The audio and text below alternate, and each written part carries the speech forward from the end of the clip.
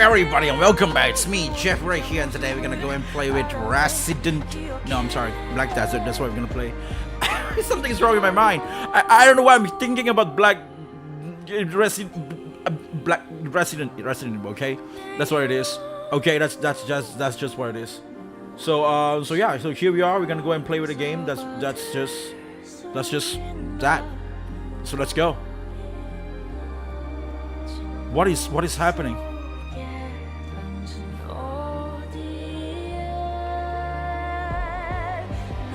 Okay, I'm on. Am I on? I think I'm on.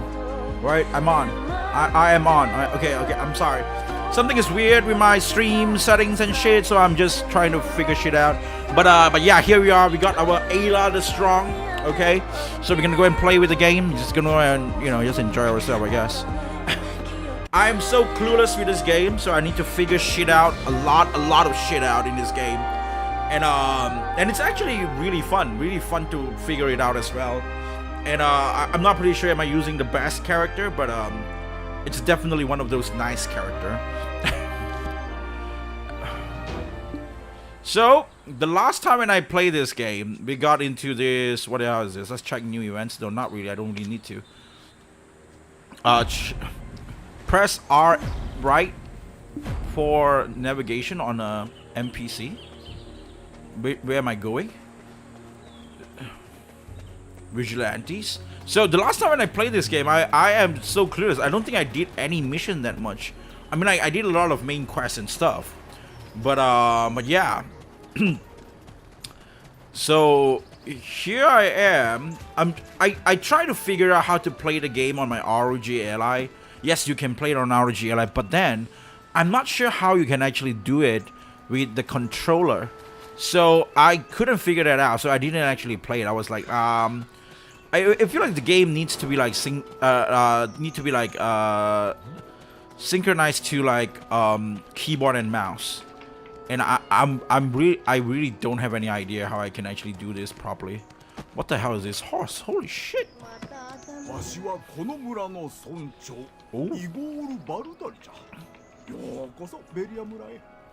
Okay. The volume of this game is really low. I don't know how to rise it up. My mic is maxed out right now. Like basically it's just maxed out. I can't really do anything about it. Like yesterday I rewatched my gameplay. It's just that the voice is really low. So I'm not sure if I make that into like I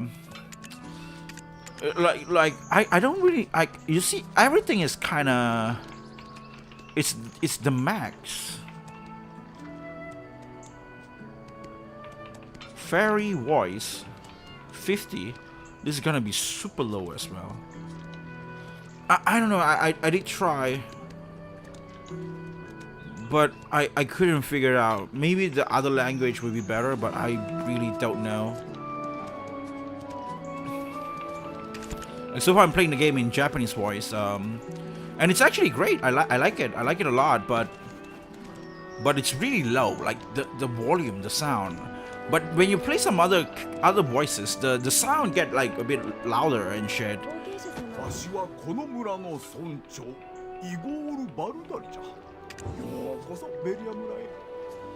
Okay, what else is this? Yeah. Okay.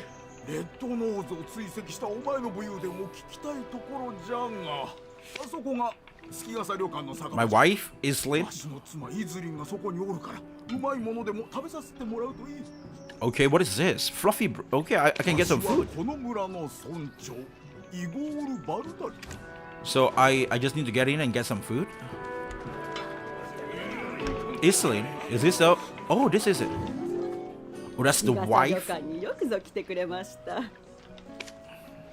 There's nothing to feel glum about. In fact, I believe that it makes you right through adventure. You're young, you got energy. Now is the time to experience everything the world has to offer.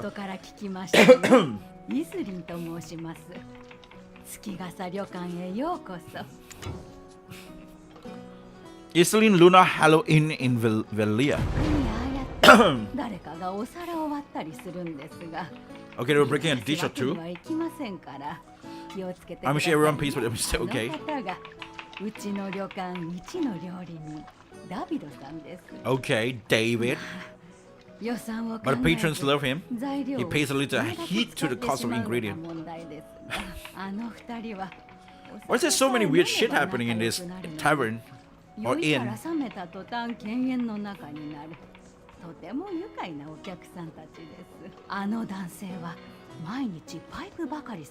Okay, is smoking a lot of pipes all day long, huh?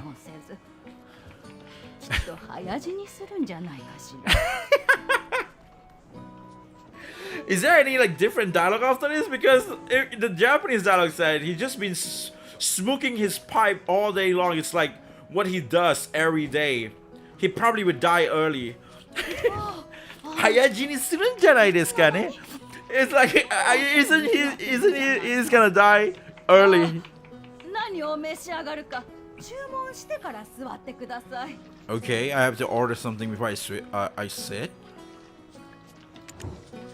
Okay, order roast chicken salad, Toscani special herb juice, cheese bread. I would get the chicken salad. Yeah, he got chickens and he got vegetable for salad, and I think that's great. It's the most balanced meal. Yeah.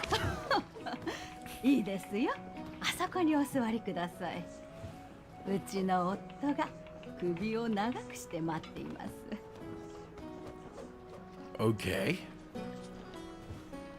Oh, can I go to the shop and see what I can buy? What? Raisin bread is like 10,000. Why is it so expensive? It's a special item. It's for recovering sailor contract. Or I can play cards with a lady. Objective complete. You need to forfeit and re-accept the quest to restart it.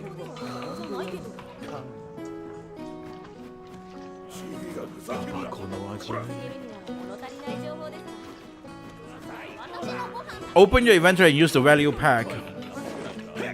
Value pack.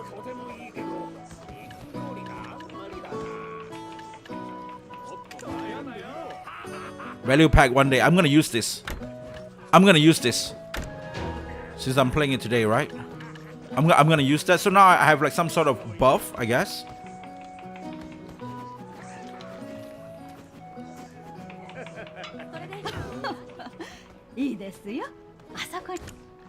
I have to sit down somewhere. Igor Bertali. Oh, this guy?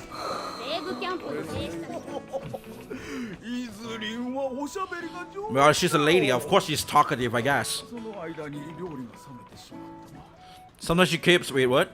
How will video Black Desert prepared for your... for Crimson Desert? Because it's the prequel, so, right? Crimson Desert is a prequel. So playing this game, I will get prepared by roughly know what's the identity of the game.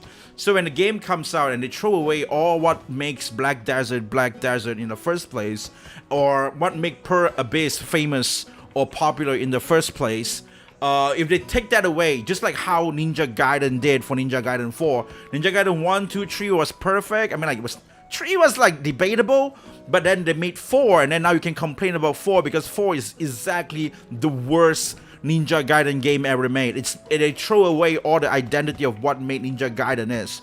So the same thing goes with if Black Desert is this type of game, Per Abyss have been doing this type of stuff, then they throw away the identity by making Crimson Desert appeals more to a certain type of white audience, then we can complain about it, right? For example, right now in the trailer itself, I don't see any of those girl design that you can see in Black Desert inside Crimson Desert. It looks like a very sterile, like bleached, clean wipe, you know, no good girl design armor inside the trailer. Is it hidden in the game? I'm not sure, but I really wish it's a Korean game, if you understand what I mean. It's like if you played if you play Nikkei before you play Stellar Blade or anything like that, then you see Nikkei is this type of game. This is what Shift Up have built themselves to be popular. And then now they make Stellar Blade. And then if Stellar Blade is not whatever Nikkei is, it's not whatever, like, you know, like this Shift Up has been making themselves to be identified as, I would say that they have failed their job. But that's not the case. They have protected their identity as a company, as a game dev. So I was like, okay, this is well-respected game dev. One of my most favorite game dev right now is Shift Up. So let's see Per Abyss will keep that same thing or not. That's what I mean. Okay, that's what I'm totally meaning. Okay, so that's why it's gonna prepare me to know what is Black Desert. So that's just how it is, man. I never really played Black Desert. I never really play any Per Abyss games, so this is the first time. So that's what I mean. Two totally separate games universe. They are the same universe, but it's prequel. So that's what I heard. They're the same as classes from video skills. Yeah.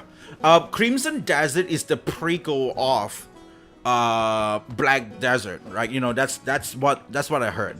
The world is set on like a prequel. Even though you say it's prequel, it could be like Nier Automata and Nier Replicant. Nier Automata and Nier Replicant separated like 5,000 years or 3,000 years or something like that. So it's still considered like Nier Replicant is the prequel of Nier Automata, even though they are not directly, like, you know, connected that close of an age or whatever.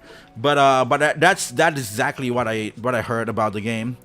So yeah, but nonetheless, you know, it's not even about like if the game is not really what they are, right? Not like they don't even have anything related. My point, like just now, like the identity of the game itself based on this company, whether if they actually do it, whatever they, you know, like how they make games before. So that's what I'm trying to say. Holy shit, look at that. Holy Tavern armor. I'm gonna get this. Oh shit. I can talk to a lot of people. I can talk to me. Okay. Let's see. Official Velia.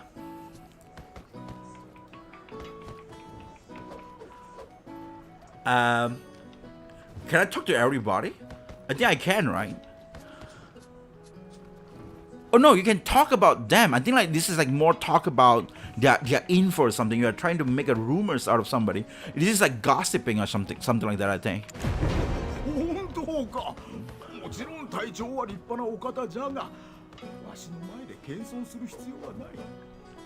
Man, the sound is so low. I'm so sorry, guys. That's just how the game is. I maxed out the voice, but it's still whispering.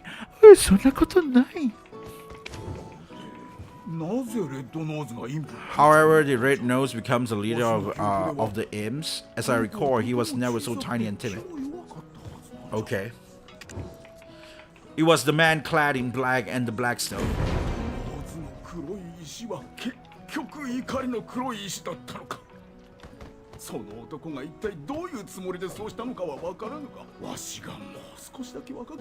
Okay. Okay.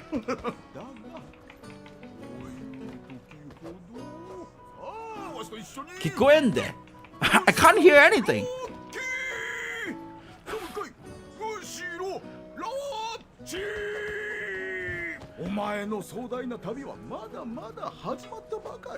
Man, the voiceover is so good, but it's so soft. Is there any way I can like make it louder? Is there any way I can make it louder?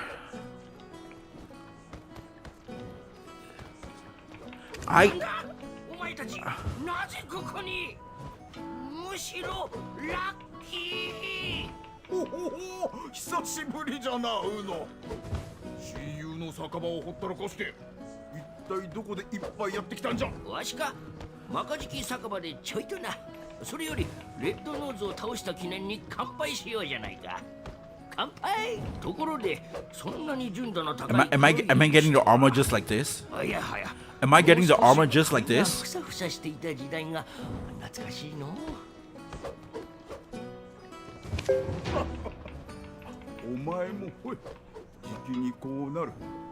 No way! Just like that? I'm getting the armor just like that. Guys. I'm getting the armor just like that, guys. Okay, this is cool. This is really cool. Let's see what happened now. So they got that.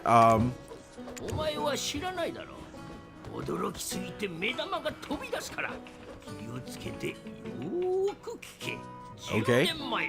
10 years pass. So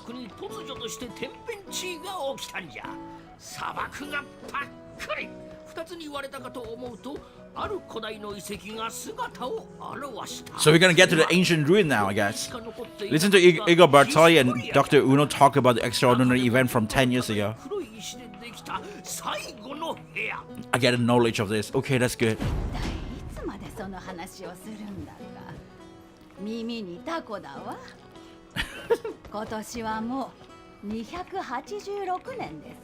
We will never stop, man. Like the word changes.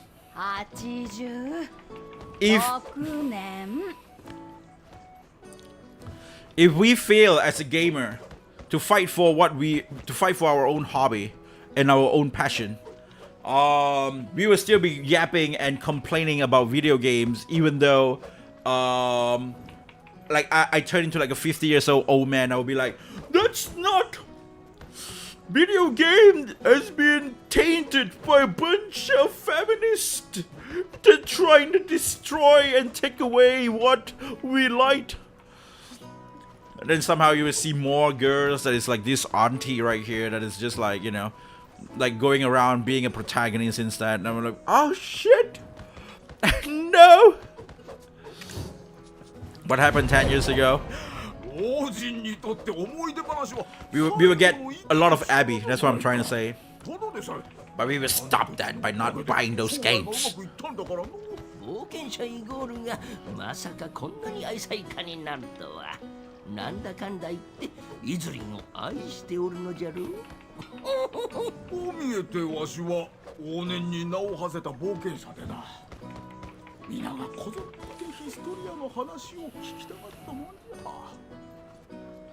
It's like, I feel like video games has turned into this very interesting thing. Hey, whoa, they look like the Crimson Desert lady. You mean that lady just now, the auntie? Welcome, Taki Games, man. It's been quite some time. So I hope everything is fine with you, man. I hope everything is great that is going on around you. And yeah, I just hope, you know, you're doing well. Long story short, man, we miss you here, okay? That's what it is. Okay.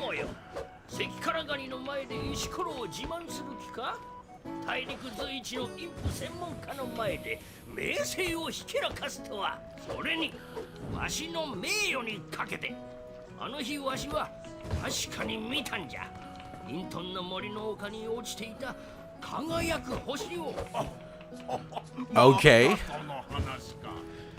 Like, okay, the thing about Black Desert, right, when I played this, and I feel like this game is like really good in the sense of character design and everything like that.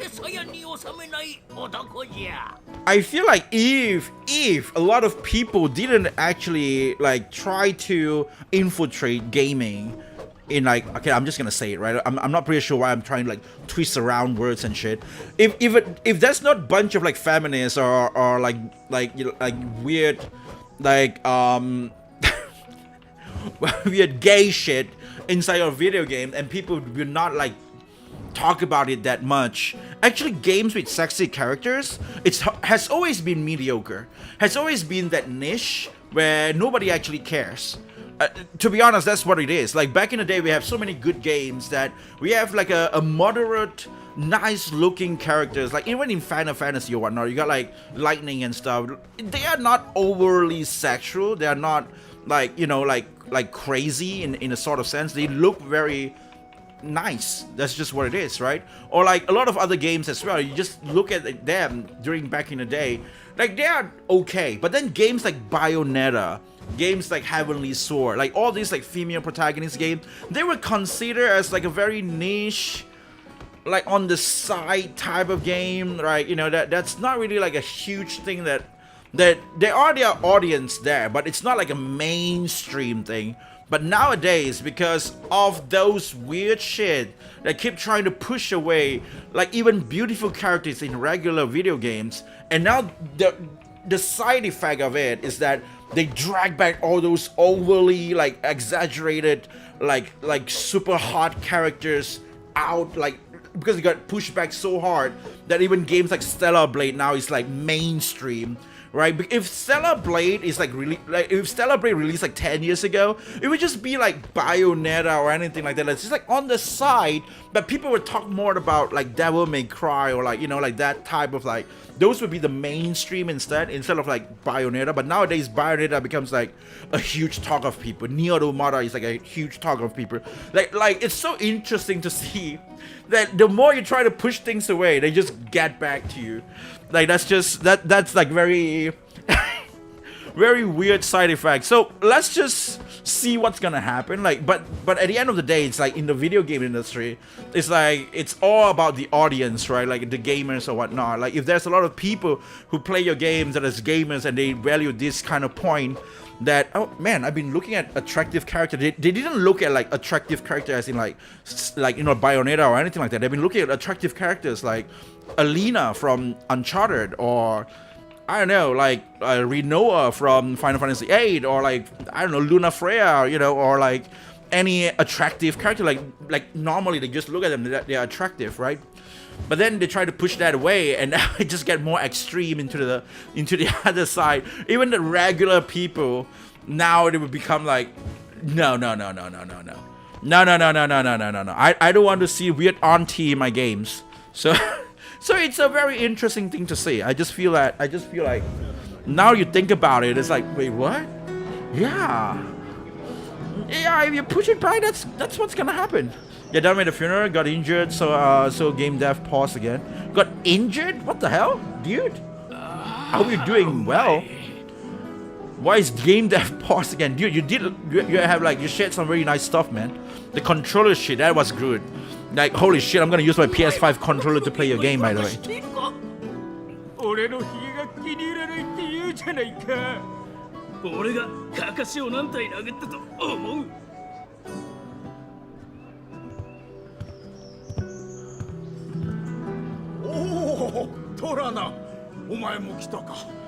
Okay. Oh shit, that's me. やれやれ、久しぶりにわしのバレンシア冒険記を聞いてみるか。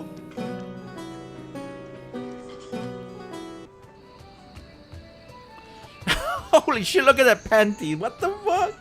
What the fuck? Can you play with video with controller? You can. You should be able to be.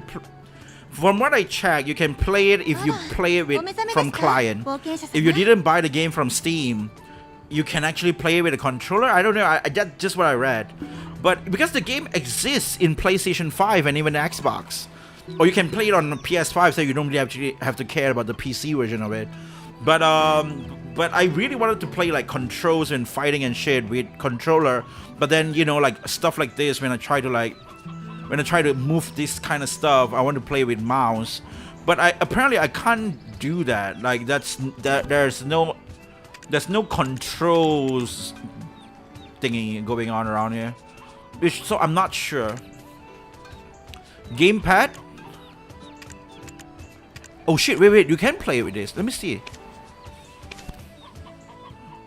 Wait. Maybe I can play it. How? Wait. Gamepad.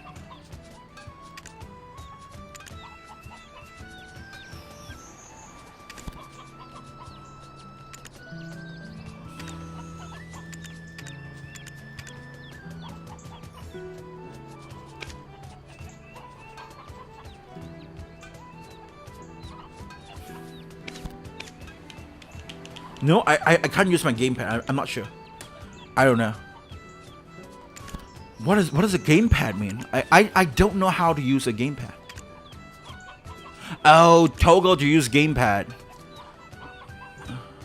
Use gamepad AI character to move. Optimize gamepad. Hotkey cannot be reconfigured.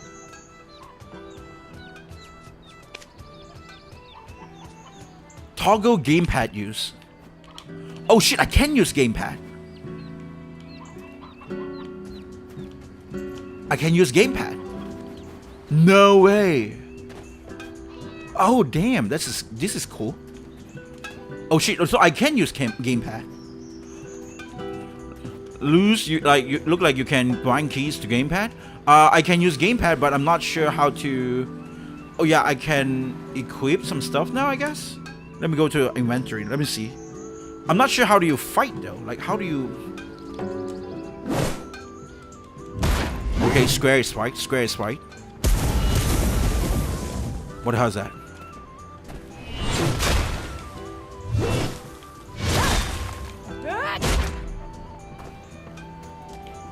Okay, this is evade. That's skill. Ooh, that's skill. That is interesting. I can use gamepad to play from a certain point, but I can use numbers to make a point. This is exactly how I want to play it, right? I want to mix up with controllers and keyboard and mouse. This is actually really good. Okay, let me see my armor. I got a new armor.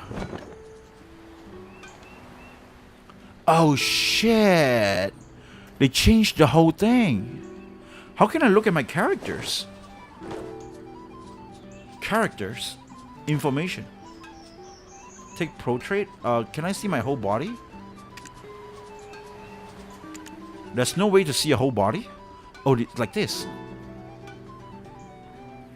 Oh damn! That's my plate. Like, do you saw my gameplay on the characters and stuff when I try to look around?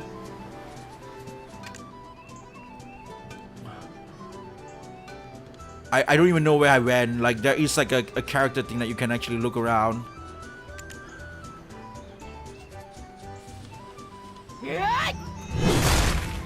Okay. Hey Dawson, welcome man. Hello, how are you doing? I'm staying short. Time busy. I'm doing my own things. I'm watching to my dinner done. Oh yeah, cool man. Don't worry about it, man. You can always drop by a short while. I always appreciate anybody dropping by any times, even though it's like 60 seconds just to say hi. It's always nice to see that. Okay. You should toggle gamepad UI 2 to use a gamepad style menu. That's the thing I'm scared, right? Like if I do that, the game becomes weird.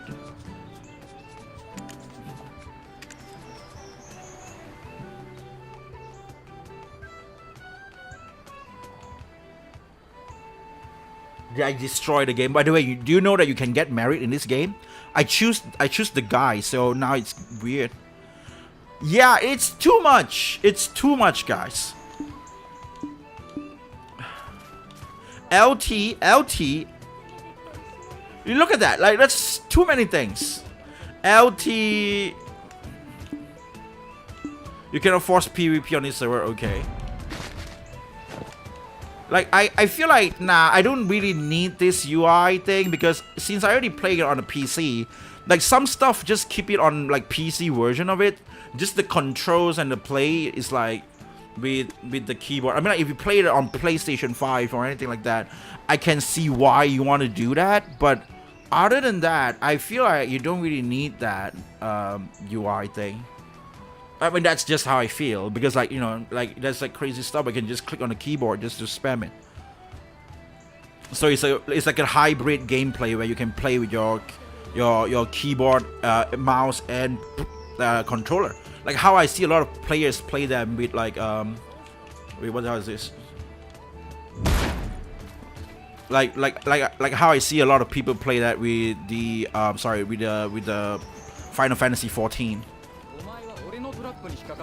Okay, I wanted to show you characters. I'm not pretty sure if we actually saw that. That's why I'm trying to get away. Oh yeah, change character selection. Have you seen this before? Good old quick wheels. Yeah. I mean, like that's okay. I mean, like, but if I play it on PS5, I will use that. But if it's not, I don't think so. And having mac and cheese with pork chops, that's awesome, man. That's really cool.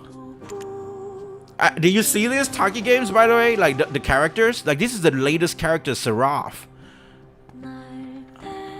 and they look super awesome, right? I mean, like these are the character design, like that's insane. It's really good. Like it reminds me of like Vindictus Defying Fate a lot, and wait, what the hell is happening? And I just like it. I used this character right here because I saw the under boobs and it just looks super awesome. And so I kind of want this armor right here, but I'm not pretty sure how or when can you get this armor. Like look at the under boobs, man. This is like so hot. That's the reason why I choose this character right here. I know she's super muscular and shit, right? But she's also hot, right? It's just like peak, like I want her to just like you know, like ankle my neck and then make me unbreathable and shit like that. And I would say, "Mommy, please stop." And then she would be like, "Oh, you want me to stop?" And I would say, "No, I don't want you to stop. So which one do you want me to do?" You know, that kind of weird shit. So that's the reason why I choose Guardian. Like all these characters, they look really good. And I actually did check before I really start the game because I was like, can you play this game solo? And they say yes, you can, but it's better for you if you choose super powerful characters. If you choose characters that is like super good, then it will be easier for you to play solo in the game. Like you can literally play solo and, you know, reach a very end game or something like that. That's what they said on Grok. I checked on Grok and Grok said that, and I was like, okay, but you have to choose something like Draconia, or I'm not sure. I saw like Draconia or some characters that you can use that actually is good for that. And I remember Draconia being one of the name inside listed there.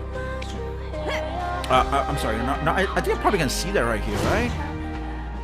This is the class introduction shit.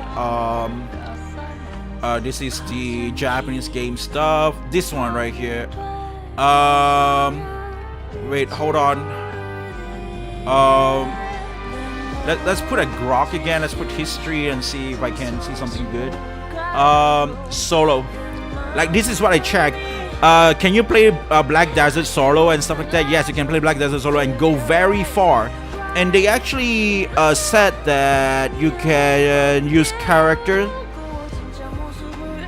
like Rusa, Draconia, Sage, Maegu, Nova, Guardian. I'm using Guardian. Holy shit, I could get far. I guess I can get far. So that's exactly what I did and I checked. So I guess I did pick the right character to go for solo. But for me, it's just purely for boobs. I just saw boobs and I picked her. And then we got Noah, and Noah looks really nice as well. Like, you know, got a nice shield and shit.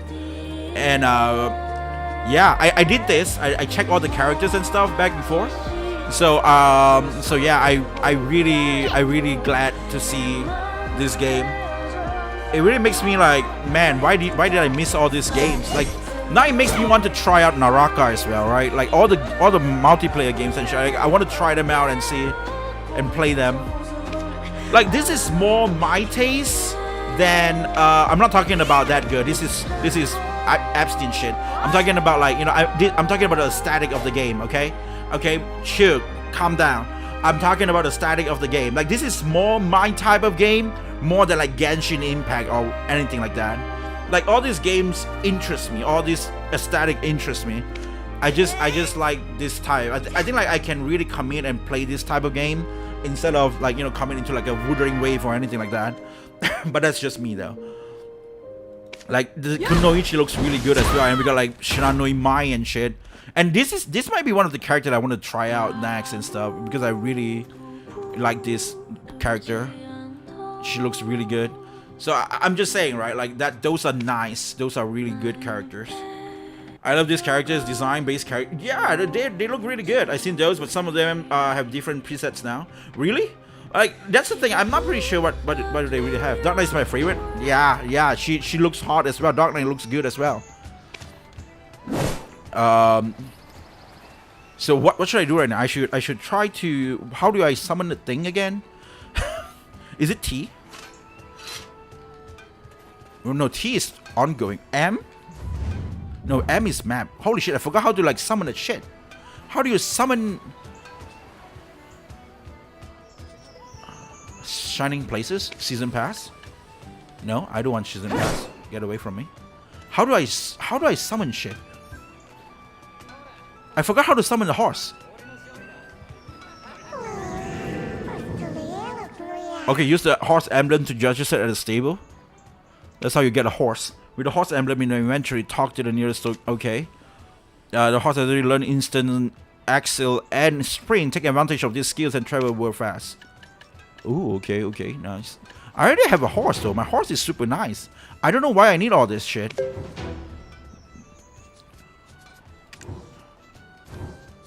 I already have a good horse. You have earned contribution point. What should I do? Talk to Eileen. Only you need to forfeit and reaccept this quest to restart it. Why would I want to restart that? I want to. You can, if you play as a guy, you can marry with Eileen. I think maybe if you play as a girl, you can make it gay and marry with Eileen as well. I mean, like, I don't mind any scissoring. I mean, like, for guys, we are guys, right? When we see like scissoring shit, we'll be like, cool. We always support a big supporter of L, okay? Not the G, maybe B, not the T, only LB, the left buttons. We always supporting the left buttons. What can I do? Like, talk to Eileen. You need to forfeit and then reaccept this quest to restart it. Why? Did I? You can't remember anything from last night. Talk to Eileen. Why do I need to do this? Shit! Did I messed up? Genshin Gunpack? Yeah, I never. Not really Gunpack. I mean, like, that game is fine, right? I did play that game. It's okay, but I don't know why. I just like this kind of static. Maybe I think Vindictus is probably my stuff as well. That's just what it is. So you prefer semi-realistic like Naraka and Vindictus as well? Yeah, I'm thinking of trying Naraka as well, and Vindictus. Like, I mean, like, yeah, I already registered. I'm probably going to try those out as well. That's definitely gonna be a thing. That's just what I feel. Live in this space also has that style. You marry to a guy and might as well. Yeah, yesterday we talked about this. And Meliodas did mention something, and I was like, if I play as a guy, no, if I play as a girl, and then it seems like you can get married with some guy or something. So if I play as a girl, and I get married to some guy, does it make me a gay? Is it gay for me to do that? Because I'm a guy playing as a girl, and then get married to a guy, and probably gonna get fucked by a guy. So does that make me gay? And then I remember Meliodas saying something that makes a lot of sense, but I'm sorry, I forgot what he said. Like, it didn't make some sense. I need to check back that video and see that chat, but it was like, what? Like, I think he mentioned like, what, like, if you play as a, wait, what, okay, yeah, he said if Iwan Kov, which is like the character from One Piece, turn you as a girl, and then you get married to a guy, does that makes you gay? No. If Iwan Kov turns you as a girl, and then you're married to a guy, is that make yeah, something like that, I guess. So I was like, maybe it does makes me gay, huh? Now I think about it. I need to forfeit this. I'm not pretty sure what the hell is this. Are you sure you want to forfeit this quest? Excluding the, certain quests, you can always accept forfeit quests. You can check in the quest summary to see if these quests are obtainable or not. Yeah, I would try it out again. I would talk to this girl. This girl, I can actually, so I need to go to the NPC and navigate this. I need to talk to who again? Now we see the girls as separate people than us, so we're making her married to a guy. Yes, that's how we should take a look at it. What the hell is happening here? And the Yuri anime girls we support. Yeah, we support Yuri anime as well. Yuri Tenkai. We can eat three bowl of rice with Yuri anime.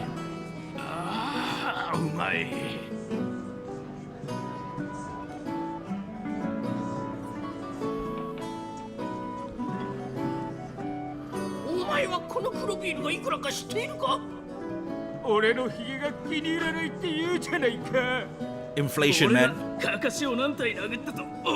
Why is it again? I thought I already saw this. Did I saw this before? Oh, Torana, お前も来たか。浜内もたまには休まねえとな。 Wait, it's a different character now, right? やれやれ。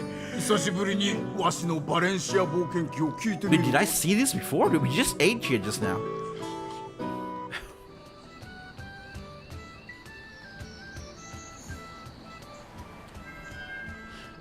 Recently, my Instagram is hitting a lot of views. I'm not sure why. With all the shorts. Like, the shorts did not make views here on YouTube, but it makes a lot of views on Instagram. I mean, I think that's a good thing. Oh, Eileen is here. What the hell? Did we just fuck? What?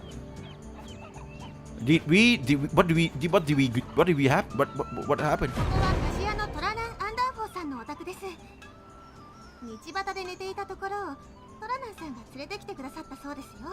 You had a pretty rowdy night? This game looks really nice for a game this old. Yeah, it's a 10 years old game, man.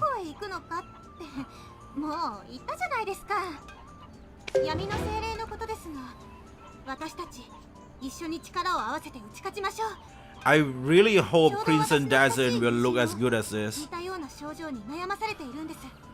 For stream, I would play the game in English, I guess. I don't know. I'm not pretty sure how you guys feel, but playing it like an isekai is nice and all, but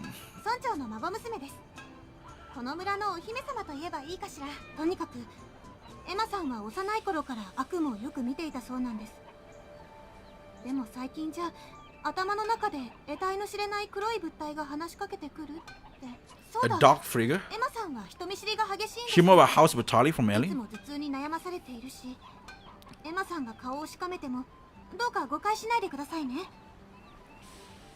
I remember yesterday, the first time when I saw this girl, she's so feminine and sweet and nice and like a, you know, like a girl, right? And then like, man, they really knows what they're doing. Like, if you play as a guy, you want to get married to this girl, yeah, I can see that. I can see doing that. Like, she's just so sweet, and the voice and stuff. I mean, like, I'm playing it in Japanese voice, so the whole Japanese voice thing is just like a heart, super nice, like Sim City. That's what I'm talking about. Like, you know, it's just for Sim. It's just, man, you can you can sim on this character really hard, man.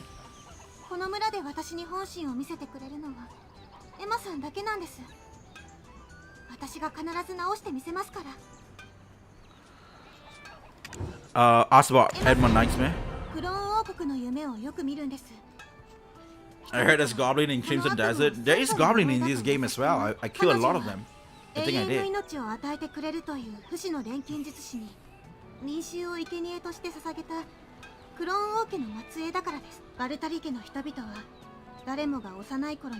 I have to deal with this curse thing?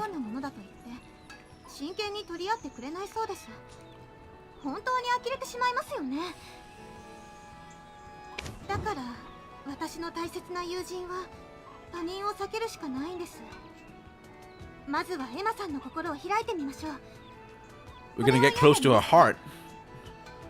Here, have a look at this. Look at what? Newsletter. Velia Ossuary Raw. Punishment well deserved. Okay. Nice and breathable.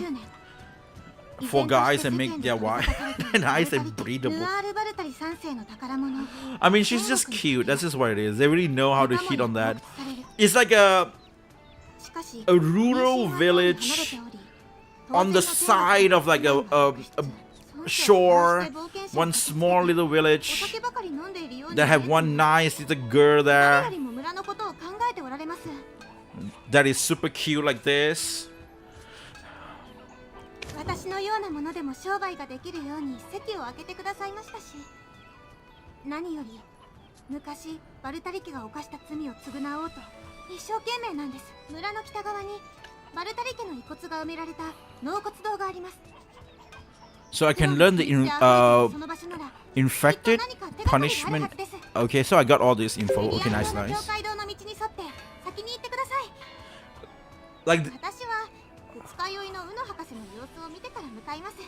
Like I never really play MMO, but those knowledge thing makes so much sense to me. Like now you know about this. Okay, now your character know about this. So now you talk to other people. Now you know about that thing. So it's not like, oh, you played the game and then you played the game again. Now the second time you already know what's gonna happen there. So you go there straight ahead and nothing happens there. But that's because your character during the time doesn't know that that thing existed. So you gotta go and talk to people and know about the knowledge of that certain event that happens. And I feel like this is pretty cool. I mean, maybe I'm just saying something very normal as like maybe MMO, that's how MMO works. But I was like, oh, okay, so those are the knowledge. Those are what those knowledge are for. Okay, forging a friendship. What is this? Don't forget, if I die, you die too. I'll tell you we are in this to the end. Okay, yeah, sure, man. Sure. So thank Tronan Underfo and answer Tronan's question. Is it out here? So this guy brought me back. So which NPC dude did you marry? I haven't even picked anything yet. I don't even know who you can get married with, like, because I just searched the internet, like can you get married, right? Can you get married in Black Desert? Like yesterday I searched that at the end of the stream when I saw the girl and I was like, wait, what? Can you get married to them? And it's like, yes, you can get married in Black Desert. Right, but it's generally handled through player organized roleplay ceremonies or special in-game GM official event rather than permanent automated system. So key aspect on marriage and video, player can arrange their own marriage. This is like if you can get married to other players and shit. But I think GM is like you have other characters like there are 15 NPC you can confess your love. Even if you're lucky, become the lover, which is Velia, Cryo, Eileen, the girl just now, and Santo Manzi. I don't know who the hell is this. Wait, what? NPC dating? So, so there is shit pack characters around there. Bahar, Grace, Isabel, Ornella. So I think I'm in here. So what the hell is Cryo again? Wait, what? I can date this shit? I can date this thing. I can date this animal. This is like if you play as a girl and then you play hard to get too much and now you ended up with an animal. That's pathetic, man. What the hell are you doing to the girls, man? Get away, stupid advertisement. It's so annoying, man. I need some ad block. It's so annoying. I need some ad block, guys. So okay, so these are the characters that you can date, I guess. Is that what it is? Bahar, continue to cite. Grace Lauren. Oh shit, that's like a nice girl that you can date. Grace. Is that Grace from Resident Evil Grace? No, it's a bit different, I guess. Isabel. Oh shit, what? You gotta be kidding me. Isabel. Yeah, there's a lot of characters. Wait, there's a trend. Wait, Richter? Richter is an item. You can date an item? You can confess your love and if you're lucky, become lover of. You at least need 1000 amity and 5 energy to be able to confess. After confessing, you will receive a reply to your confession via mail after the next maintenance. If the NPC accepts your feeling and agrees to be your lover, you will be their lover and receive a special title. While amity with the NPC will reduce by 10%. The special title lower off is displayed in a different color from the normal titles. If the NPC refuses you, you will not get anything and your amity will decrease by 5%. Okay. Confession can be challenged by all adventurers. The lower is determined by rolling a dice based on the ratio of the total amity of the people that you have confessed to the NPC at the time of selection. It looks a bit kind of confusing. You can raise amity the usual way, so we can just give them gift, I guess. Oh shit, Eileen loves essence of magic power. Essence oil. She loves oil. This is cheating already, man. But I guess, you know, this type of game is always Google Simulator, so you know that's what it is. Thank you and sorry about the end wheel. So yeah, how much goblin do you kill? Do you become the goblin slayer? I become something slayer. I think I maybe did become that. Was that a goblin? I think I did kill something. I think that's a goblin.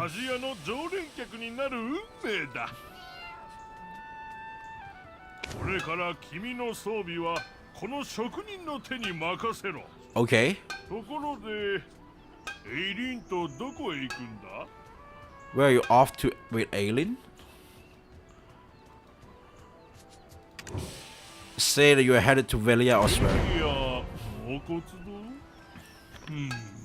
せっかくこの村に来たってのに景色のいい場所には目もくれず変わってるな He thought you were going to date?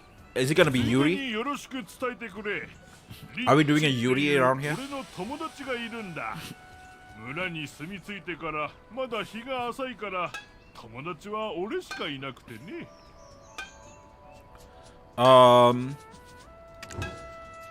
Is there anything to repair? Where is my durability or something like that? Oh, it's down below. It's so expensive. It's like 1,000 plus. Holy shit. Okay, durability is 99. Holy crap. Why is it so expensive?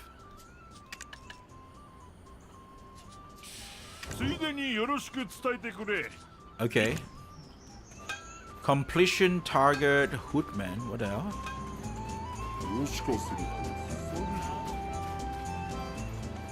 Where the hell am I going?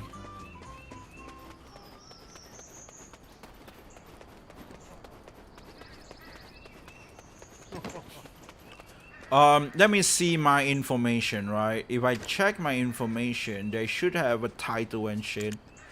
My title is...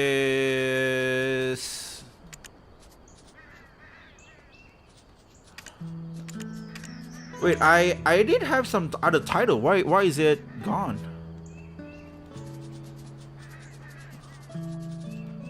Oh, so I am... Oh no, I did not get that. I'm a joyful contributor right now though. I remember I did kill something and I did got some stuff, but apparently that's not the case. I guess I gotta kill more to get myself the Slayer. I remember when I was like killing a lot of those shit and they say I'm a something killer. But then I guess that's not what's happening right here. Yeah. So where the hell should I go? What the hell is this?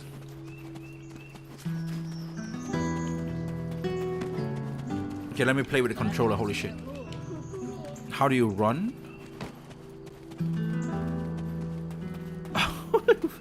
It's so weird to use a controller to play. I'm so sorry. Okay, we can kick.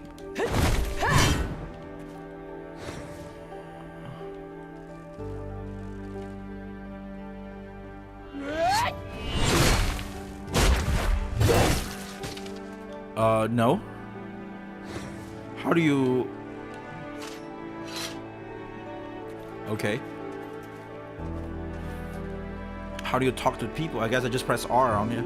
君は冒険者なのかそれとも洞窟屋なのかおお、エイリーン見慣れない友達と一緒だなまさか紛争した洞窟者に騙されているんじゃないかい Nice. 私が姉さんより出来が悪いのは事実ですがそんなにバカにしない You で mean ください Yaoi the gay and Yuri is the girl on girl? Yaoi is guy on guy? Yeah, Yaoi is guy on guy. Nobody like Yaoi shit, man. Go away. Go away, Yaoi shit, go ゴ away. ブリンスはとてもしっかりした子だから誰も心配しないだろうがそれで何があったんだい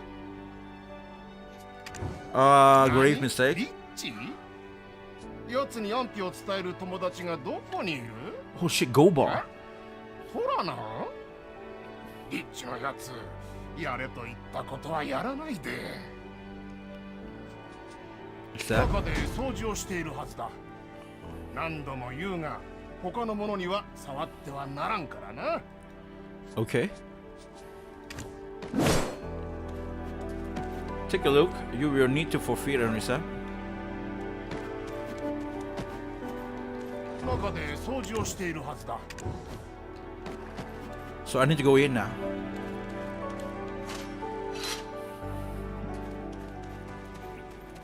Let's go in. まあ思ってたより怖くないですけど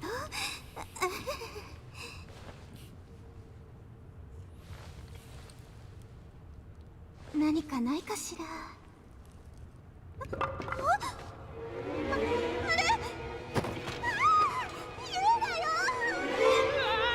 人間だなんだ生きてるのね冒険者様お願いします俺を誰だと思ってるんだ2台の洞窟者アップ R のいとこだぞ Oh shit, wait, what the hell? Oh no, the goblin is running away.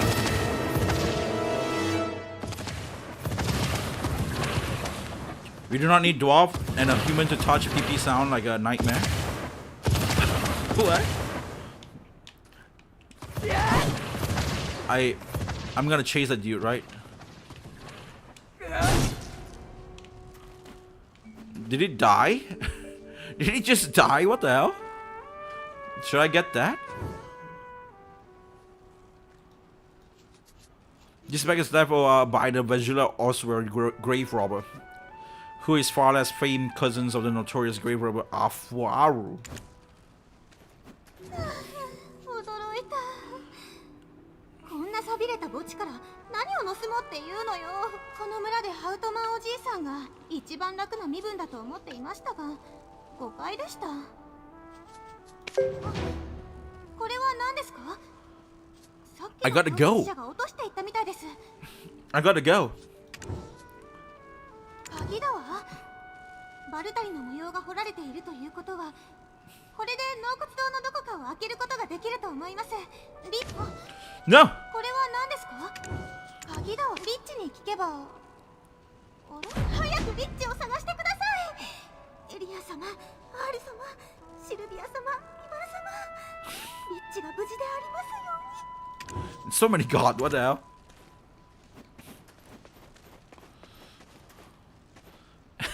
Eileen.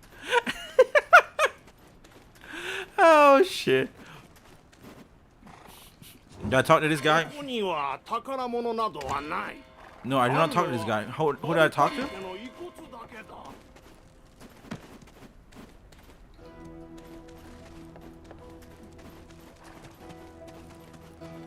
Wait, what? Are we here? Oh shit! Someone's there holding a broom sweeping the floor with a soda knives. It appears to be Richie, the one I was looking for. リッチああよかったまさかここに閉じ込められていたんですかすみません洞窟者を止められませんでしたなんだ一体何の騒ぎだまた何かやらかしたのかじいさんリッチは閉じ込められていたんですままさか知らなかったわけじゃないでしょ。 So, go for this. また洞窟者でも入ってきたのか？あの臆病者め。また隠れてやがった。 Or just like anything like glowing slaying goblins in an anime, that lady should stay far お away. 前も年を取ってみろ。 Now, maybe that lady wanted it. That's why the lady is staying so 一箇 near. 所や二箇所だと思うか？お前の姉さんだったら、あの臆病者のゴブリンが勇敢になる薬でも作ってくれただろうよ。 Recover 10 energy. Ooh. それはそうですけど、ひどいです。もう行きましょう。 Okay. Where should I go? 大錬金術師アルスティンの血筋を疑われるエイリンらしいわ。まったくいい収穫がありませんでしたね、冒険者様。エマさんを喜ばせたかったのに。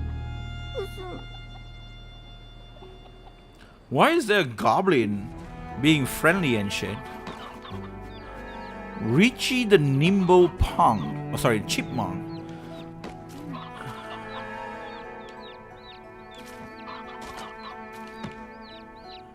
How do you actually talk to people with a controller, though? Apparently, you can't do that. You have to click R? No. Let me find that button.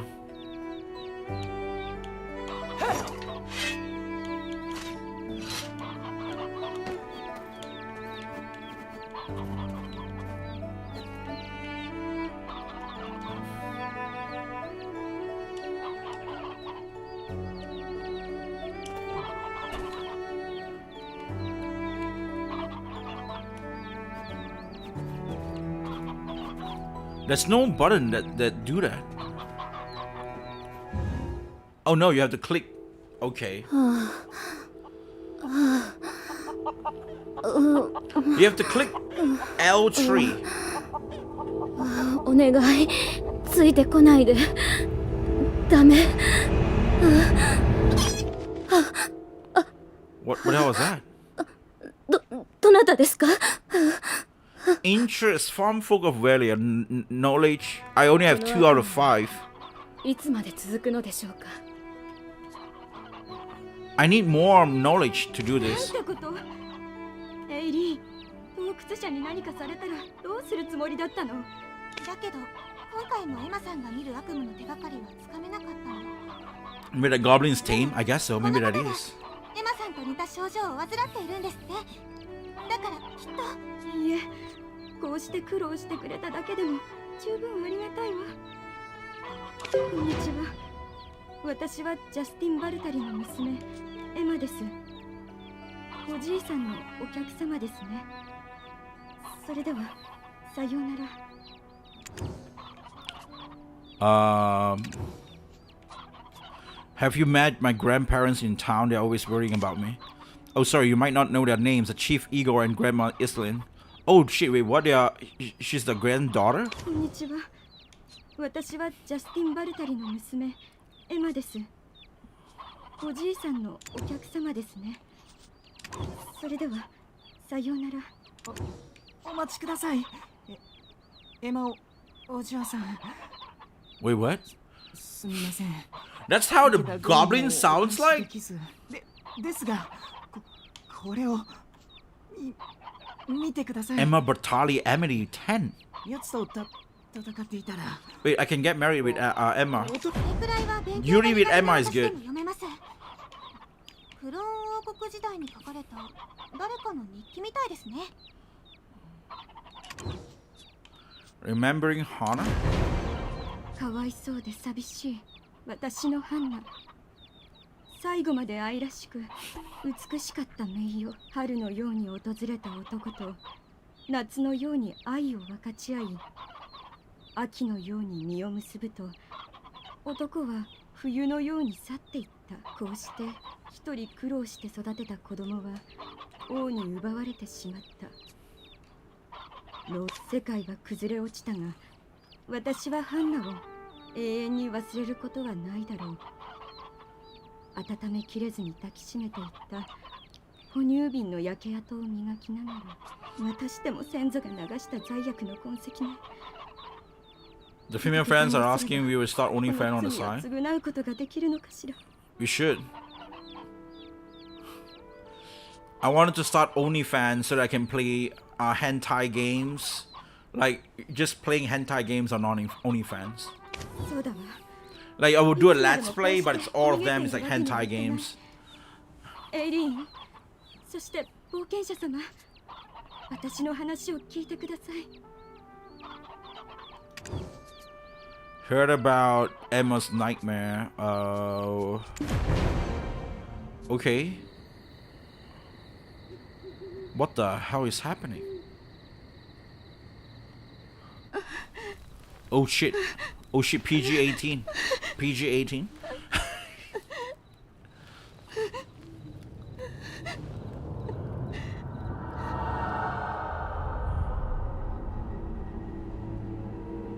No.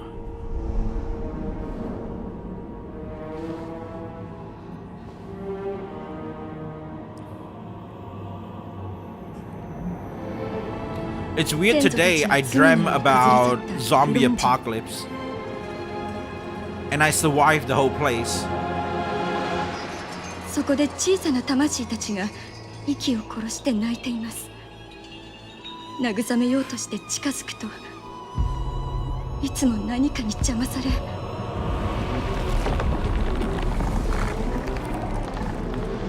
そして漆黒のような煙が私に襲いかかります。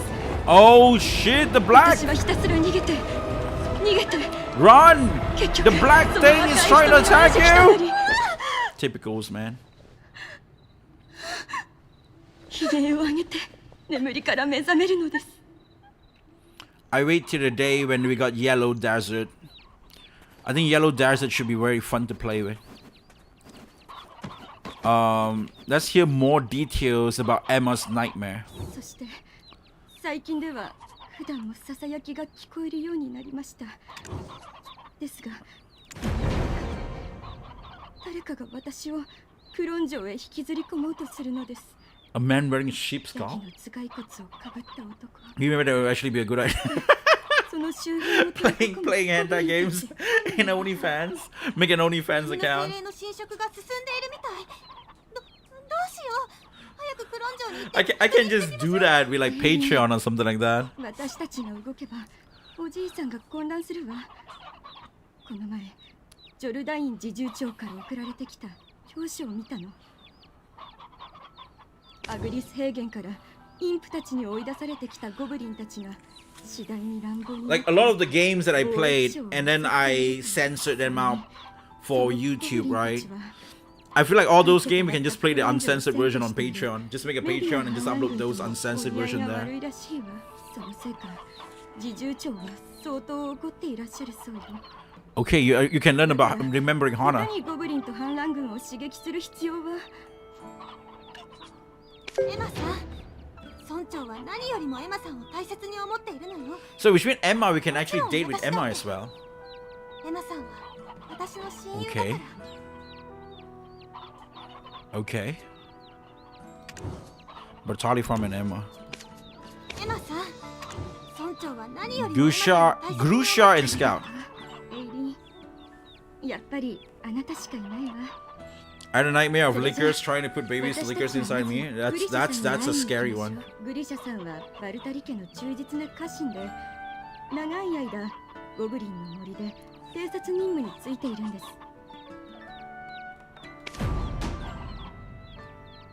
Ah yes, pay no heed to his appearance. It's all for the greater good.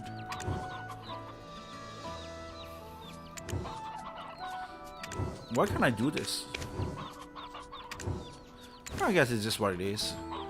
Time to go. Let's go. Oh yes. Wait, how can I use the horse with this? This is my horse.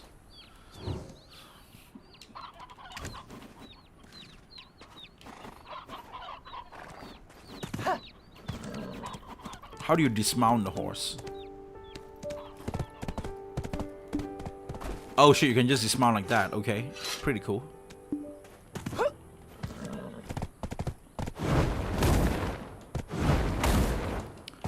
Why can't I fly with my horse? It's a Pegasus, man. Pegasus can fly.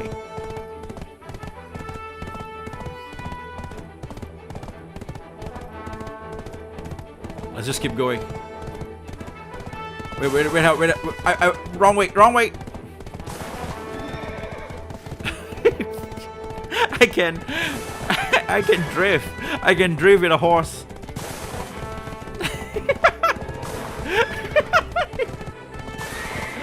Oh shit, that's Akira bullshit, man. Should I kill them? What the hell is happening here? I can't see jack shit. Okay, I'm gonna run away. Goblin, get away. Where is it?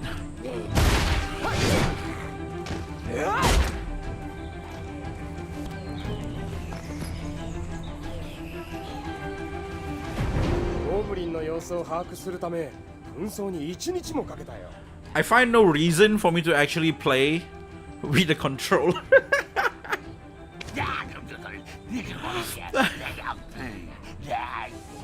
That looks like a premium mount. Yeah. Like the game is very like the reason I have no reason to play with the controller is because the game is very MMO. It's not like Vindictus Defying Fate or anything like that. Like if you play with a controller, you'll probably be better. You can control the game better. So there's no reason for me to do that. Okay, let's kill the Goblin Chief. Come on.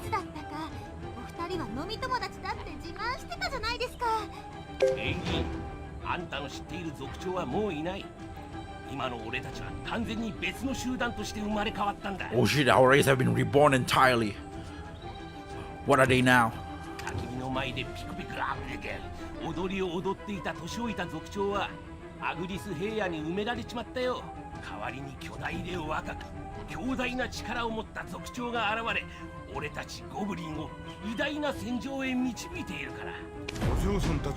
Okay. That looks like a premium mount. That mount is free. They gave it to me for like I think probably it's like an event or something like that. Because right now it's like 10 years anniversary or something. Maybe that's not. I'm not sure. But there is some sort of anniversary thing that they went, and I think I got a mount because of that. I'm not sure why.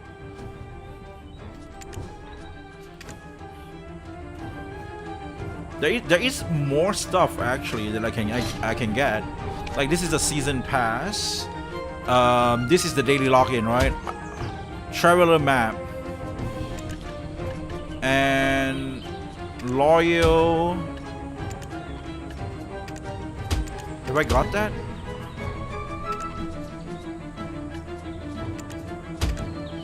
And special pass. Choose your combat and life scroll box. Secret Book of Florin. Premium outfit.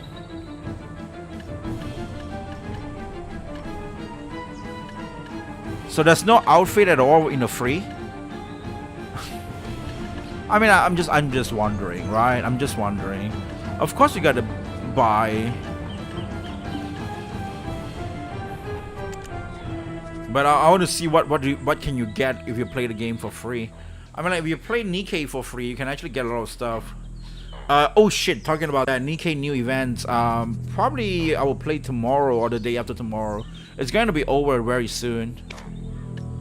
I will try to play it before it really ends. Okay, I get a lot of this. That's like the event period of time.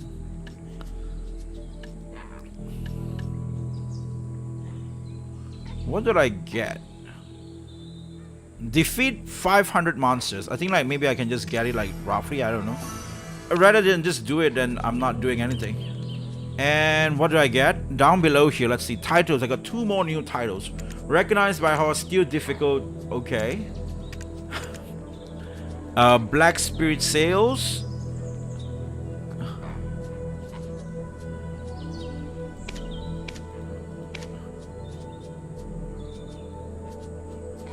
Let me get rid of that. Black Spirit Sales. A map. Memory fragment. Oh shit. is the same thing again. Collect all.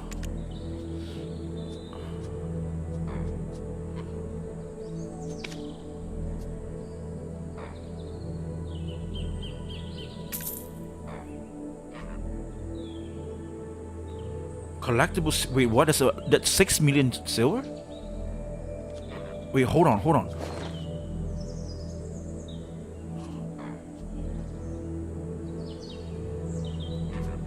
I know the chat is blocking, but look at this, dude. 6 million silver.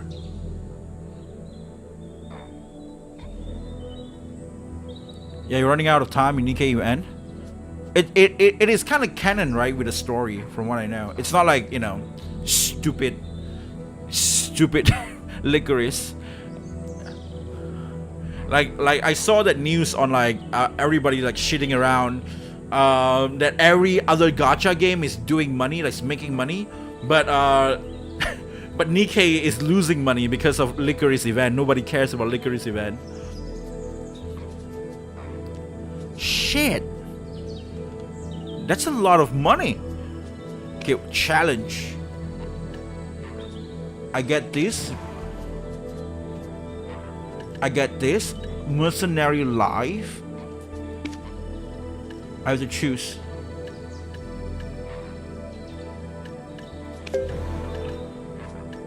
Mileage. Dreamy crystal of balance. Able to enhance capotia, necklace and shit. I don't even know. Skill points, gift of laughter, deep magic crystals. That's nice. Experience times. Okay, those are for like grinding items. Those are nice. How are your items to see? Seasoned characters can open this box after graduation.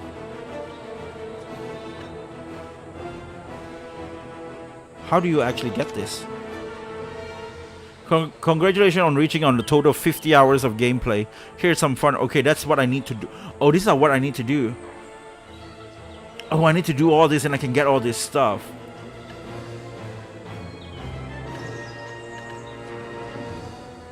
Okay, I got it. What is this? General knowledge? Goblin Emma? She's suffering from nightmares. If it was up to her, she would return to her parents in Olivia. But things are not that simple. Okay. Wait, what?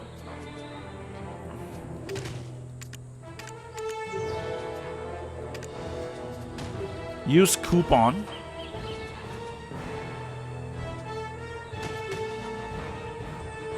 Expiry date.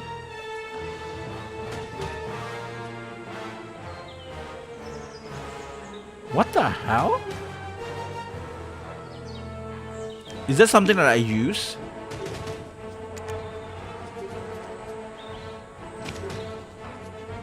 Oh yeah, I'm doing this right now.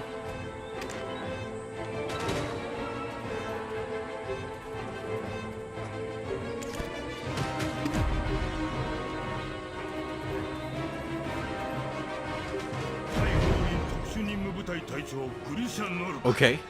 Meanwhile, Lost Sword collab with Senran Kagura. Oh yes, I saw that as well. Lost Sword. Is that the same kind of semi-realism, like realistic static game? Lost Sword. What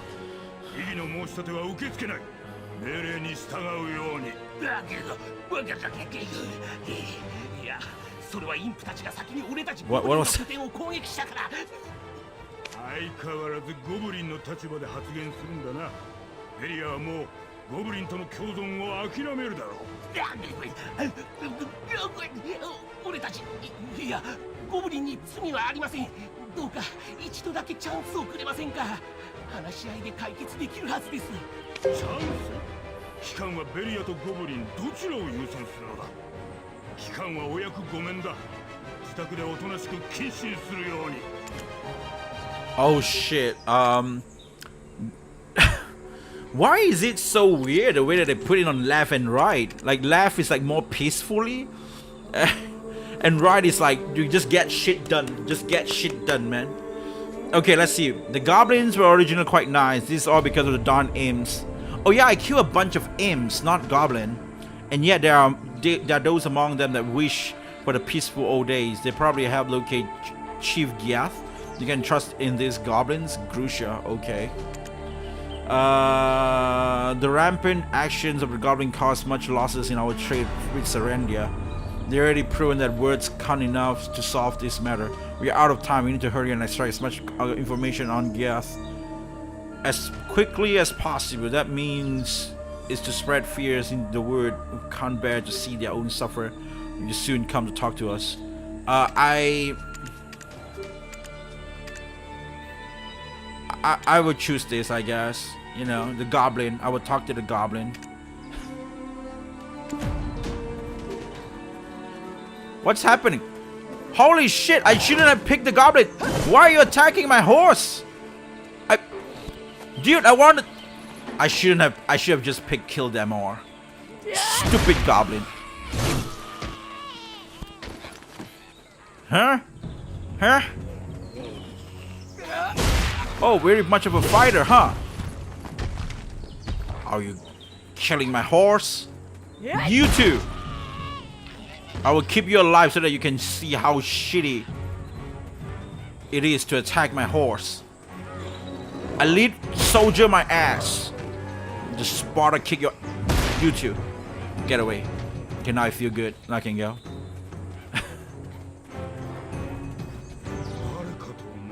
Oh, who is here? The hero who defeated Red Nose?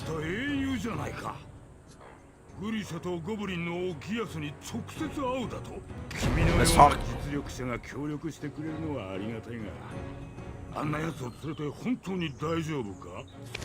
I mean, like, if they want to kill us, we just kill them. This is what it is. If that's what, you know, that's what it is.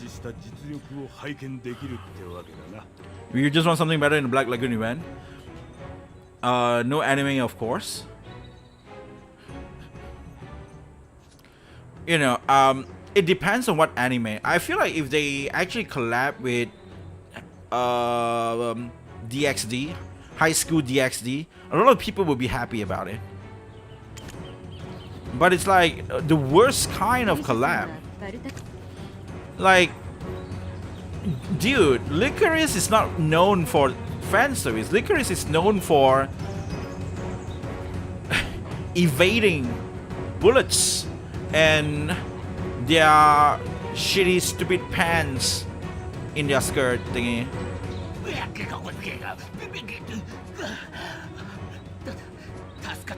Thanks for protecting us, Goblin. No, you're not.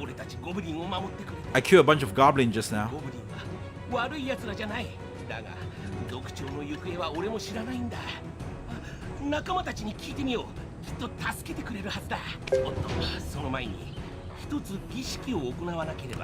mean, the reason that I don't want to kill them is because I just don't want to fell the fear to the world. That's just what it is. But I don't really care about the goblins that much, to be honest.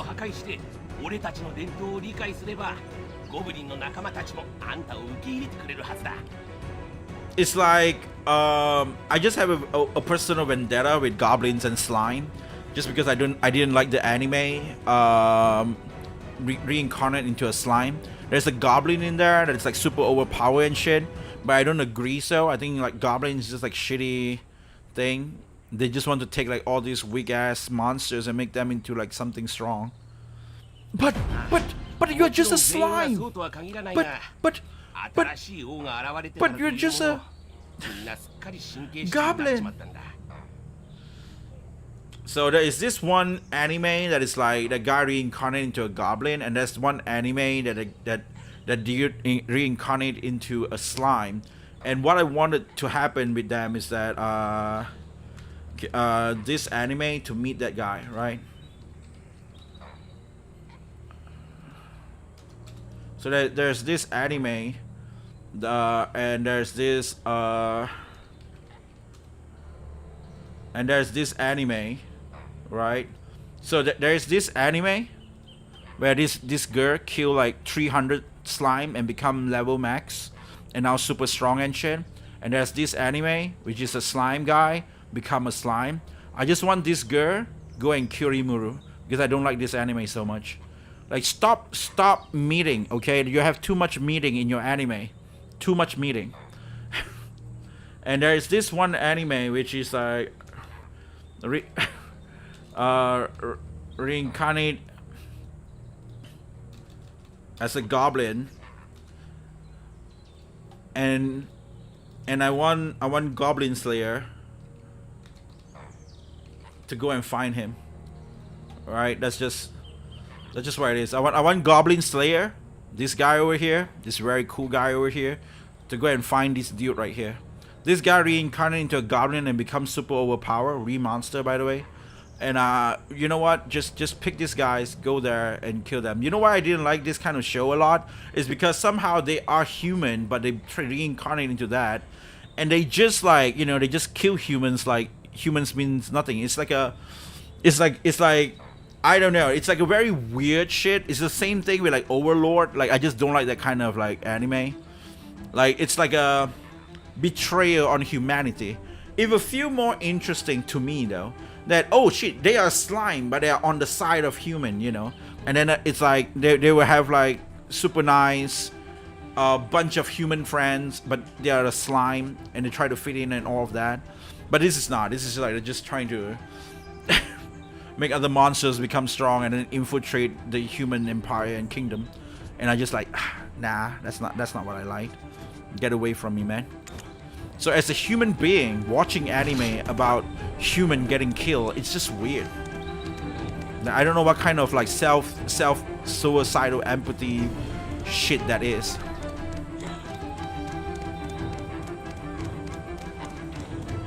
Okay, should I kill you?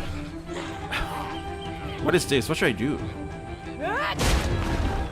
Oh, I have to destroy this thing? Even though if I'm on their side, I just have to destroy this thing? That's weird. The maker of Black Lagoon said he will make a collab. He would let Nikkei make them as lewd as possible. Did they say that? Did they actually say that? But Black Lagoon is that they only have one. No, there's two girls. You can get the nun as well. If you can put the nun in, that would be great.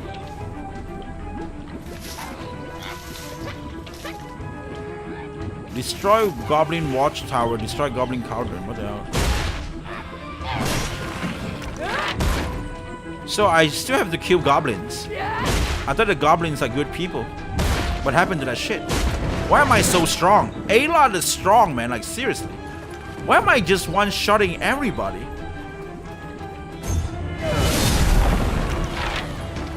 I just one-shot everybody in this game. And I don't know how to feel about that. I'm just one-shotting every goblins and shit.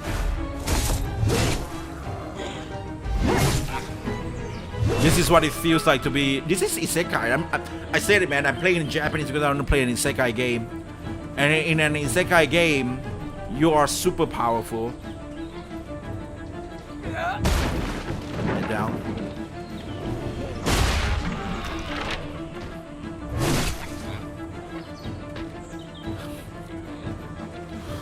Go away, Goblin Elite Soldier. The guy is yellow. The green means that I am stronger than them. The yellow means it should be like the same level. But somehow it's not.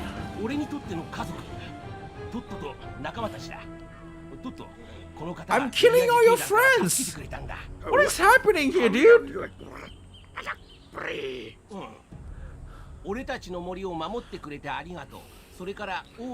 Otaku Daikun. But the maker said Nikkei fans have tried get their best, get Nikkei to know he would love to collab. Wait, did they have something like that? I probably need to check that.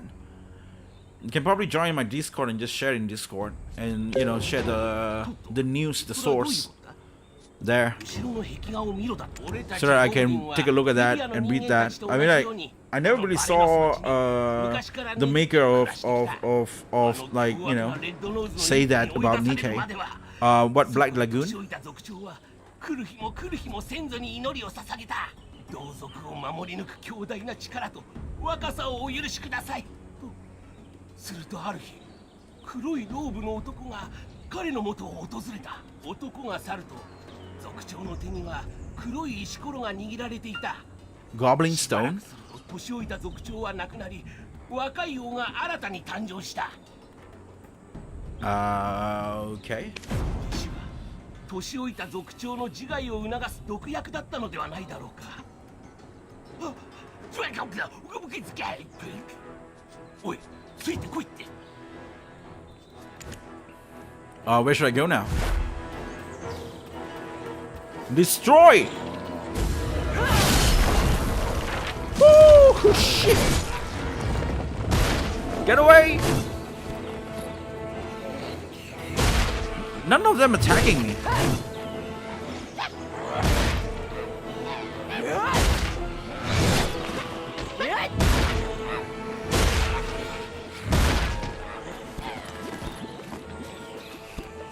I feel weird. Why are they not attacking me?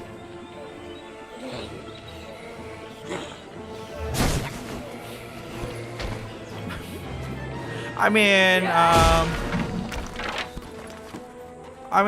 they're not attacking me. 俺のような中途半端なゴブリンには許されていない。純血のガイアゴブリン様だけが入る。 And Black Lagoon is it's not just none. There's Revi, Roberta, and the two best of them. トットが俺たちを Yeah, that's the nun. Revi is there. Of course, Revi is gonna be there. 力比べをしなきゃならないそうだ。今ゴブリンはいつにも増して外部の人間を敵対視している。果たしてそんなことが可能だろうか。 Because in that anime, it's more on the protagonist though, the guy, the dude. Forgot what his name though.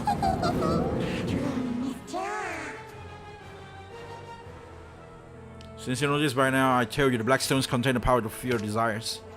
Skill, experience, and that's nice. Let's see what is happening here. Where is my skill? Characters, skill. I have new skill points, right?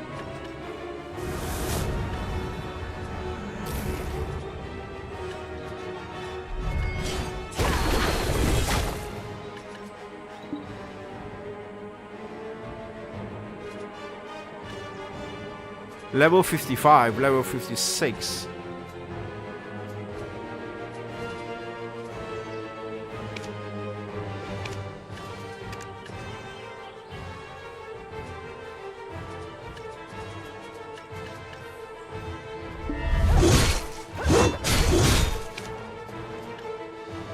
Level 31.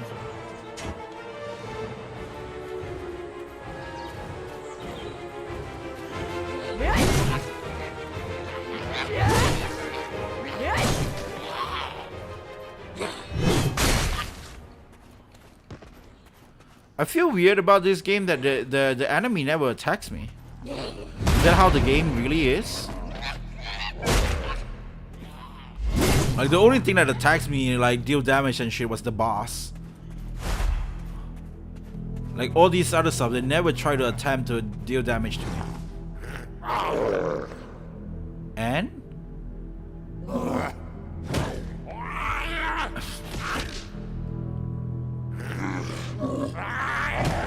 They deal 6 damage. Look at my health. They do 6 damage. What? Is it because the game is like...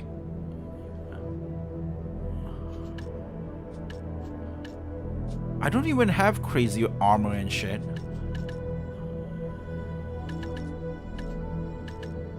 I don't get it. Like I'm gonna be honest, man.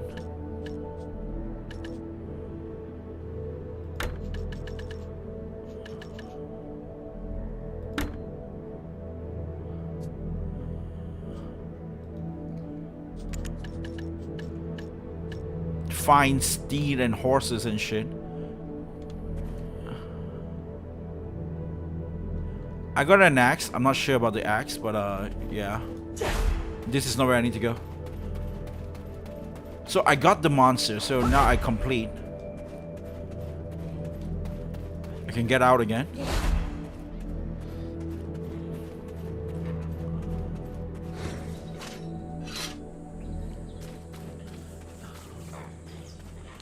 You can see the video on Black Lagoon Maker saying that the Go-Go Gacha. Also, he said it's up to the Nikkei fan.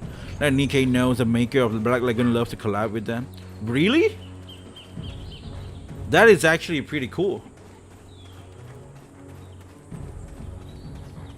Like maybe I should make a video and ranked up some anime and shit that I wish to see that they collab with Nikkei. I think that would be like a nice video.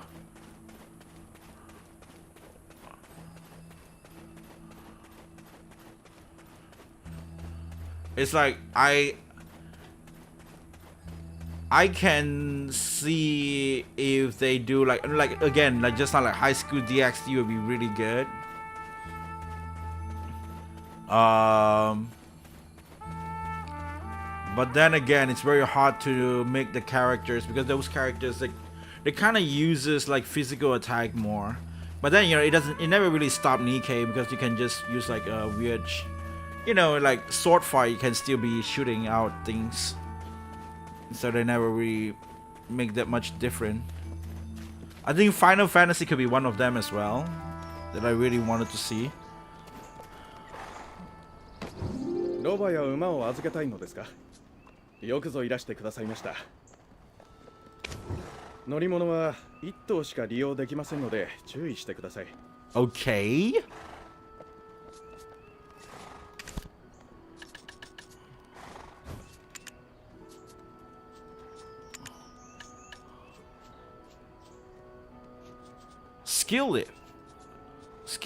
Wait, what? Register. I have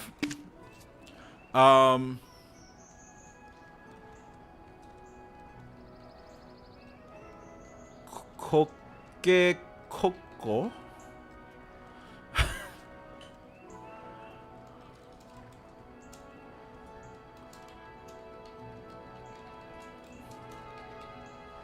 Koke Koko. Okay.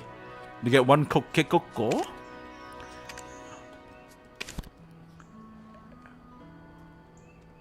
Tier 8.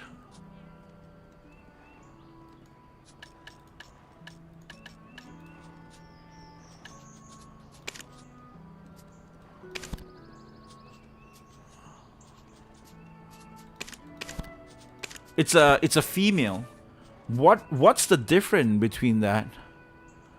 My stuff is blocking a bit. I'm sorry, but if you see that there's like female and shit. I'm not sure what else that's supposed to be. So I don't really want Koke. Yeah. Oh yeah. You can see it from here, right? Koke Koko. This is how the horse looks like. I have platina. I'm not sure why I need Koke Koko or something like that. Platina is super good.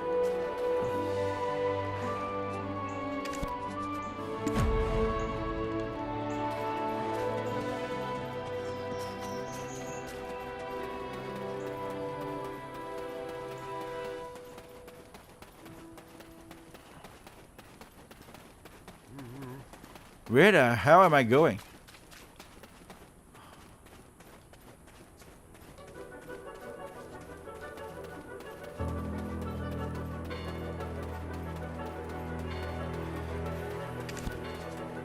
Okay.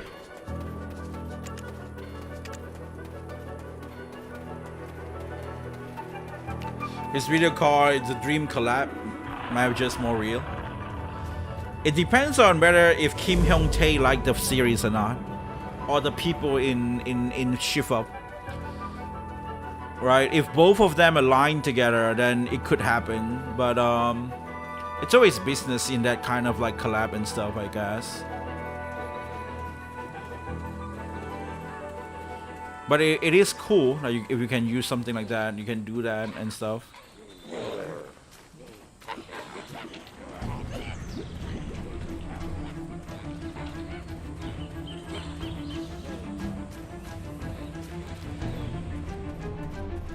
What? Where am I going?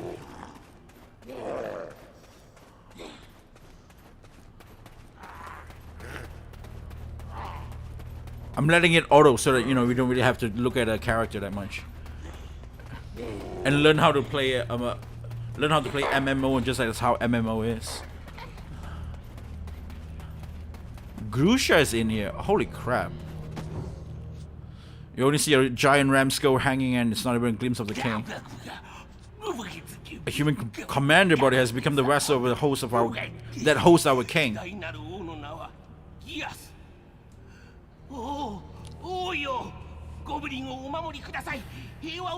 A lot more real, I mean. He likes loot stuff, making of the Black Lagoon, so it's nice.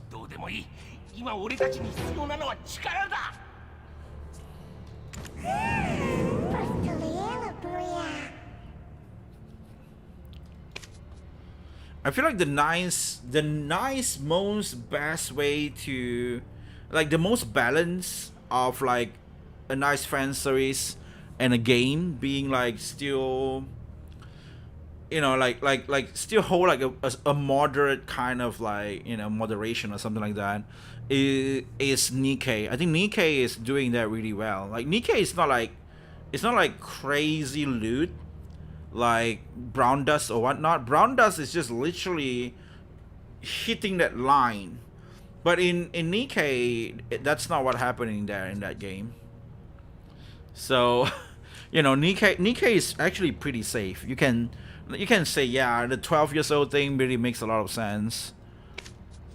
Right? It's not like it hitting until like Brown Dust. Like Brown Dust, I saw like my cousin just share me like a few interaction, and then you can move like 3 position and shit like that.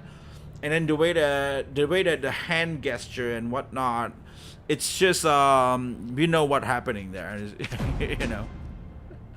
Yeah, you know, that it's just not what it is, but you know. So that game is really crazy. So I can see that if a company, like the point I wanted to make is that if a company wanted that appreciate a nice fan service or whatnot, that wanted to collab with some other company and let other people to see their best version of their character in a very like appealing way, I would say collab with Nikkei is one way of doing that. Like Nikkei is like a good one, like a good line, or even Stellar Blade, I would say. If they do that with Stellar Blade and Nikkei, it's the best. Like, I remember the Resident Evil, despite it's Capcom and whatnot, the Resident Evil collab actually was really good, right? Jill looks super nice. They beautify Claire. Claire looks nice as well.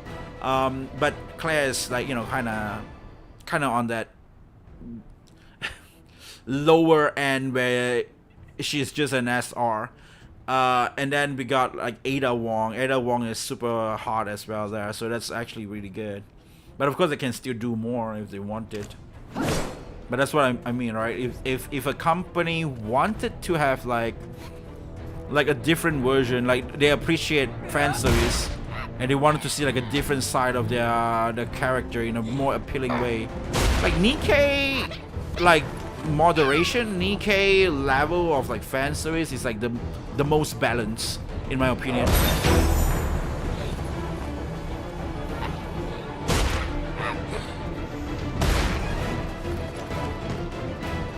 So if Dead or Alive or anything like that, they do that, that would be super nice. Okay, torch illuminating, but what else? Can I kill this? No.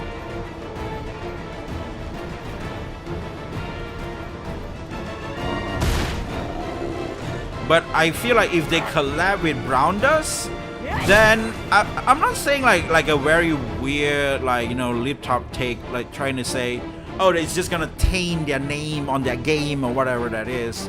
But yeah, you just gotta be preparing and align with the same kind of mindset where, okay, your character may get some interaction in a dormitory or like weird room or something like that. That's just gonna happen.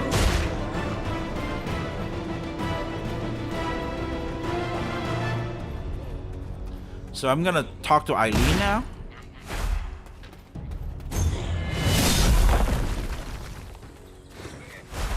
A bit overkill, I would say.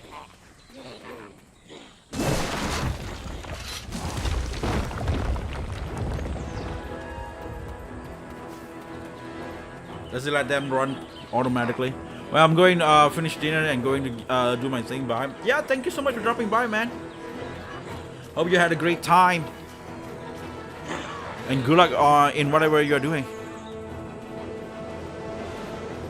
I'm gonna play some of this for like 3 hours or 4 hours, and I'm gonna react to some stuff, and I'm gonna call it a day after I react to some stuff. And I might play more demo today, actually. There's a few video I wanted to watch as well. There's one video about Stellar Blade I want to watch.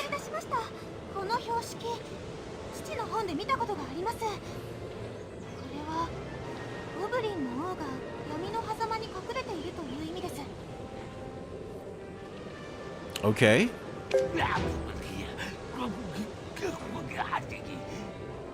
お嬢さんたちがどうしてこんな危険な場所に。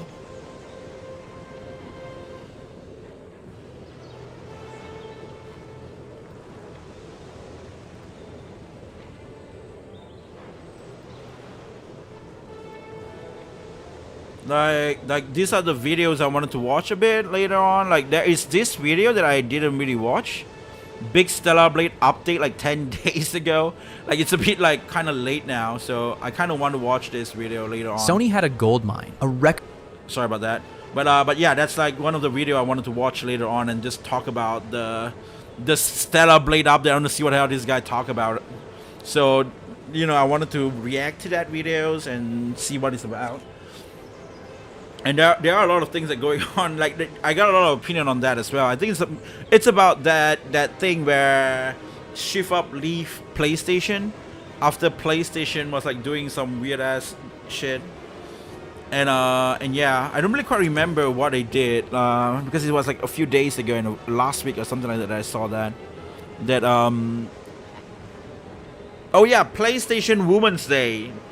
They didn't put out Stellar Blade, despite Stellar Blade being one of their biggest, like, you know, one of their biggest face for PlayStation and the biggest game in PlayStation. They never put like E-Face in anywhere for the Women's Day, and people were like saying, "Oh yeah, they never appreciated you. Why the hell would you want to stay around, right? When the company doesn't appreciate you, just leave. Like, you know, that's just the most valid thing to do."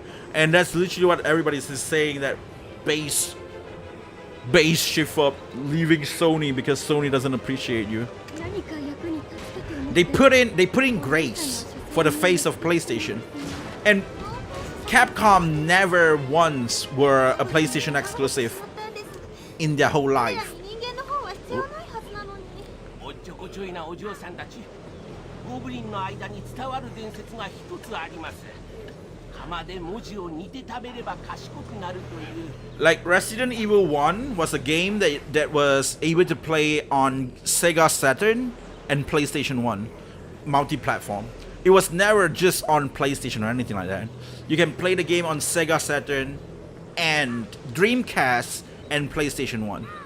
So that's what with Resident Evil. So Capcom was never a company that released game at one console, except for Monster Hunter. Monster Hunter, it would make sense if you put their face there, because Monster Hunter released on PlayStation 2, and I don't think they released in anywhere else. And then they released Monster Hunter Portable on a PSP, and it was not on anywhere else until they released like a Xbox version of Monster Hunter called Monster Hunter Frontier. And that's where, you know, but then it's like still exclusive on just Xbox. The Frontier never really get into like any other platform. So Monster Hunter was this like thing, but other than that, it was never really the case. That's why I think it changes a lot when they make Monster Hunter World into like a multi-platform, and you know, it's just much more accessible to everybody. And that's where Monster Hunter came back and changed, I guess. in like they just never went back. Like I think like not really. That's not true as well because they did make Rise, and Rise was supposed to be on Nintendo Switch, but then they actually released that on like everywhere else as well. So I don't know. So it's just they always make game for like multiple consoles. That's just what it is. So I don't know why they put like Capcom's face in a PlayStation Woman's Day instead of Stellar Blade Eve, which is so stupid. So it's like, come on, man, appreciate your IP, please. And last thing I say before I go is this: gotta be the weakest and most easy goblins in gaming history. It is, man. Yeah. Good luck, by the way, man. Appreciate you dropping by. Ah, shit, man.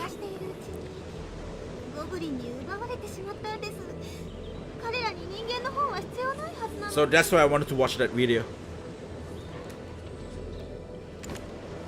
So where should I go now? Look for Emma Bogues in Goblin.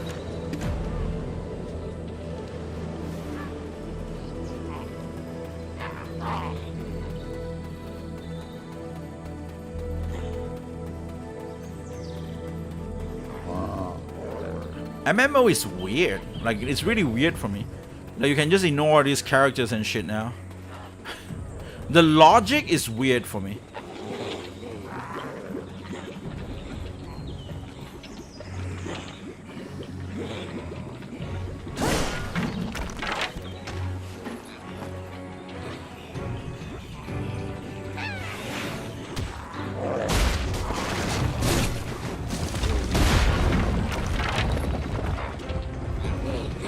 Go back to Eileen. Oh no, someone is attacking me now.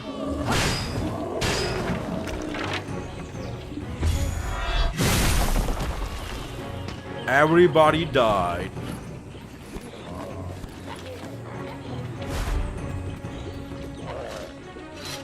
Go, go, go, go, go.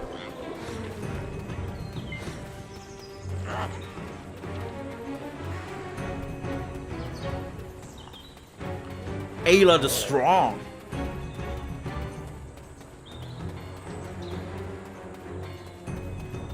Okay. Fail at Desperate? Wait, what? Where the hell is... Where's my horse? Like, how can I summon my horse? They should have a way that you can summon your horse. Okay, hold on. I think I can click this. Call Mount. Aha! That's how you do it. Go. And I don't really need it, actually. Because it's just here. Hello. 信じていました。さあ、それではギアスの肉体がもともと誰だったのか本を見てみましょうか。どれどれ。エリアン歴135年。バルタリ3世のこの絵隊長クレオクサス・アントニオ。娘と赤ん坊を永遠の命のために生贄として捧げた王に尊敬する。不死の錬金術師が決して儀式を止めることはできないというと、激怒した王は彼を処刑しエワズの丘に巻き捨てた。先祖の罪に染まったクロンジョへ私を導いていたのは無念の死を遂げ肉体まで奪われてしまった忠臣だったんですね。 So food come first? 私に言いたいことがあるはずです。闇の狭間からギアスを呼び出すことはできるでしょうか。方法があります、エマお嬢さん。ですが先に食事を済ませてください。 Means meat and water can be obtained by talking. Opening, wait, what? こうしていて倒れてしまったら俺が村長に殺されてしまいますからね。So I need to get food.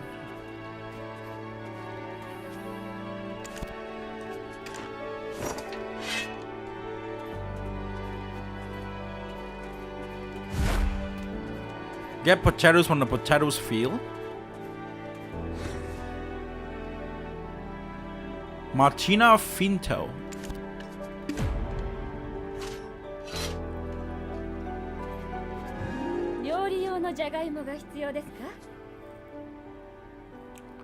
Okay. 食事ならいくらでもご馳走しますよ。 Okay, I need 代わり mince に一仕 meat. 事手伝ってください。少し前までこんなことはなかったんですが、ゴブリンたちのせいで農場がめちゃくちゃなんです。食事ならいくらでもご馳走しますよ。代わり Obtain に the sweet water from 一仕 Martina. 事手伝ってください。私でよければ料理はお引き受けします。ベリアに送って残った材料はありませんか？じゃあエイリーン、畑に行ってジャガイモをいくつか収穫してきてくれるかしら。お仲間たちはここで鶏ひき肉のお粥を作ればよさそうね。大きなジャガイモが残っていればいいんだけど、ゴブリンが畑を荒らすのは一度や二度じゃないから。 So I gotta get some potatoes from the potatoes field.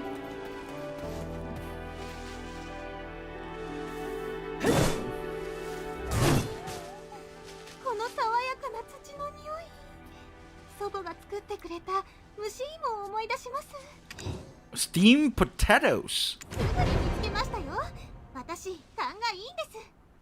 Nice. This is Martina Finto's potato field. It's constant disarray these days thanks to the goblin. So what can I do? Parasitic bees? Get away.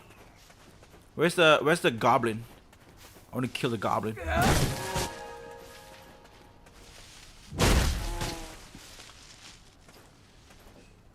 Parasitic bees, they just hide as a tree. What the hell? It's like a plant. There's a weasel.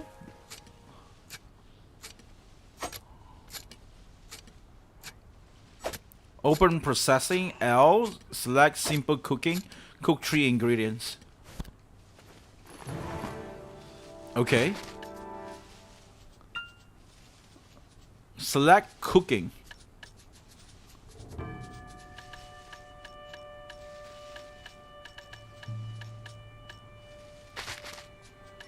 Cook 3 ingredients. Oh shit, I can cook shit. No way, you can actually cook stuff. There's so many weird shit to do, man, in this game. So many weird shit to do. No, I'm gonna kill all this thing. Get away from the farm. What are you doing? They just keep coming back. Get away. What is this? 私の夫には会いましたか？ベリア最高のシェフですけど。 Open and eat Finto exquisite 5 green chicken porridge. Oh, this is the one. So I eat that.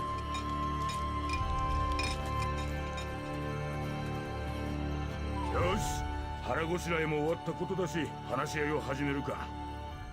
ギアスは死んでからしばらく経った肉体を手に入れた。Wait, what? Shit. Click the wrong button. 時間を閉じ込める錬金術に関する内容だったんですが、私がいつにも増して主役のことですっごく悩んでたんですけど、エイリーン、あなたはそんなこともわからないのってクロリース姉さんが言ったんです。なんだったっけ？なんだったっけ？なんだったっけ？エイリーン、あなたと勉強する時間がもったいない。時の砂！父の特製レシピならきっと止まった時間を動かせるはずです。 Wait, what? Restore the flow of time? あ、でも材料がちょっと手に入りにくいんです。73% くらいの特定純度の黒い石だけ反応するんですよ。父が持っていた特定純度の黒い石はこの間の授業で私が全部使っちゃったんです。 So sure we gotta collect that thing then. を連れてくるんだ。 Black stone. あの子ならきっと他の方法を提案してくれたはずだ。やっぱりそうですよね。私なんてタクロスさん、少し言い過ぎじゃないですか？今日のことはおじいさんにしっかり伝えておきますね。エイリン、別の方法があるはずよ。一緒に探しましょう。No, no, no. What the hell? 父が持って残念だな。タクロスさん、エイリン、他の材料。それなら Okay, let's go ahead and look for it. うってつけだ。人間である俺にとっては奴らの執着が理解できない。 So where is it? Where is it? Where should I go? 黒い石を持ってます。 Okay. これなら大丈夫でしょう。死んだように顔色を伺って黙っているかと思ったら、ゴブリンの話が出るや否や積極的になるんだな。Ah, shit. 死んだよ、あの黒。うるさいですよ。 Nimble manure? 農場で何をしているの？冒険者様が決めてくれますか？私は冒険者様についていきます。Crossroads, old chief parting gift to his people. Synthesize the blackstone entrusted by Grisha by the old chief to create a sand of time, used to summon Geth, the goblin king. Synthesize goblin war horn instead of the black stone to craft sand of time to summon Geth. Synthesize goblin war horn instead of the black stone.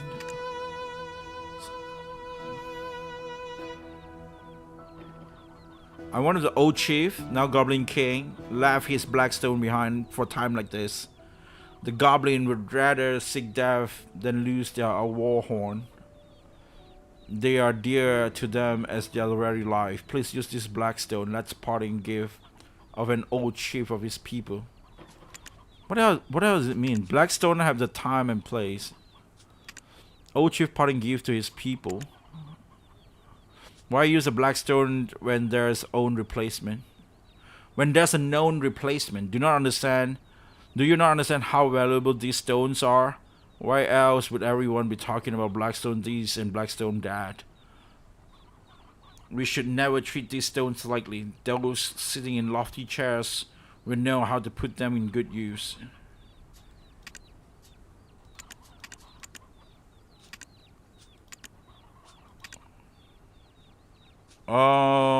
What? I don't get the differences, man. It looks like the same kind of thing. Like, I'm just need to summon Geth.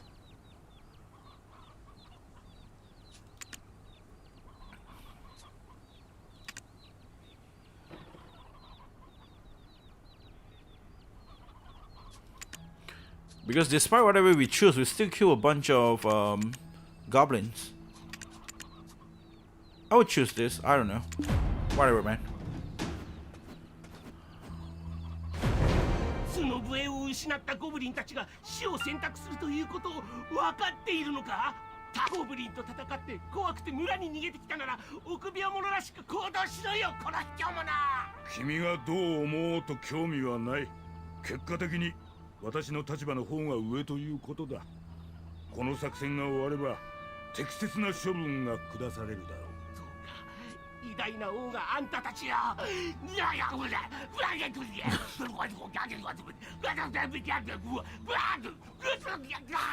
What the hell is that shit?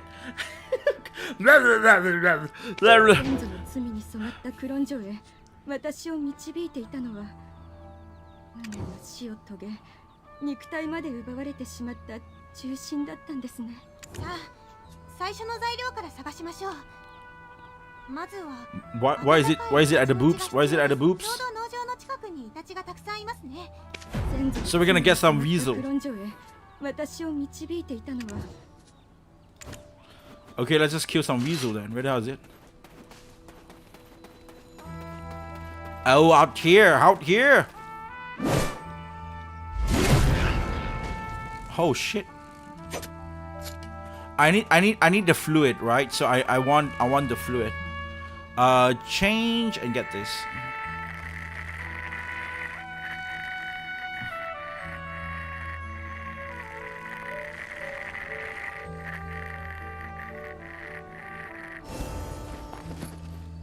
Weasel blood. Kill more weasel. Oh, I think we don't need that much. Okay, never mind then. I will I'll get some meat from the weasel.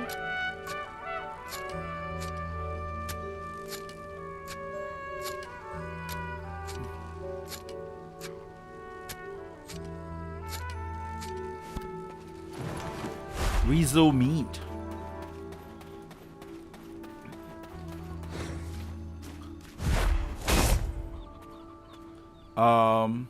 You can keep that shit down.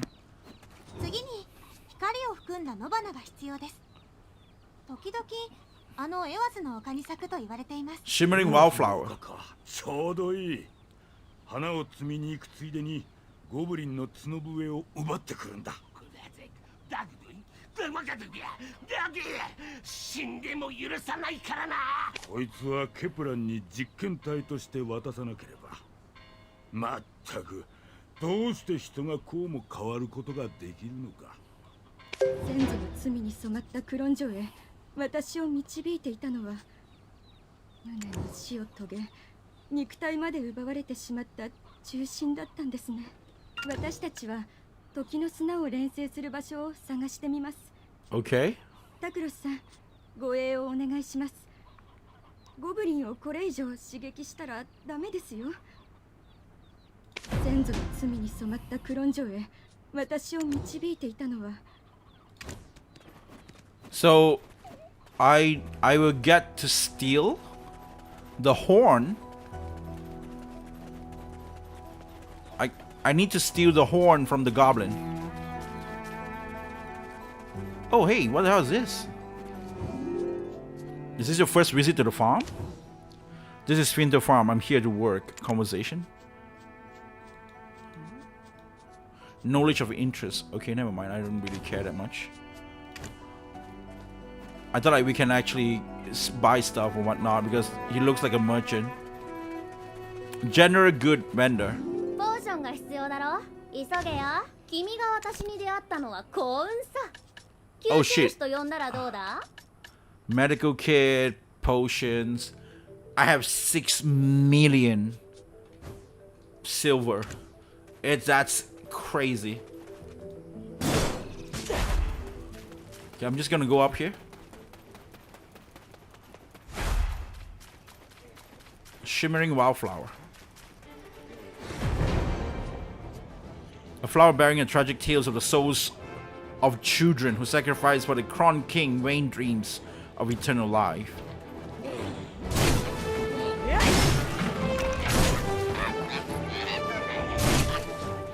Where's the horn?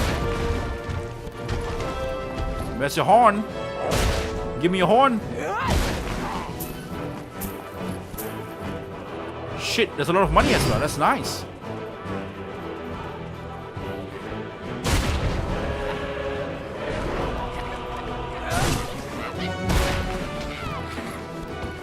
Okay.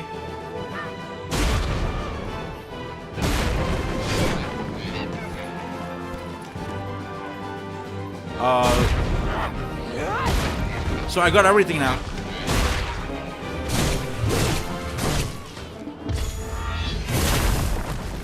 Woo! Get everything. What the hell is this?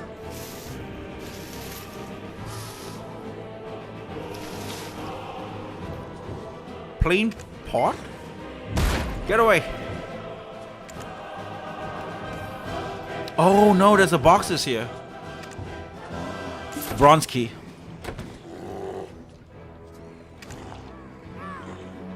What did I got with the bronze key?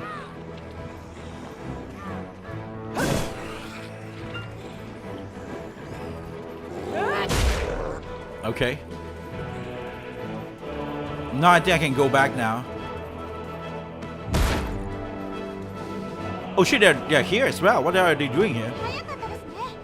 どうですか？見た目は悪いですが、私なりに簡易呪術の壺を作ってみました。あら、私が冒険者様にだけ大変なことをさせたんじゃないんですよ。私だってこうやって久しぶりに頭を使ったんですから。よし、どれ？これで全ての材料で簡易 Sand of time. 時の破片という物質ができるそうです。あら、私が冒険者様にだけ大変なことをさせたんじゃないんですよ。煙の色が成功したのかしら。実は今までたった一度も成功したことがない。それを Man, when will I get new armor? 時の砂を錬成することができるはずです。 Place a fragment of time inside. Am I gonna kill the Goblin King as well? Gias or something like that? 時の砂です。成功しました。このレシピが次の試験科目だったらよかったのに。決戦の時だな。兵士たちを呼んでこよう。今度こそ奴の仮面を剥がしてやる。ついに夢の中の彼と Okay, am I gonna kill them? ゴブリンの壁画に待てばギアスが闇の狭間から出てくるはずです。 Okay. Big human have no use whatsoever. We don't need them. We take the goblin puppet by ourselves.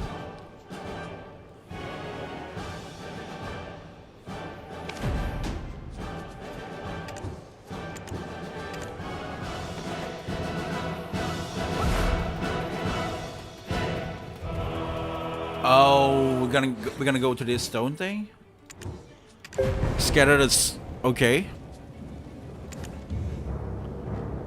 So this is like a boss fight now.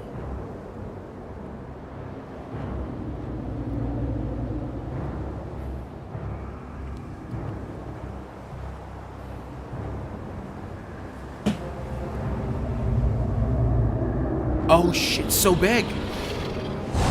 Oh.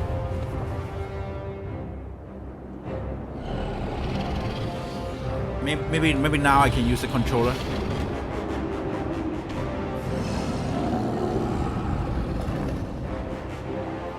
Yes.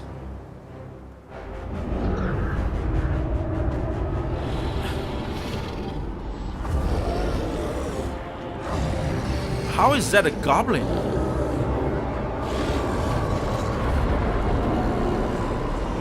It looks like a gnoll for me. Shit.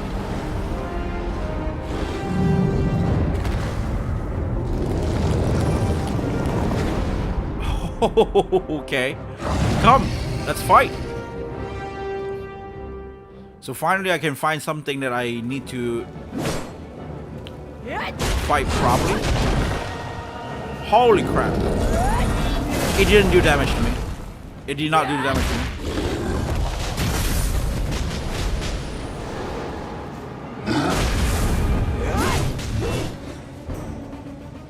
Oh no, it did damage to me. Holy sh...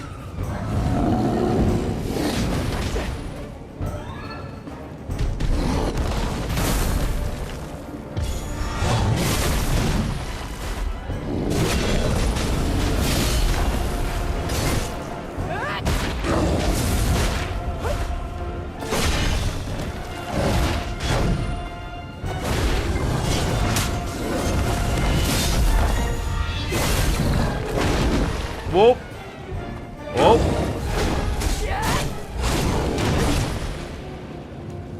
No, no.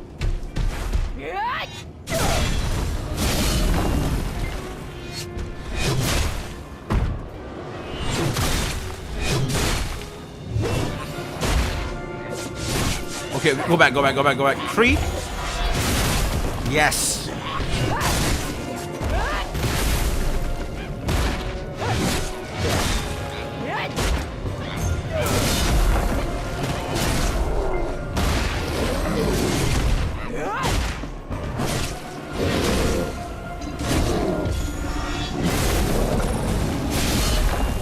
Nice, nice.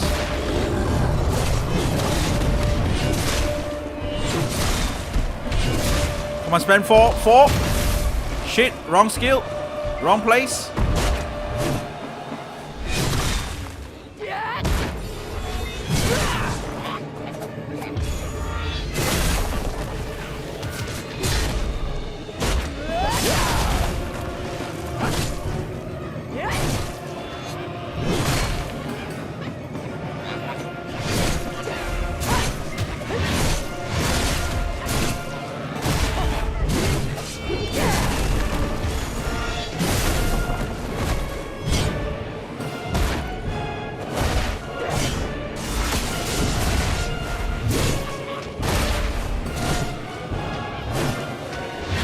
Oh, I need to kill this?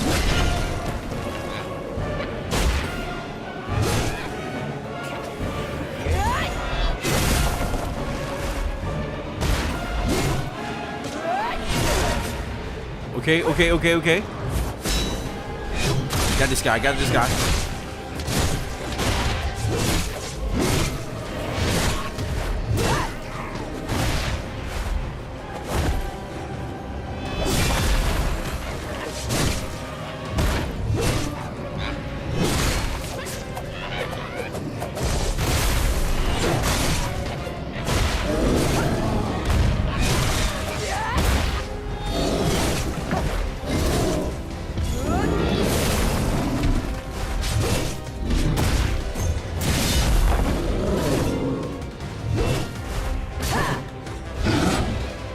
What is happening now?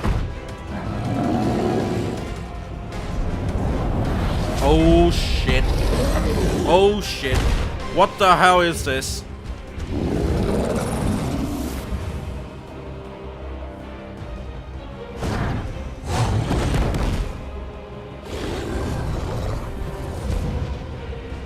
Okay, I can shoot fire now. What the hell?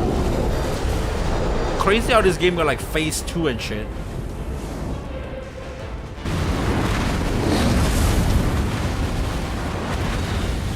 Imagine what the game would be like in Crimson Desert, man.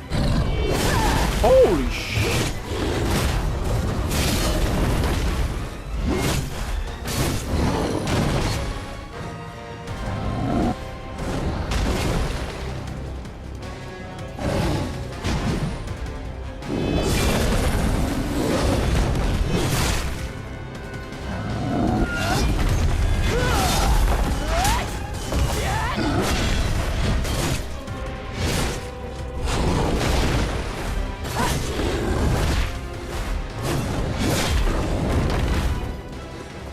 Okay, F, A.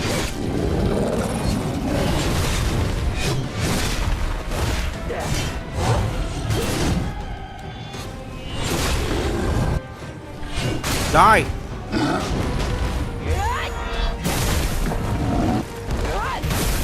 Shit, I miss. Die.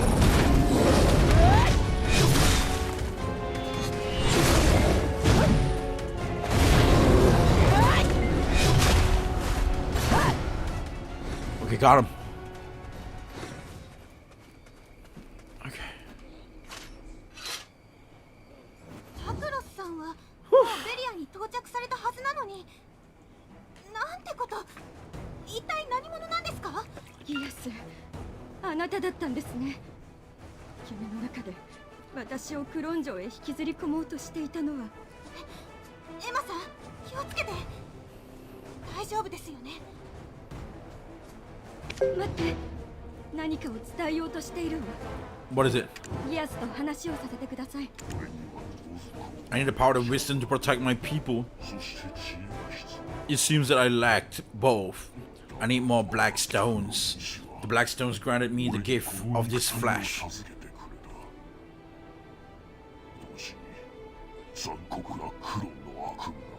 At the same time, so begins the wait. What? That's a helmet? I'm gonna get that helmet as well. もしかして黒いローブを着た男のことですか？彼があなたに黒い石を渡したのですか？ You seems to know a lot more than I thought. As he instructed me, I advanced towards Kron Castle, bringing destructions to all I laid eyes upon. And yet at the spire I encountered one who could not be killed. This body I inhabit froze at first sight. あなたも私と同じ夢を見たのですね。戦闘には何かがあったのでしょうか？ The thirst, it burns. It overwhelms me once more. Soon this body shall no longer be able to reside in this world. By the time I return, I shall be caught in the abyss, maddened by the pain that only my flesh shall remain crying out. If only someone would remember that I shall protect my poor tribe forever. イエス、待って。No, I don't care about gases, man. Just die. What the hell, dude? Okay, nothing more worthless than a weak champion in peace. But hey, we obtained another black stone. Well done, partner. Just as Gas said, something is calling us towards that spire. You probably can sense it. Probably only faintly, but I know you must be curious. Ooh, Tarkros, I mean... Something's calling us from the spire above. The ancient stone chamber was merely a setback. Inventory slot, black. Okay, that's nice. Yeah, give me that.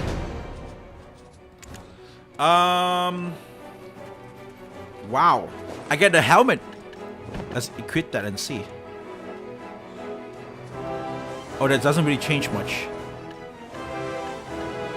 It doesn't really change much. This one changed my appearance though.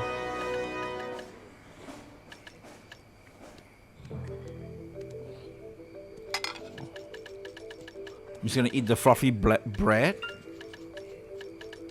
And... Okay. Traveler's map. Mercenary experience. Then nothing else that is interesting enough for me to... care. Question towers. 俺と協力して奴とゴブリンの死を絶滅させるべきだったのに。ピアスは完全に潰れましたから心配しないでください。ところでクロン城にいるという遺跡を守る者って誰なんですか？どうしてそれを Actually, I kind of agree with towers. Just kill up the whole goblins. 外に漏れていないはずなのに。タクロスさん、ここまで来てそんなことが重要ですか？タクロスさんはもうベリアの人間でしょ？早く話してください。わかりました、お嬢さん。Okay. すべてお話しします。村長はもうすでにご存知のことですから。メディア改ざん兵たちがあの廃墟で孤立したまま、あれほど長く駐屯できた理由は外部の支援を受けていたからです。彼らは隊長としか接触がないため、私も誰かはわかりません。私誰かわかる気がする。冒険者様、今私と同じ人が頭に浮かびましたよね。Keep listening to Tako's story. 支援の代わりに提示した条件はただ一つ。何としても戦闘の入り口を守るということでした。いましたが？死にました。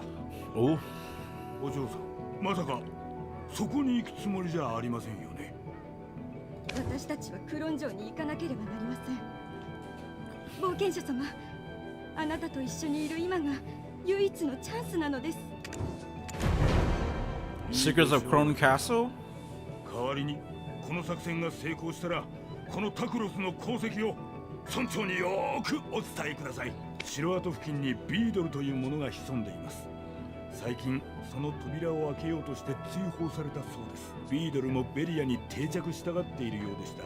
俺はここに残ってピアスが再び現れたら追撃を防ぎます。 Okay.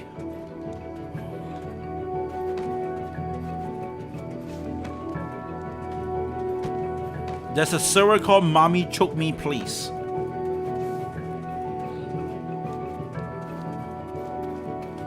I'm gonna use my horse and get to wherever they need me to go. I'm doing shit today, man. I'm doing shit. I am doing quests. I'm finally doing some quests and get some armor and shit, and that's great. And I need to get more. I want to get my hard and, you know, crazy, super cool outfit that I need to get.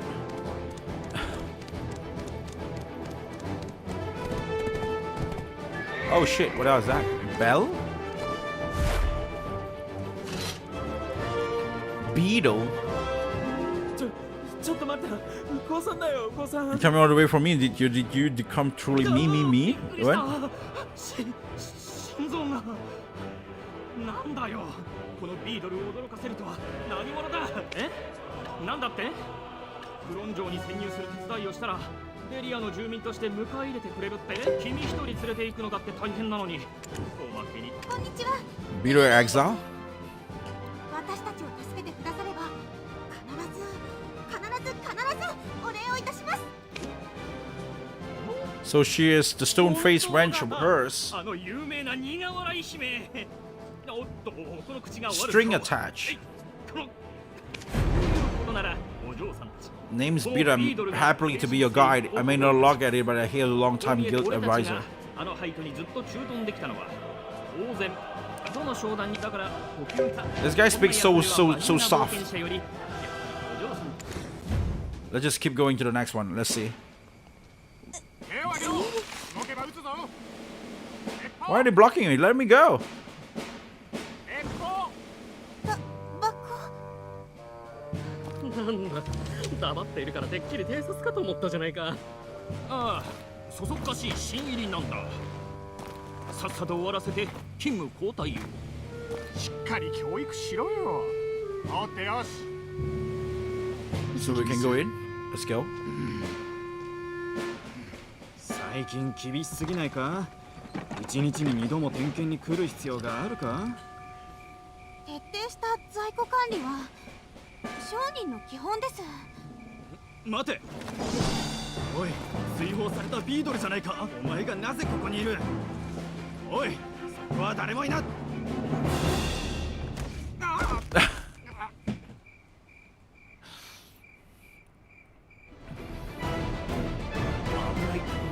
それはそうと、こんな危険な場所にお嬢さんたちが何のご用で？クロン城の先頭にあるという遺跡を見に来たんです。 Another gold bar. God 驚 damn. けるところで初めて来たはずなのに本当に不思議です。まるで悪夢の中にいるかのように。 Why are they so soft-spoken? 悪夢？お嬢さんたちも毎晩悪夢を見るんですか？ではこっちのお嬢さんは海を渡ってきたという幽霊博士。あら、まだ博士ではありませんよ。姉はそうですが。あなたたちも悪夢でお悩みですか？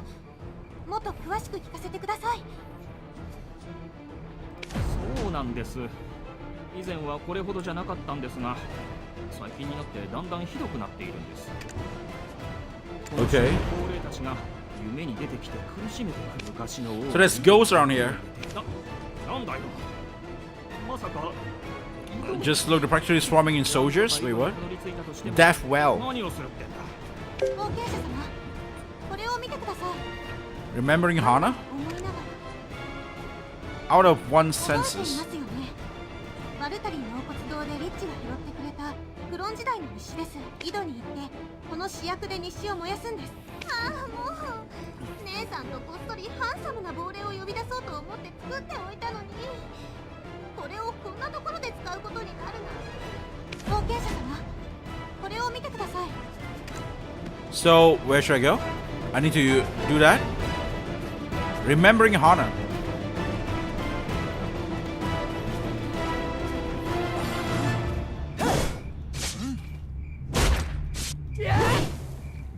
You've been detected by a soldier?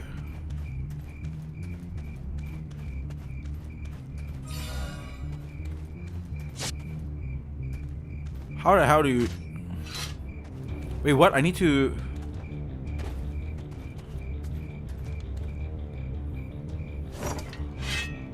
How do you couch again? Oh shit, look at that.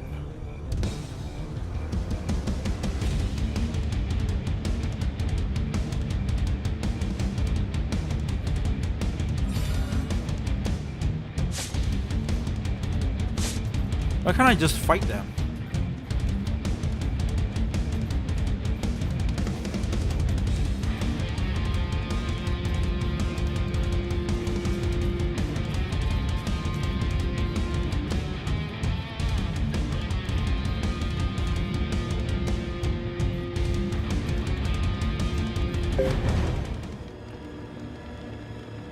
What? なんだ、突然。誰が戦闘の扉にどうなっている？まさかまた亡霊たちが。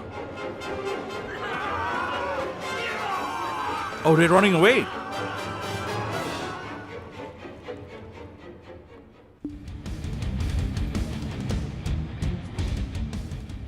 well was poisoned during the reign of... Okay.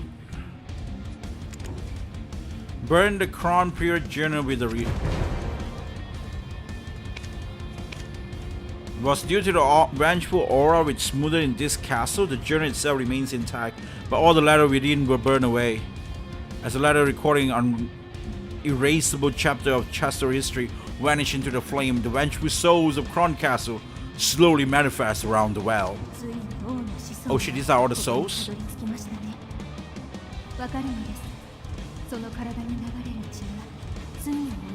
I know that's a girl because it's red.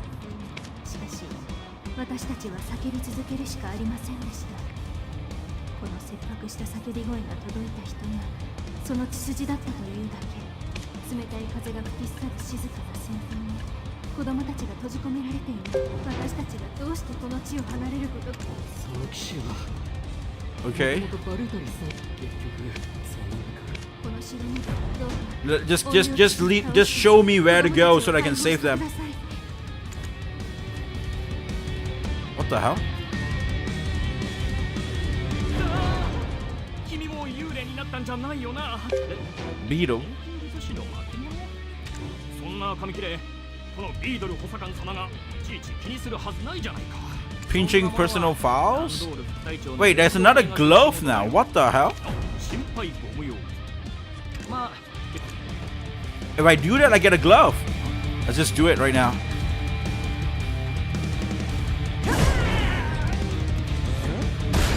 Get away, rookie.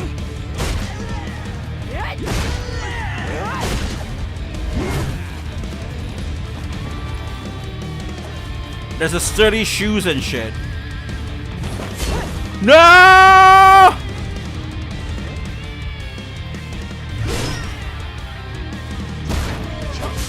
Wait, what?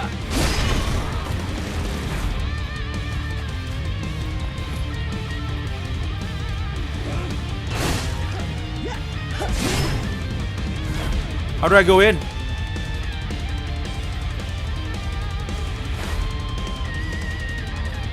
I fall.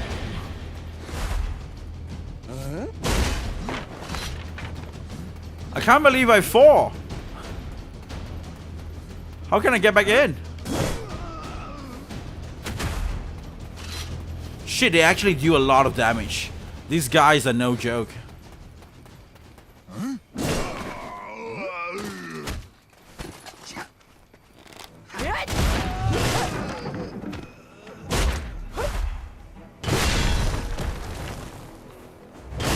Oh, these are just woods.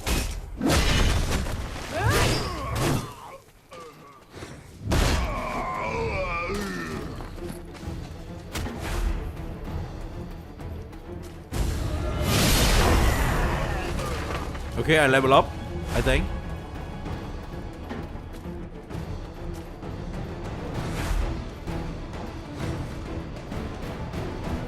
That's the well just now?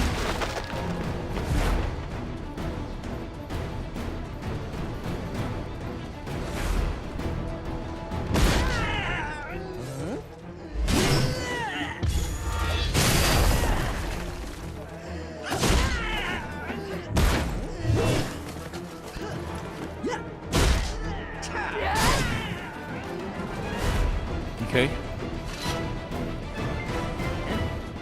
なぜ一緒に戦わないのかね。 Wait, what? Woo! Woo! Kill all three of them together. Holy shit. So give me that. Give me. Nice. ここから落ちたらあの領域だよ。お、この塔じゃないか。はしごを使って登ることができそうだ。ランドール別動隊はあれしか残っていない。 Whoa, whoa, whoa, whoa, whoa! Do not make me drop down, please. I'm going to equip the glove. Nice. Man, I'm all super crazy armor right now. What's my level? I'm level 19. Okay.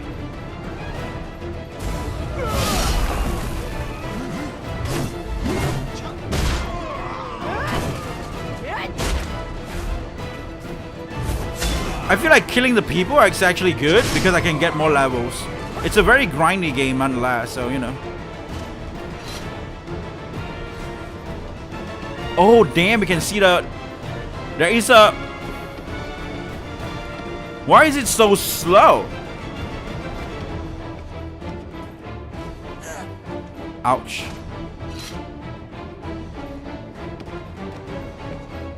Why is it so slow? Climb up. What the... I want to see the ass, but I don't have a good armor to see the ass and shit. This is what I'm looking forward to play. Man, Crimson Desert is gonna be so good when it comes out, man. It's gonna be one of the best game ever. Like, I'm actually really enjoying this, but if you just imagine this game inside a single player game, and the gameplay and the fighting is not like this, it's more like action based with different kind of moveset.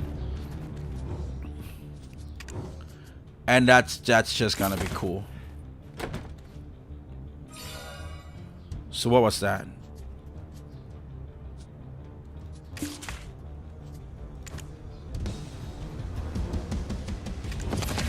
Pick up the key.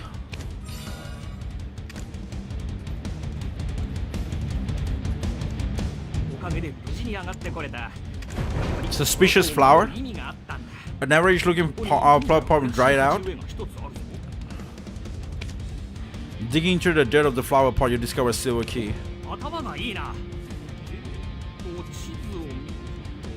From what I can make from this map, there might be something down there. Next door, that box, do you see it? Okay. So... Can I climb up here? I can. An identify box?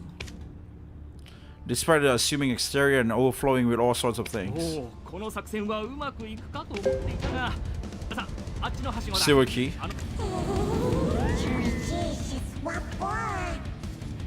Okay, I got shoes as well from that.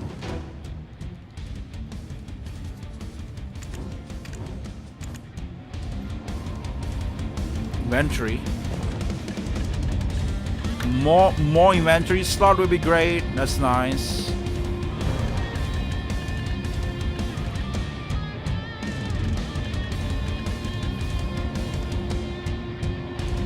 Robber key.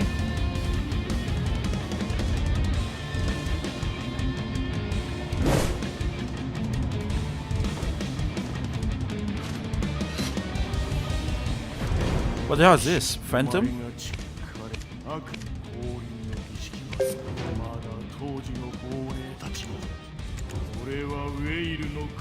My name is Crocus the Whale, proud knight of Kron.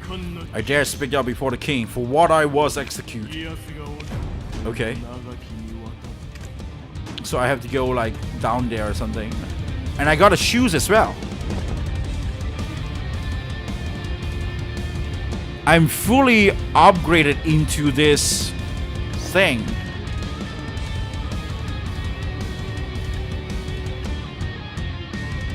I got 4 of this set, so right now I have like attack speed and casting speed +1.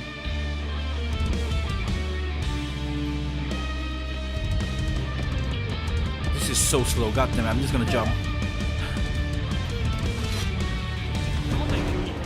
Why do you stop abruptly? The ladies are waiting, okay.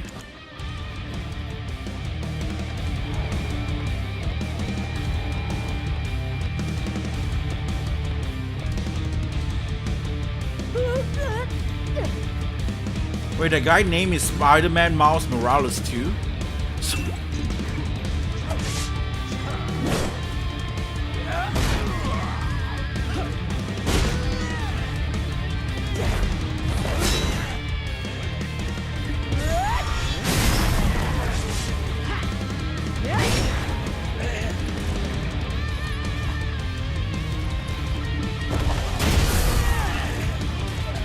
Okay, kill everybody. Woo!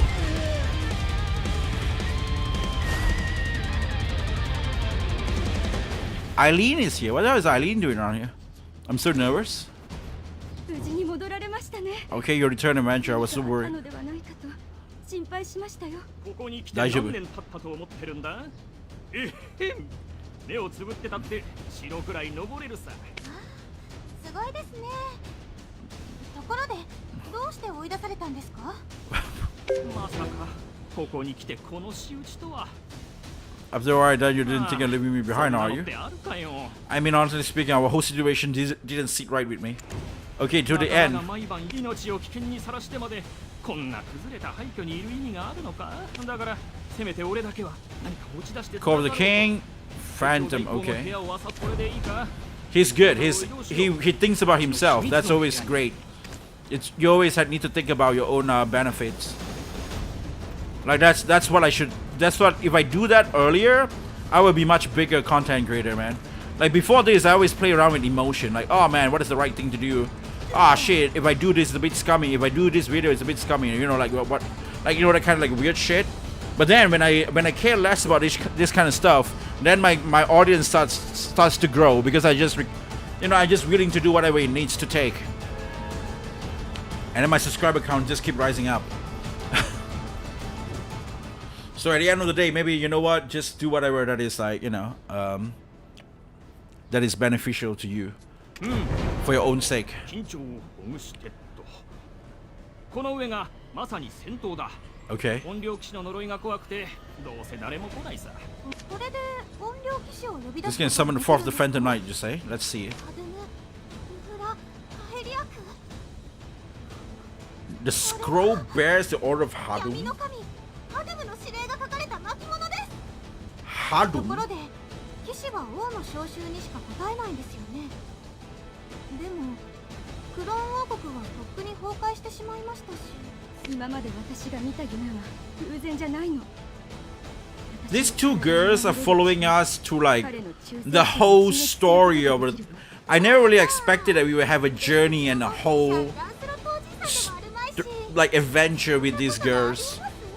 元エリー、祭壇で巻物を読んでくれる。 Okay. 私が王家の地で怨霊騎士を呼ぶ。お願いします。 Now we're gonna take a Phantom Knight.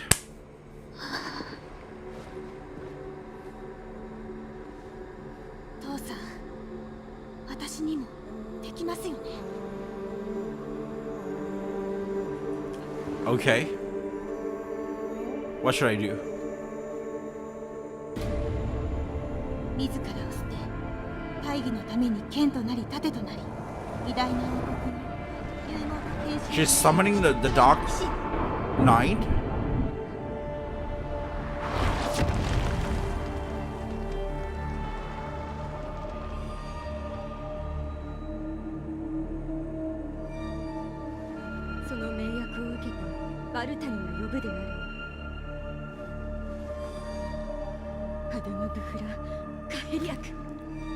Ew. Ouch. Ouch.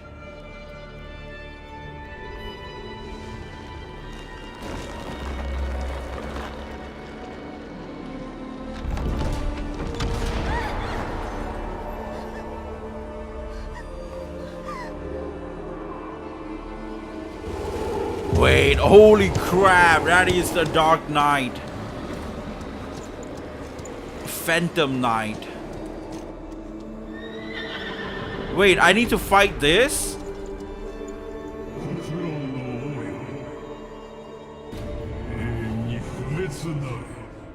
Holy crap.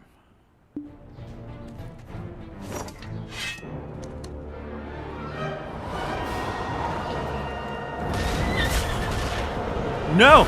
No, holy shit! Where is that? Holy crap!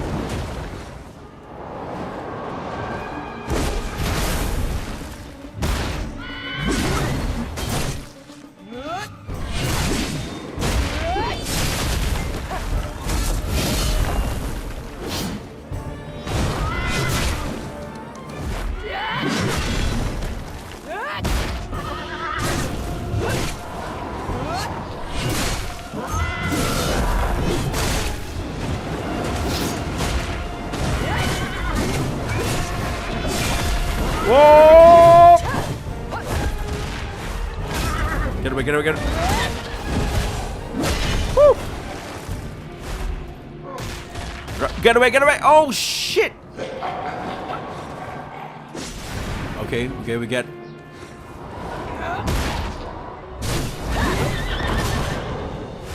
Where'd he go? Where'd he go? Where'd he go?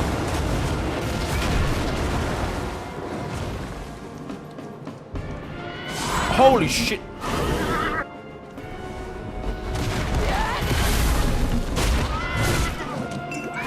Heal.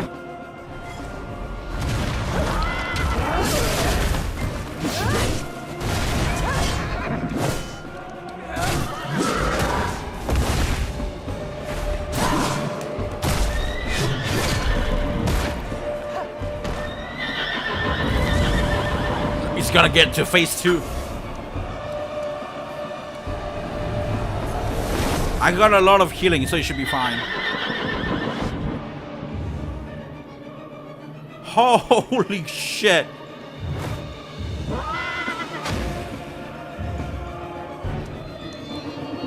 Damn. That is so cool.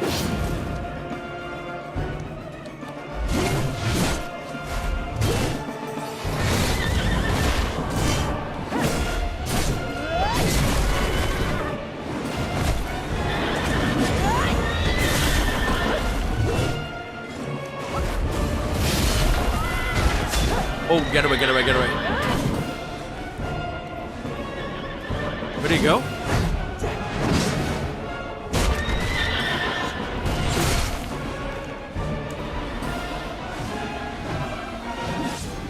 Jump! Man, the thing is so goddamn annoying.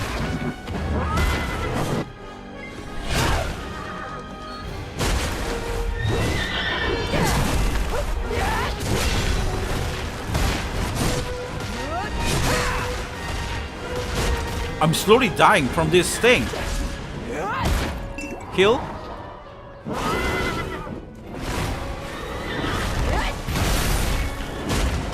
Can I destroy it?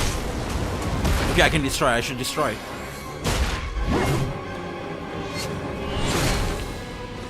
Where'd he go?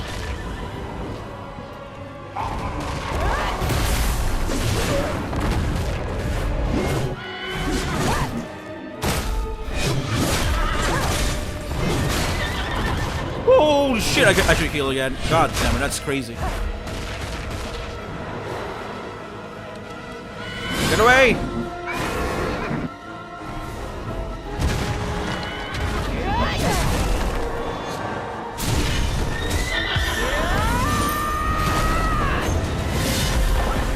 Where'd it go?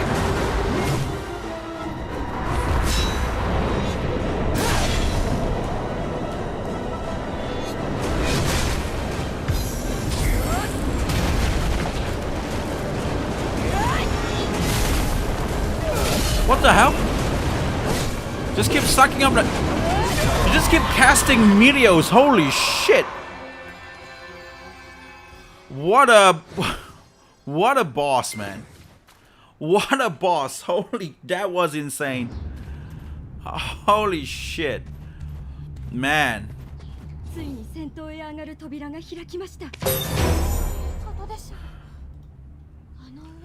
That was really cool. 感激してる場合じゃないぞ。早くお嬢さんと戦闘に上がるんだ。廃山兵たちが気づいてくる。わかりました。ではこのすべての Okay. Let's go. You level up. I got new skills and new title as well.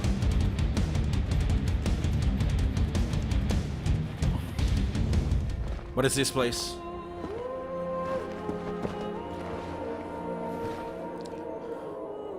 We're gonna beat this quest, and then I'm gonna call it, and we play some demos and other stuff. Shit, I need to go to the toilet so badly right now, but I know you can't skip in this game, and I don't want to miss this. It's a cinematic. My ancestors King Noir.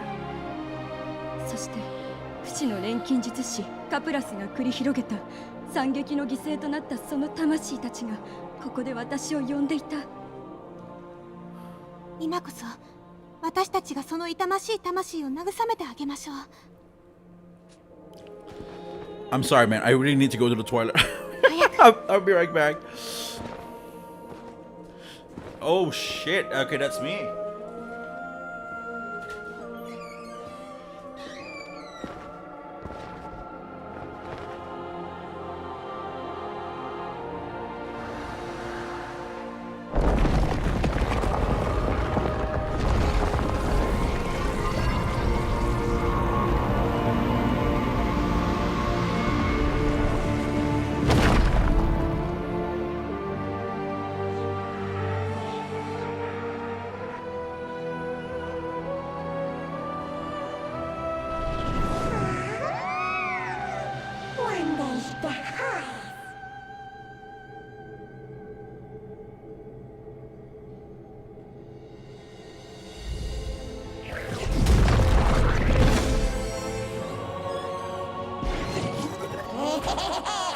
I evolved? Wait, what? This thing evolved? What did I miss? Holy shit, I missed some shit. なんて美しいんでしょ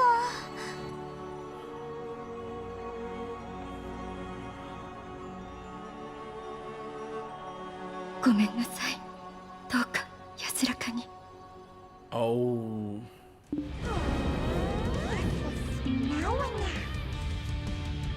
This is a true power of Blackstones. So I got like Tavala belts and stuff, and the necklace as well. Damn. Where do I go? The relic was used. 何かしら。 But red realms like home without chlorines.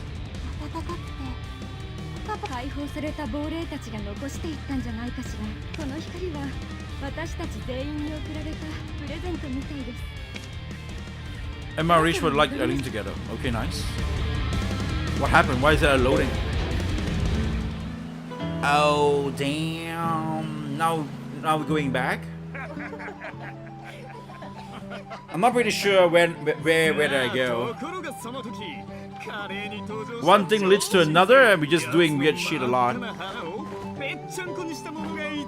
Oh shit! They're singing about me. That's me, man. I did that. ああ、ママの言うことをちゃんと聞くんだぞ。うちのお姫様にハイデルカクテルドレスを必ず買ってこよう。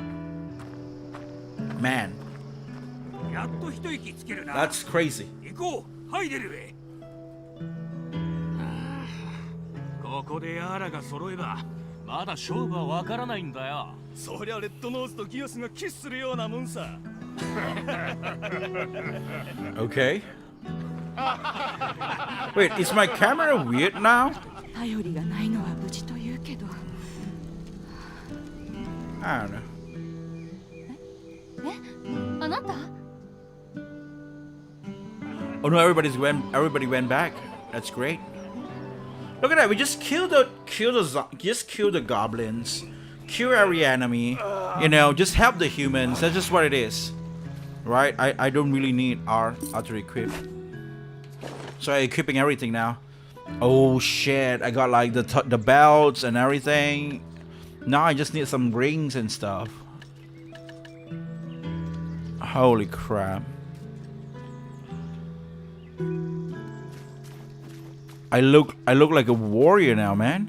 But I'm still wearing a high heel. That's great. Speak to Eileen. Wait, there's Marianne around here. A Marianne. あ、こんにちは、冒険者様。冗談ですよ。 Objective complete. これで店じまいするところでした。エマさんは潮風に当たりながらぼーっとするのが好きなんです。 Okay. Sell all the junks. And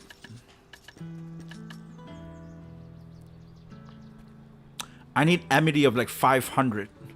Calling the dark nature.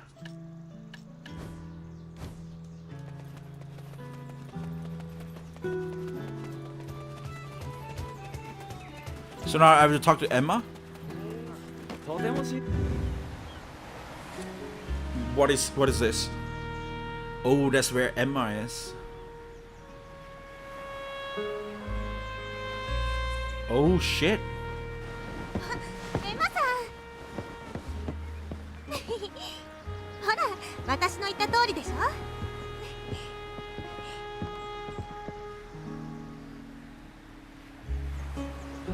Okay. エマさん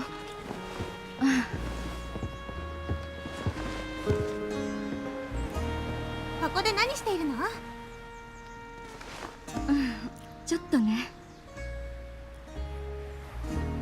冒険者様、本当にありがとうございます。おかげで少しは先祖の罪を償うことができた気がします。ここにいたか。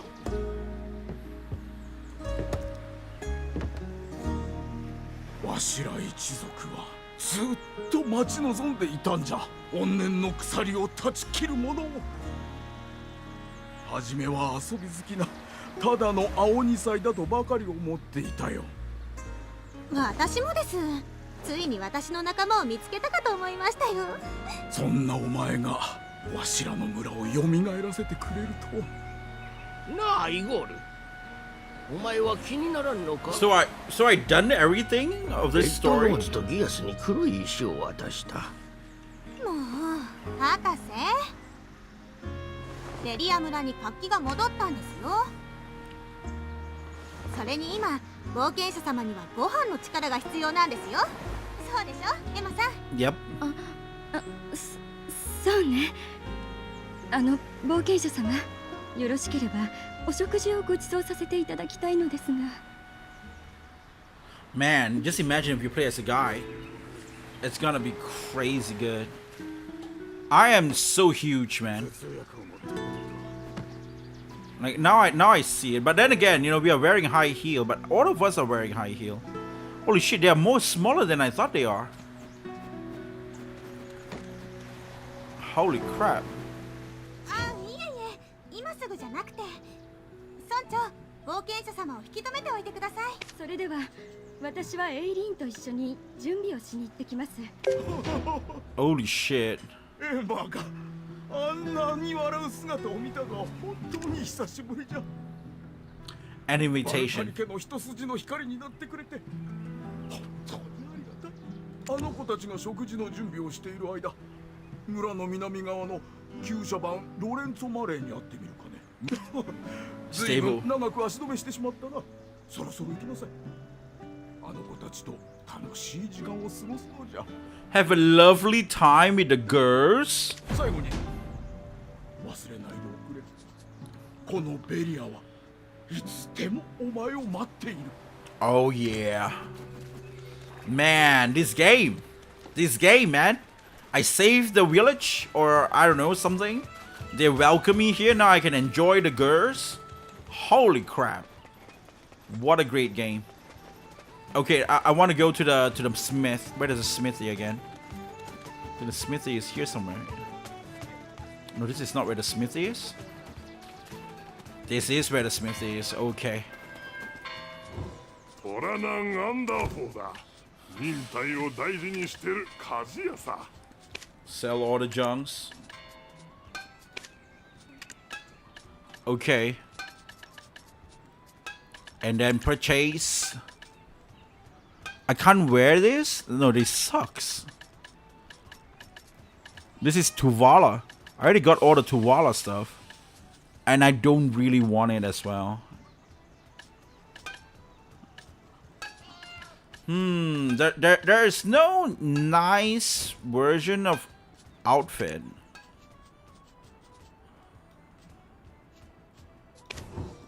必要なものがあれば言ってくれ。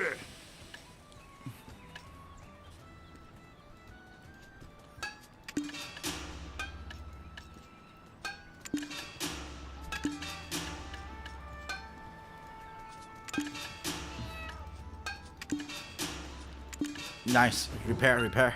土打ちを止められないことは理解してくれ。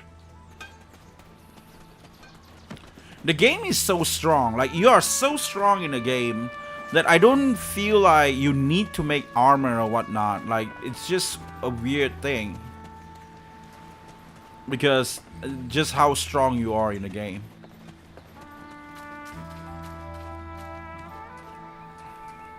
So yeah, so I guess, you know what? I'm conclude that for today. We did some nice stuff, and I think we did a great job. And it's fun and it's cool, and we did that, and it's nice. Now things get interesting because I reached level 20. Okay. Okay.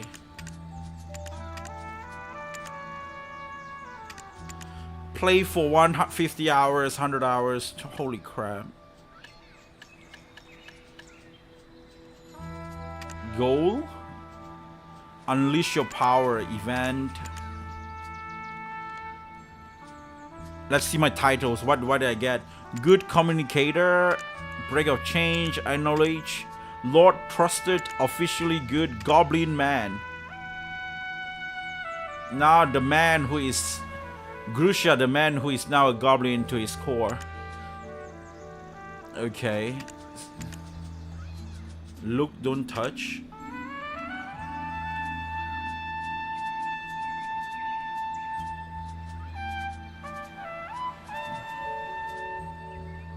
New skill available. More of this. I can't get any other type of stuff. Critical knowledge, farm worker and bonus.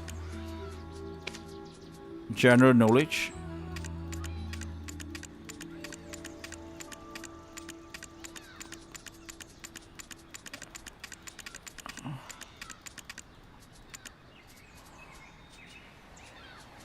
Yep. There's nothing more. There's nothing else, right? Ooh, what the hell is that? For a riding crop?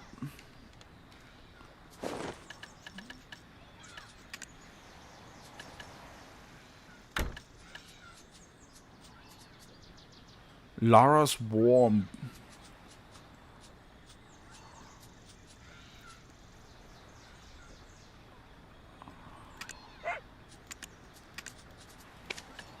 What should I get? Holy crap.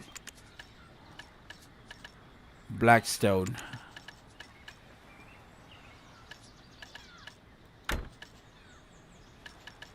Oh, it's down here.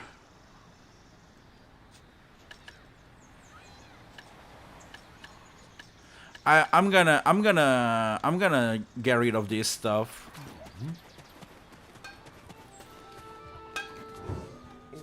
ひどい目にあったのか。君じゃなくて君の武器のことだ。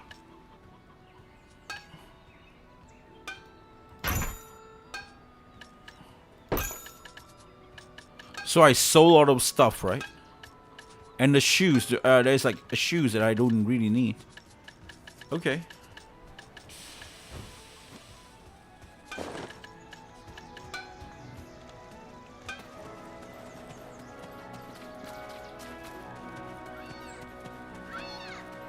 What is this place? Velia 4.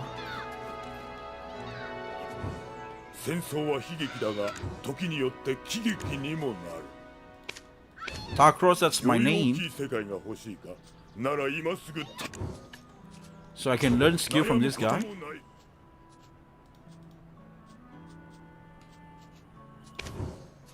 クロン城のことが気になる。Oh shit, I've been trained since they're a kid. There's like Claire. Old lady Claire. Okay. Santo? Who the hell is Santo? Lost cat.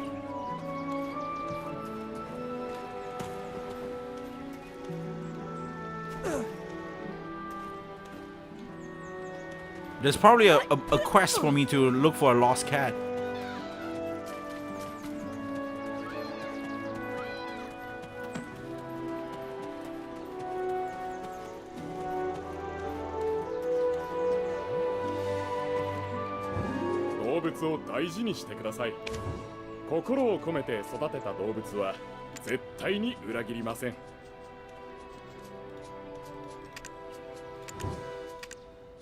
Ren fluid.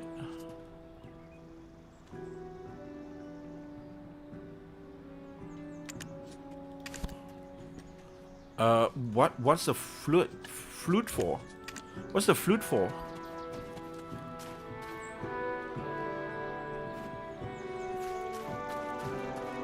Jeweler. 宝石の価値は美しさではなく力にあります。 You must be a certain NPC to know knowledge. Ah, that's why. 女性たちは家具のために家を選ぶこともあるらしいね。 Oh, you gotta have the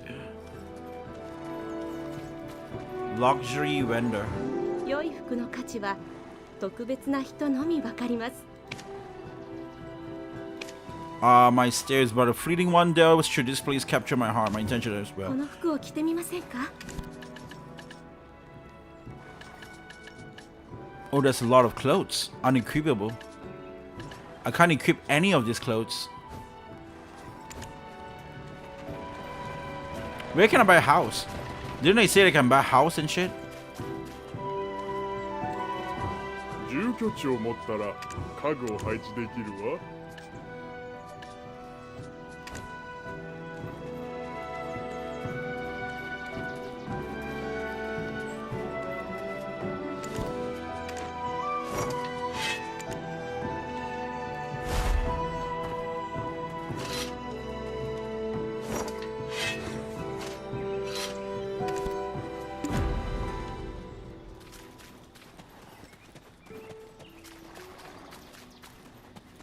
Where can I buy a house? 早くあの寄生虫を退治してくれ。落ち着いて。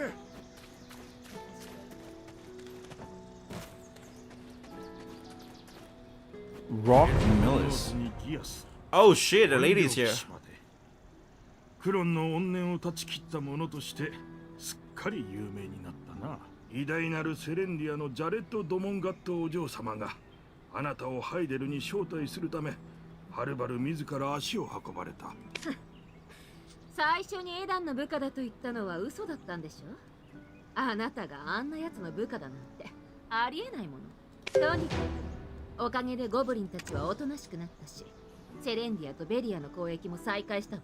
Nice. それから我が侍従長ジョルダイン・デュカス卿があなたのことが気になっているみたいなの。急いでここを立つ支度をしてハイデルに来るように。遅れない方がいいわ。はいお嬢様、それでは参りましょう。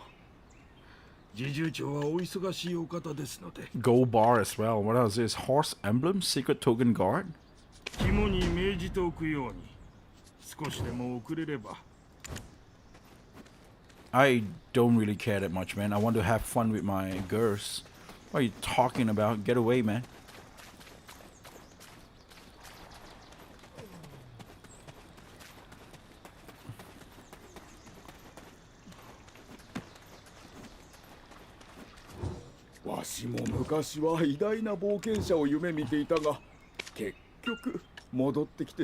Pet Bartali Busters.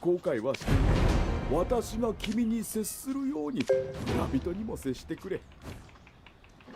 Okay. Where are the girls? Didn't they say they're gonna get prepared?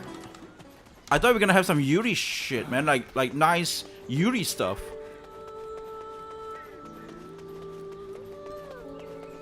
Wait, Eileen is still here.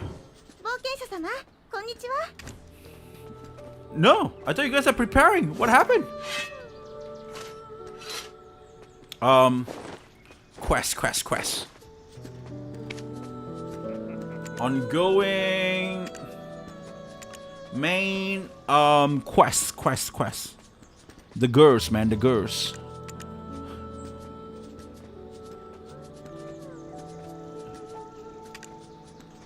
That's just so many goddamn goddamn quests.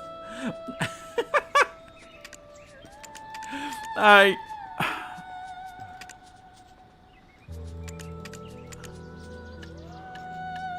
am so overwhelmed by the game. I really feel like I want to try out Vindictus Defying Fate as well. Probably I would try to download the game today, and or even Naraka. Gonna try out the game and see how the game actually plays. Like, this game is awesome, right? I really like the game, and it's really fun. But I think I'm a bit late about the game as well, right? It's not really like the game has already been so long, but it's still got so many people still playing it, and that's great for it. That whatever it is. How many players are there in this game in Steam? I mean, like they have their own client, I know, but I wonder how many players are they in this game. Black Desert, Steam DB.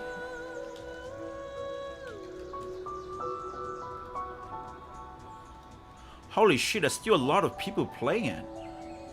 Holy crap. It got like 20k people playing the game all the time. That is so cool.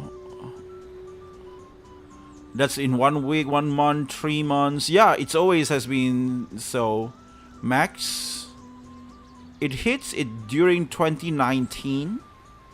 The game was out and it hits like around peak player of 20k, and it's impressive that back in the day they got that much player, and it just keep on going with this amount of player playing it, like around 10k. It never really drops to like thousands, like 4,000, 5,000 or anything like that. They have like a solid 20k people playing their game. That's pretty cool, I would say. That's interesting. Yeah. Free weekend, free to keep, free weekend. Shit, that's pretty cool. Yeah. 91k reviews, played by over 20 million adventurers.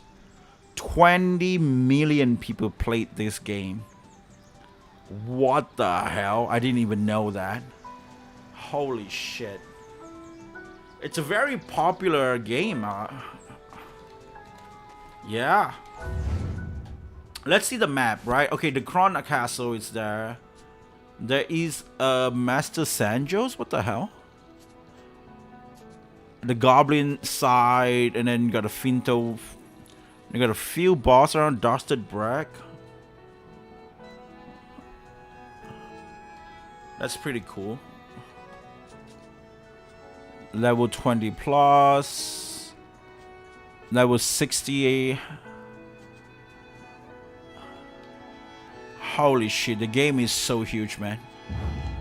Yeah, I can slowly play the game like 1 or 2 hours, you know, at time to time. You just log in. No, not really like this is gonna be the main game. Like, for example, if I'm playing something else as the main game for my YouTube, and we can probably end, like, you know, we play like 3 or 4 hours of that game, and after that we can end the stream, be like playing just 1 hour or 2 hours of this game right here as well. And I think that could actually works really well. Man, crazy. This game is insane. Woman. What's with woman? Loot too? What the hell? What is happening? Why do you keep saying woman? At night, it's a little woman. At night, it's a little woman. Buy a house? In times like this, house is not an option in that city. How? Where can I buy a house?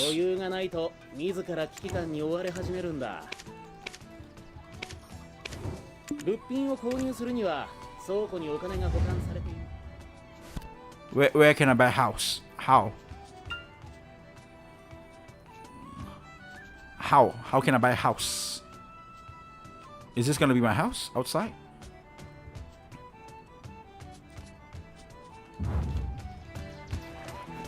So yep. So that's all for this game right here, right? I'm gonna call this game right here for today. And yeah, and I'm gonna go and react on shit and look at some other weird stuff and see how it is. You want to quit the game? Log in tomorrow to choose. Oh yes, of course. We're gonna play the game almost every day. Wait, am I quitting? Yeah, I'm quitting the game.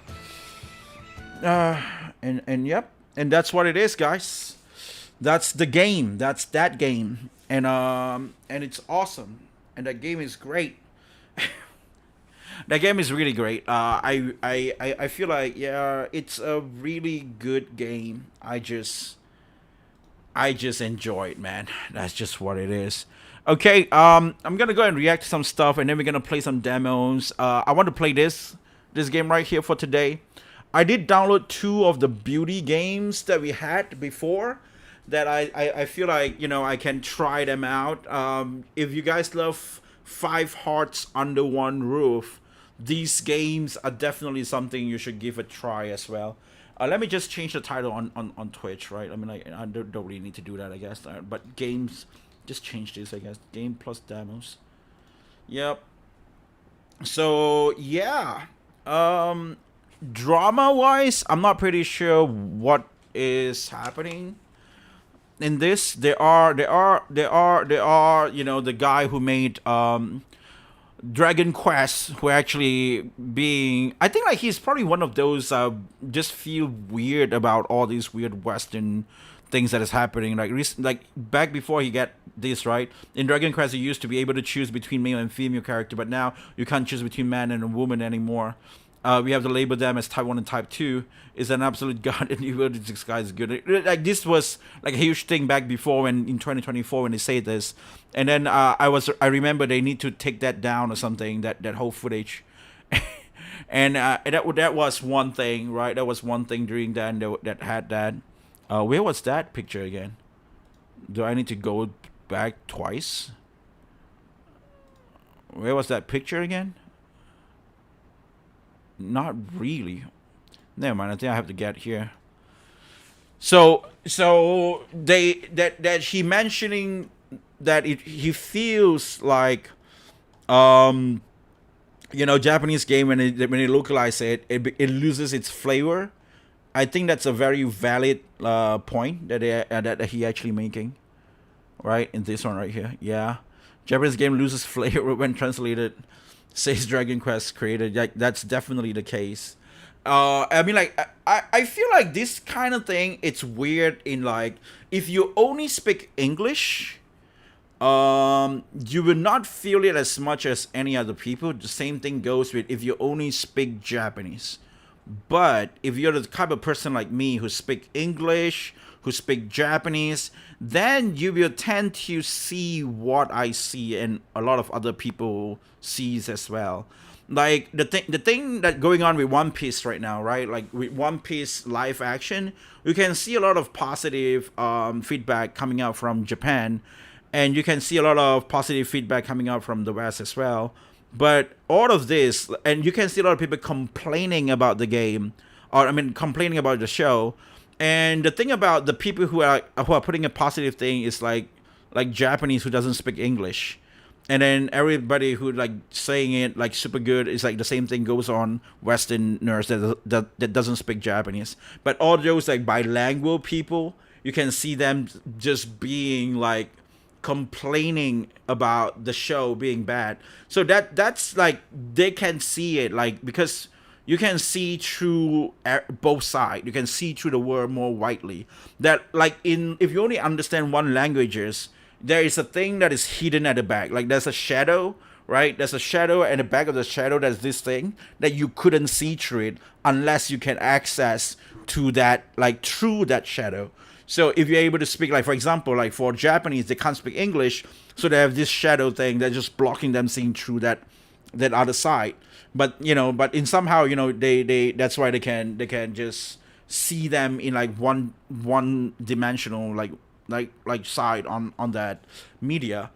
Meanwhile, like vice versa, right? Like a Westerner who doesn't speak Japanese would not be able to see other side of that shadow as well. But as a person who can speak both languages, you can just see through this shadow and just see everything that is going on between.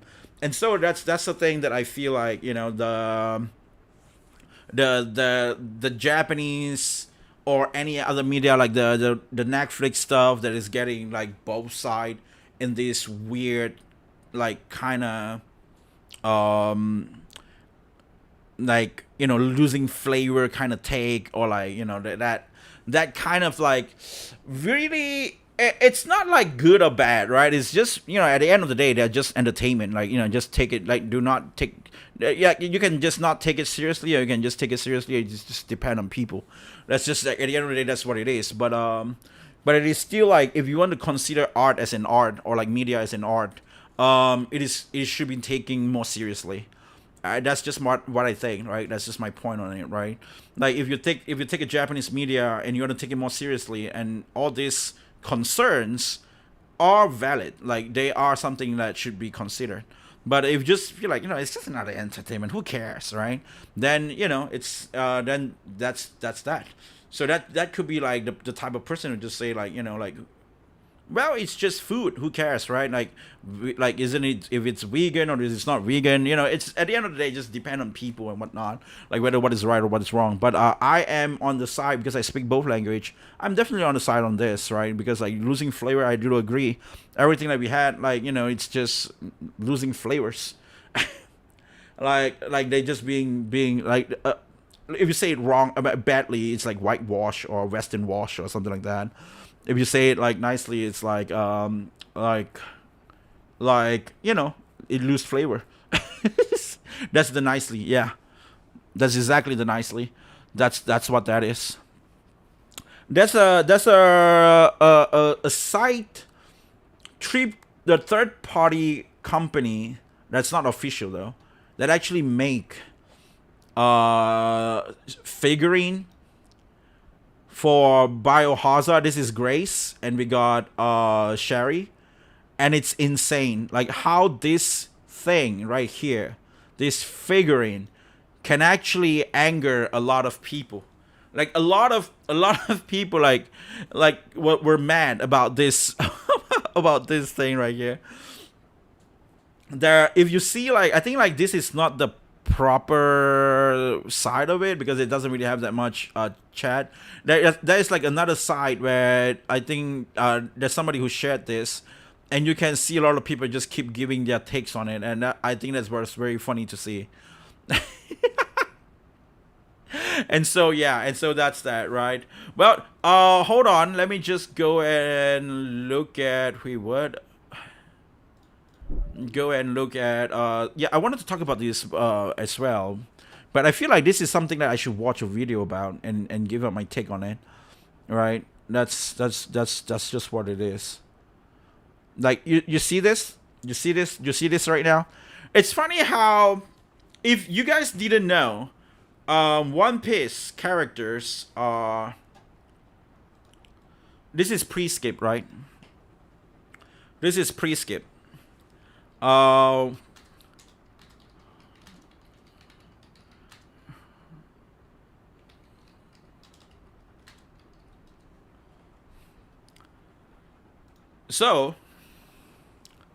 this is pre-skip. This is their age. The Straw Hat crew range around 17 years old. So we got Monkey D. Luffy post time skip 19. So before, they are actually 17 years old. Before, right? We got a bunch of like minors. Okay, following the 2 years time skip is 19 and stuff, right? Nami is 20. You know, whatever, right? Like you can see, like somehow Luffy, or Nami. I think it's 18, so it's acceptable, I guess, right? But this is 18 years old girl. Just bear in mind, this is 18 years old girl. This is a 17 years old man. Somehow sexualizing them is okay. Oh, so now it's okay, huh? Oh, wait. but they are fictional characters. They're playing the characters in One Piece. Oh, really? So you guys do know how to separate it. You know, that's odd, because a lot of time when I mention something like this, they never really separated that. Like, for example, even Sherry and Leon. Sherry now wed and marries Leon, and now their age is like 40 and 49 or something, and somehow that's bad. That no, I don't know. I don't know. You know that. So they know how to separate them. So that's one thing, right? So yeah, so that's one character there, and and I just feel it's just weird and it's just funny, and that's just what it is.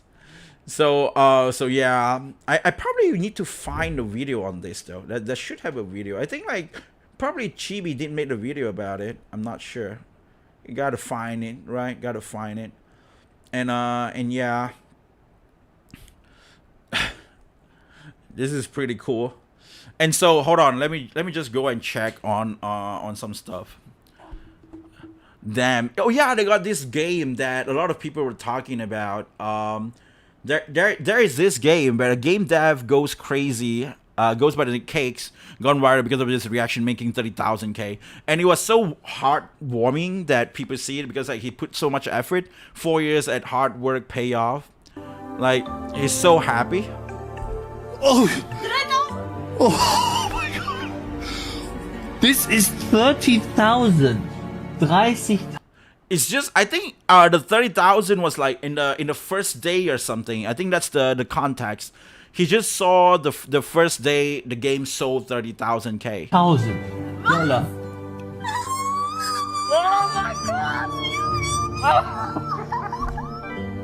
That's insane, man.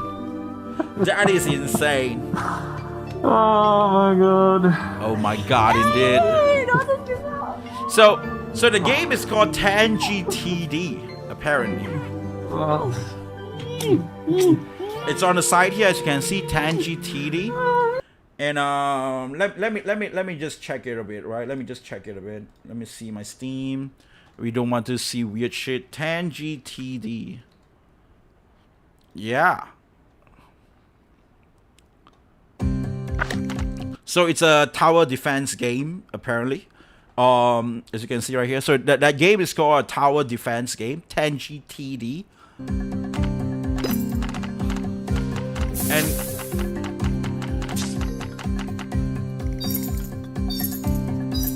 damn. Fight big boss. A nice tower defense game with roguelike element. That's definitely gonna be fun to play. At the end of the day, whether is it fun to play or not. Holy shit.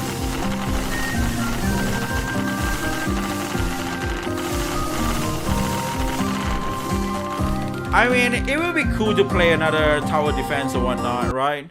So that's the game, right? That's the game, Tangy 3D. It looks really nice, and they got like nice upgrades, route and shit. It looks really cool. Holy crap, we got so much.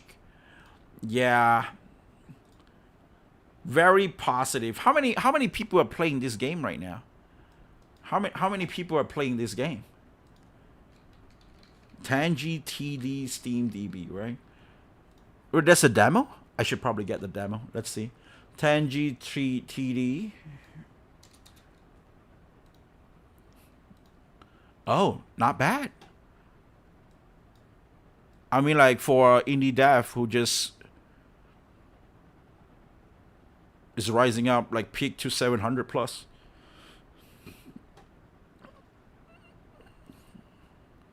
+300 review. That's actually pretty cool. A simple tower defense game that does exactly what a tower defense game should do. Let you customize your tower via upgrade, let you place them in a variety of places, and give you a challenging wave of enemy and test your defense. Tangy TD does exactly all this and does not try to be anything else. Simple gameplay, simple graphics, simple fun, and Tangy TD is its own game, true and true. I'm looking forward to on how the development of the game progresses. Okay, game is fun, but got a level Bay Harbor Butcher that felt outright impossible to spend a couple of hours farming other levels for skill points. Still no shot. They did an update to make the level easier, but it's the same update added the skill point cap. Knowing I can't max out the skill tree now, I won't be able to go back to it. So the game is fun, but because of one level and it's a down. I guess it depends, right? 14 hours of gameplay, one of the most fun I had with the TD fun challenge. I would say it's still in early access, but the dev is actively working on the game. Oh, this guy is a content creator as well. He actually posts a devlog on YouTube, from what I know. Right? I think that's what I heard. What is it again? Cakes, right? Cakes. Let me check the YouTube channel.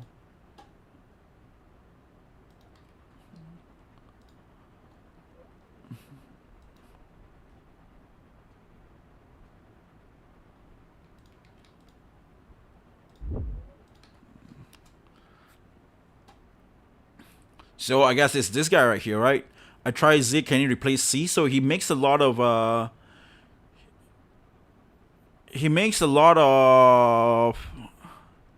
videos about game dev. That's pretty cool. How to feel at making tower defense game? Should indie dev use AI? So they're talking about AI in video games. Probably that's an interesting take that I probably can see and look around. They made him quit game dev forever. Did they make the guy who made that quit game dev forever? I don't think game dev will always quit game dev forever. It's just like Danny, right? Danny came back as well. That's one thing. This game got 1,000 wishlists after a dead start. He does play a lot of those indie games and try them out. That's crazy. Why the first 10 reviews are the most important? Kicks react. Yeah. And I think like the most funny thing about this is that Penguin Zero actually talks about it.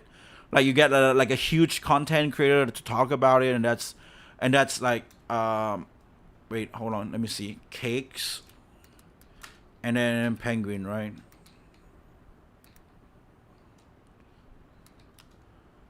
I think Moist Critical did talk about this. Did talk about the thing.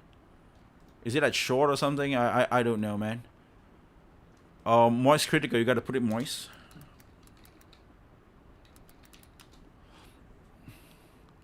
Or should I put it like opposite? Because I remember Moist Critical did talk about it, and that's why I actually know about the game as well. But I'm not sure which video that was, but yeah, it was really heartwarming and stuff, and I was like, oh, okay, that's true. Like, it's insane, right? Yeah, Game Dev react to his video game making 30K in one day after 4 years of work, and that's the part of it, right? Like, he just feel like, what the fuck just happened? And that's awesome. That's really good. That's really cool for him, and yeah. Really, congrats, man. Like, I mean, like, I'm trying to make a game myself as well right now, and I'm just gonna be honest, right? Like, one part of me, I want to make a great game, and another part of me is that I just want to make money as well, right? The same thing, right? I'm trying to make a Mega Bong game, but like waifus instead, right? Like Mega Bong is a great game. I still play it like time to time, and it's really a good game. Hold on, let me just search out where. Is there? Can I get there? Oh yeah, don't worry about it. Like I can get to Mega Bong, right? If you look at my Mega Bong, I still play it a lot, because I've been playing it like after sleep. I've been playing it for 100 hours. Like it's a great game. Like every time before I go to sleep, 30 minutes or 1 hour or something, I would just play the game. Then I go to sleep. and it's a really fun game. But the problem about this game is that I feel like it's a great game, but if you make a game like this, but it's waifu, that would be great as well. So that's where my ideas comes in. Like it's a Megabong game, but it's more waifu, and I want to make it a more parody like parody to like gacha games. So how you recruit characters by gacha, like you gacha new characters, but not like real gacha. It's like an in-game gacha where you play the game, you get in-game currency from playing the game, and then from that currency you can use it to buy gacha and get your characters. And I will make it like real gacha so that the characters is not too hard to get, but it's like more Nikkei kind of percentage where it is still possible to get like the good characters, but there are characters that there are shitty characters as well. I want to put like there are characters like a normal common characters, and then they got like characters where they are like super good characters, and then they got like characters that are like SSR or something like that. And what determines them by differences is that you can get equipments or different weapons and skills to use. Like in Megabong, if you guys play the game, you guys know that you guys have a character that can move around. And then you can get like 4 items and 4 weapons. So like my thoughts on that is that yeah, the weapon stuff is cool. Like it's just like a lot of the roguelike they have that. So so like for common, like a normal, like rare or common, or like like it depends. I think like that kind of characters will only have 2 slots of weapons. and yeah, like we're not gonna make a lot of them, right? Probably like a few of them, simple type of characters. And then we got like the SR, which is like the middle part. Those characters can use 4 slots, and then the SSR, which is a bit rare and a bit hard to get. But if you get them, you can play like a crazy overpowered build. So it's like they are like SSR, and they can slot in around like 6 slot, and like something like that, right? So it's just like as simple as that. And the more star they get, the more stronger they can get, or something. I feel like that's like just a meme or a parody on a gacha game, like, but because since I'm trying to make a waifu Megabong game, and I feel like that makes a lot of sense. So that's where the idea is. So it's really cool to see that other people like making games and putting up efforts and stuff, and then they manage to like get where they want it to be, and that's awesome. And it's like the same time, like I want to make a great game, but in the same time, it's like yeah, it's because of money as well. That's just what it is. Okay, I want to react to this video about Stellar Blade. There is this video on Stellar Blade that I wanted to watch for a long time. Sony had a gold mine. So there is a news that's about Stellar Blade leaving Sony, and they're gonna be independent and make their own publishing. They're gonna publish their own game. They're not gonna rely on Sony or anything anymore. And that's very interesting. And so this Call Me a Seagull guy actually made a very good video on this. And it hits around like 79k views. It's crazy. And this guy only got like around like 608 subscribers. That's crazy, man. Should give this guy a support. That's what it is, okay? Like this is not my main account, so I can't subscribe. I already subscribed it on my like private account, and so yeah, give this guy a support, man. It's a very good video. Like a record-breaking. I saw a few of it, but I didn't really see the whole thing. But let's just see what this guy have to say. Exclusive that saved their 2024 lineup, and they just let it walk right out the door. Today, we're talking about why the creators of Stellar Blade are escaping PlayStation and why they might never look back. In 2024, Sony is in full live service mode. They're burning hundreds of there is a new news that PlayStations are not gonna release their single-player games on multi-platform anymore. Like for example, like Ghost of Yotei is not gonna be a multi-platform. They did actually announce that. Did they announce? There were news that say it was supposed to be releasing on PC right after a year later or something like that. But they decided to change the course. Because I think they probably see it, right? Like it's like everybody just laying on and relying on PC gaming too much that it got like a weird sort of monopoly. Like in my opinion, like putting out on everything on Steam, it's definitely making Steam very, very too big, too huge in some sort of opinion in my take. It's not necessarily like a good thing. I feel like it's kind of scary as well, because there are a lot of games they were available on Nintendo, and somehow they were censored on Steam, and that's one of the concerns that I have with Steam. So I feel like a lot of like Xbox, I'm not pretty sure about Xbox too, but a lot of like company like Nintendo and Sony probably is seeing that right now. So, you know, just keeping, like, I always have the thought of like making games exclusive always build better identity. Like, you know, it builds identity on the game, and, you know, like Mario, it's always a Nintendo game, right? Mario's, it's like when people say about Mario, it's Nintendo. But nowadays, if you say Sonic, and they're like, Sonic? Is it Sega or something like that? A lot of people know it's Sega, but if you ask like other random guy, right, not a gamer guy, Sonic, and then he would probably not even know about Sega or anything like that. He probably would say like, oh, is that the PlayStation game? Is that the PlayStation game? Is that the Nintendo game? Because I saw a Mario versus Sonic Olympic game or something. You know, it depends on people, right? So, you know, so we all know that Mario, Zelda, or like, you know, like Metroid, they are Nintendo games, so they build up good identity. So I can see that, you know, I'm not sure. Like for me, I'm on the side where Sony doing the exclusive stuff is the best thing, right? They're trying to go back to the exclusive thing. It's a good thing.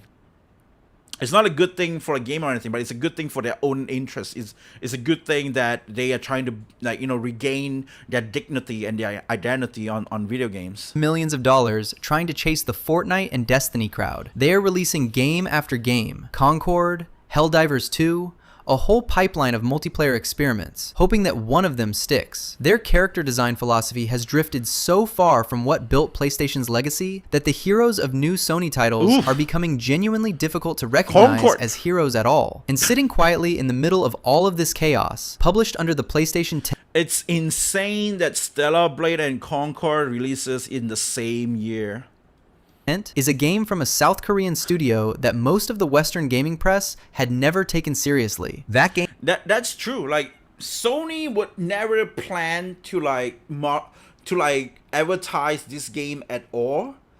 And the funny thing is, when the game appeared in February and they see everybody was freaking out about the game. Like, I remember 2024, like before that, Sony tried to keep trying to push Final Fantasy VII Rebirth, or like any other games, right? Like weird, I don't know why they just keep trying to push Horizon as well. Horizon Lego and weird shit, and I was like, what the hell is happening? And then all of those games in there, that was like, you know, like they decided to push Final Fantasy VII Rebirth, a state of play, to like their own special state of play. And then they put like this state of play February thing into like this random ass game, and the only one that stood out in that state of play was Stellar Blade. And after everybody can't stop talking about Stellar Blade, the funny thing is, Sony pushes so hard on that game. Like there is weird like dancing going on in that game. It's just weird. Like, I'm not pretty sure if I can find more of them, but they just keep pushing a lot of trailers. Like, everybody was surprised as well. Wait, how many advertisement do you really need? How many advertisement do you really need? Like, they got like PlayStation themselves make a choreograph so that they can make like a TikTok video and dance it, and it did not success actually. Like, nobody actually cared about the dance tutorial of this. Like, nobody really cares. And but the way that they pushes it, like they did so many weird shit, so many weird like advertisement for it on YouTube. It was insane. And I remember that, like, people just like, it was a game that just sitting on the side that nobody actually cares. And even Sony, they didn't want to push it, but they saw like, holy crap, everybody's like talking about this. Okay, now this thing can make money. Name was Stellar Blade. So to think of like in that kind of way during Women's Day, they did not put E-face at the front. That's just saying a lot, man. And here's the thing about Stellar Blade I'm sorry, that I'm should yapping deeply too much. embarrass the people running Roughly Sony even Interactive started the Entertainment video yet. right now. They had a gold mine in their hands. A game with phenomenal combat, a stunning protagonist, a killer soundtrack, and a design philosophy that connected with millions of players across the world. The kind of connection that money cannot manufacture. A game that broke PlayStation user score records on Metacritic. A game that sold over 1 million copies on PC in 3 days. A game whose developer then went public on the Korean Stock Exchange. In 3 days, man. Holy shit. And raised $320 million in one of the most explosive gaming IPOs in years. And now that developer, Shift Up, appears to be walking straight out the door. The signs are everywhere if you know where to look. New job listings, self-publishing ambitions, a sequel with no publisher attached, a studio that no longer seems to need Sony's marketing machine or Sony's money. And given the way the relationship between these two companies actually played out, you can absolutely not blame them. Sony had the golden goose. They shook it, plucked it, and tried to put it in PlayStation Network chains. And they try to censor the game. They try to do a lot of weird shit with the game. And of course, I mean, like, as a game developer, and now I'm like, you know, why would I need you anymore, right? I mean, like, yeah, other people can say, oh, it's a bit scummy. You're using them as a stepping stone. Like, you know, like, it's always better to think about yourself. Like, it's always better to think about what is the best interest for yourself. And Shift Up is doing that, and it's like, you know, it's only makes sense.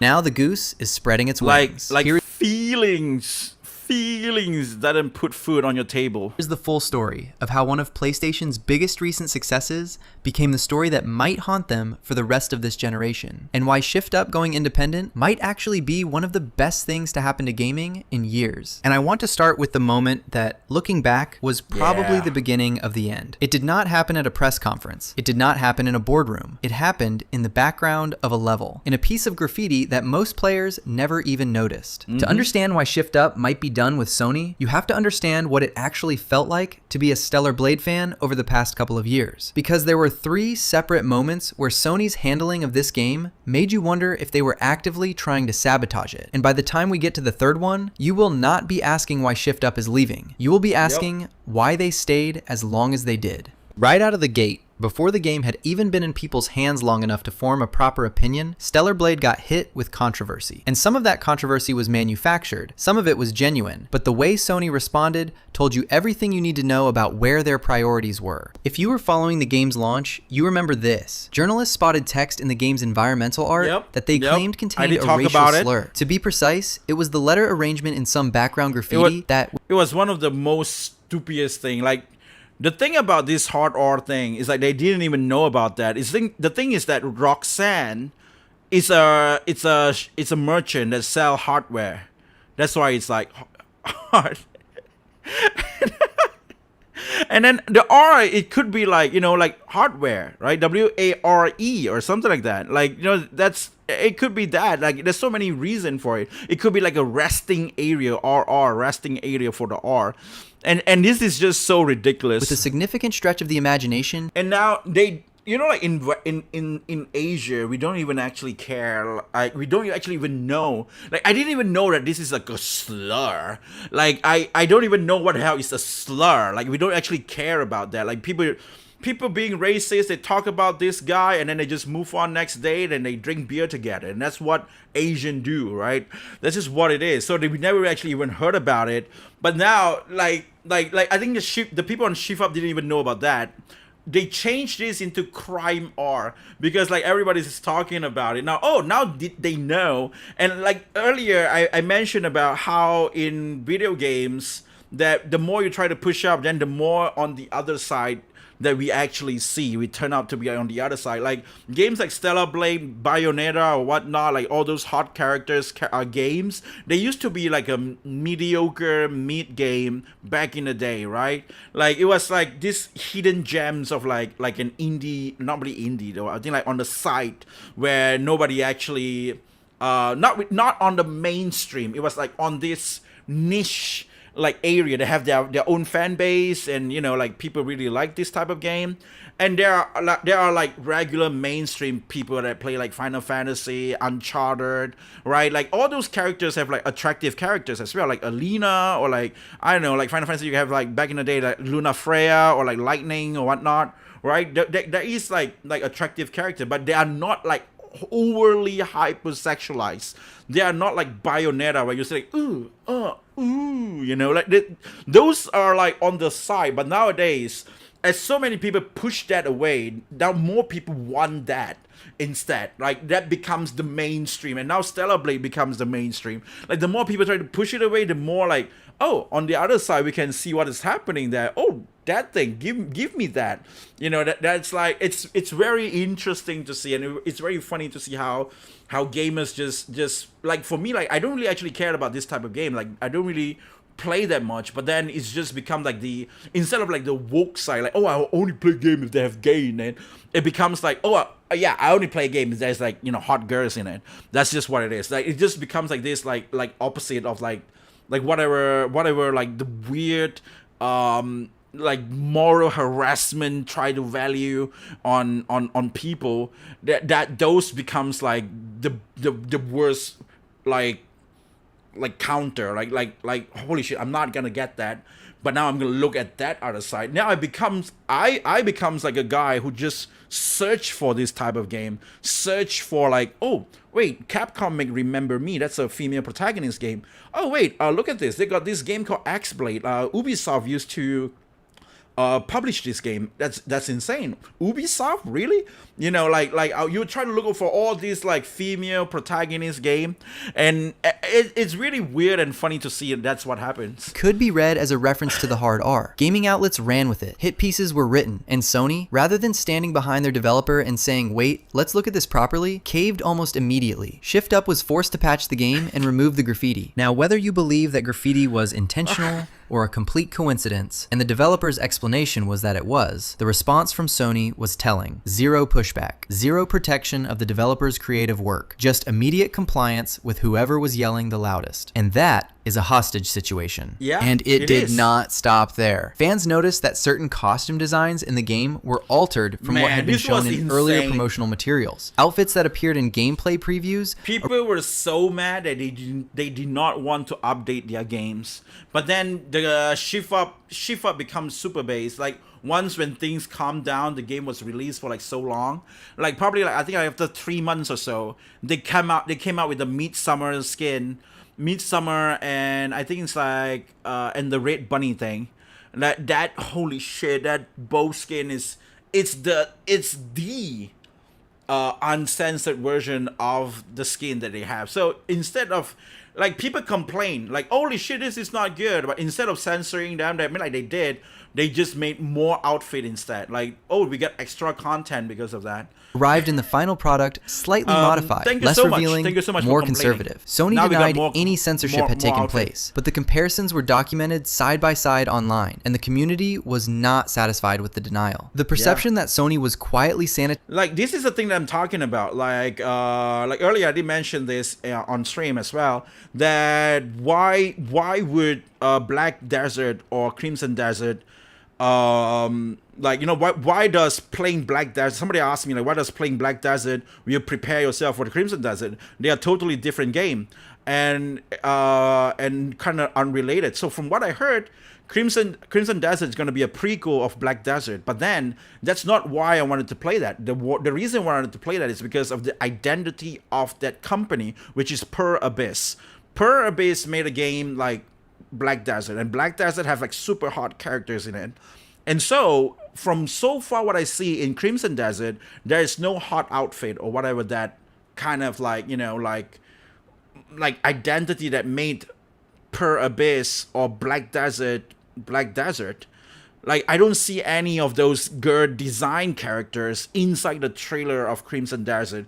Is that because they're trying to release the game on like trying to make it look like, you know, trying to appeal to more wider, broader audience?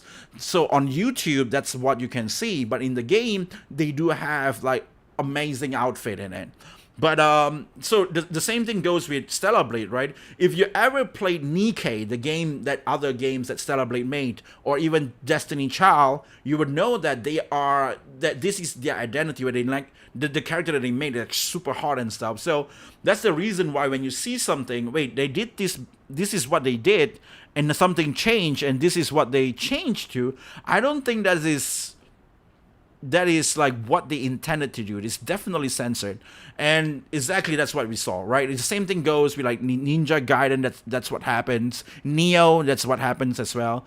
And Shift Up, like we can see that they actually did get, like they have like the previous outfit on the, you know, like the 1.00 version of the game in the disc, and then they got like the updated version of the outfit, which is covered up a lot of like black cloth or whatnot. Advertising Shift Up's creative vision had taken hold, and it was hard to shake. For a studio... So, but if you look at Nikkei again, everybody is so sexy. So it is confirmed 100% that Shift Up designs in that kind of way.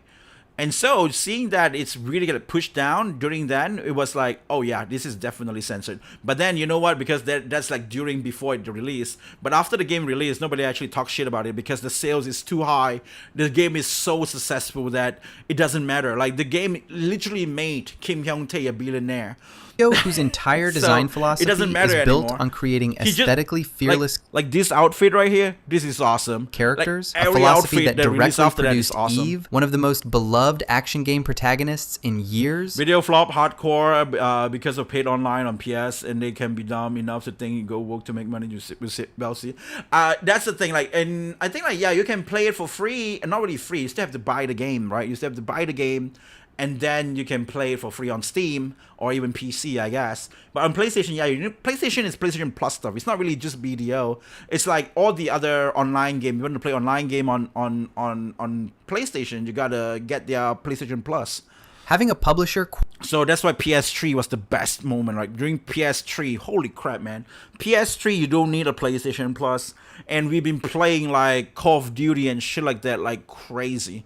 Holy shit, it was so good. Quietly nudge your work toward a more acceptable look is not a small thing. It is a fundamental creative violation. If the graffiti controversy told you about Sony's instinct to capitulate to bad faith criticism, the Steam launch told you something even worse about them. It told you about their instinct to prioritize ecosystem control over their own game's commercial success. When Stellar Blade launched on PC through Steam in June 2025, Sony initially required players to link a PlayStation Network. No, they removed this. They removed this. All the players didn't like it. They removed just to play on Steam, a PC platform, not a PlayStation. And here is the critical detail that makes genuinely indefensible. PlayStation Network is not available in over 180 countries worldwide. Countries where it is literally impossible to create a PSN account because Sony does not operate the service there. So what Sony's requirement actually meant in practice was this. Customers in those 180 plus countries could see Stellar Blade on Steam. They could click buy, but they could not play the game. They were paying for something they were being locked out of. The game briefly faced delisting in those regions. Real customers being cut off from a product they wanted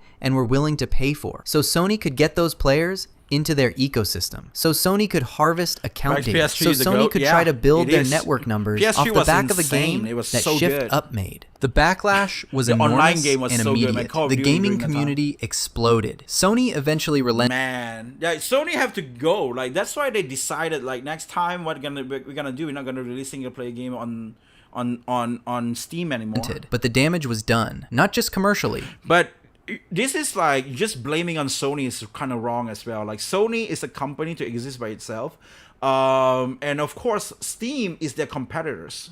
One thing, and yeah, it's good if they can coexist. But when they release game on Steam, I don't know where's the profit really is because the game is cheaper. There's not much of the game money gets to Sony, right? Did they get to Sony? Like how many percent was that? Because Steam takes around like 30% from what I heard. Like it takes around 30% on stuff, and PlayStation takes around 30% as well. But PlayStation write it up, right? That's the scummy shit. But again, like so that's where it hits. Where Steam being this monopoly company, it's a bit concerning as well. Like like back in the day, you still can have this like, you know, comparison between which is like which one you can go for, like Xbox or PlayStation, because both of them are completely different, right? So Not just in terms. so on Steam, I like Steam. Steam has a lot of nice stuff in it, but I'm kind of scared of Steam being too big that they monopolize like the whole market of gaming. That is just scary because I mean, like, they censoring games that's already scared, and then they are a very wuss company as well because MasterCard and Visa card that is being controlled by feminism can actually control how they control games is insanely scary. And that's the reason why I'm concerned, right?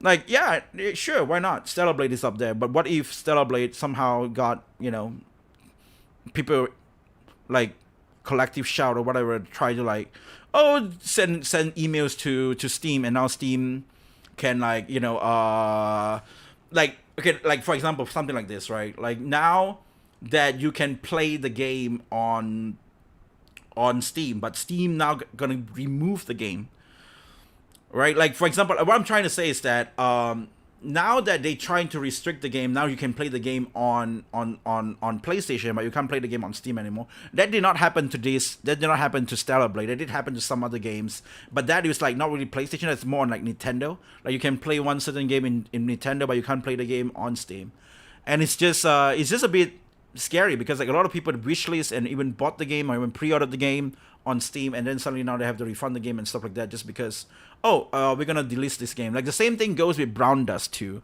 Brown Dust 2 get complained by one country. Like all the other country is gonna get attacked just because of one country. Like that's Germany. Germany feminists say no. Like this game is weird, right? Please censor the game and shit.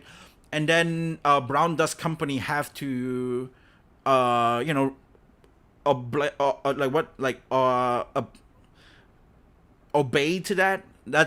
Then they decided to do that. They try to censor some of their games, and then the players themselves like, what the hell are you doing? Like this is not what I want, because they literally changed the whole game. And there is like two versions, like a censored version and like original version or something like that, from what I heard. But the backlash was so bad that they actually give out skin. They give out a paid skin. Like the paid skin usually costs around like $60 or so. They in order to say sorry to the fans, they give that out to people. In terms of community goodwill, but in terms of what Shift Up must have understood about what Sony's priorities actually were. Like as much as I like Steam, that's the only thing I worry, like the censorship thing. It was not their game, but Sony's leverage. After going through an experience like that, would you renew that publishing deal? Would you willingly hand the keys to your next? It is literally a very ahead of its time machine. I think that's what PS3 is. Like it was a very what we call it again, very ambitious machine. Like they really put in a lot of things, Blu-ray, some USB slots, and you know, it's like a computer, but it's not computer or something like that.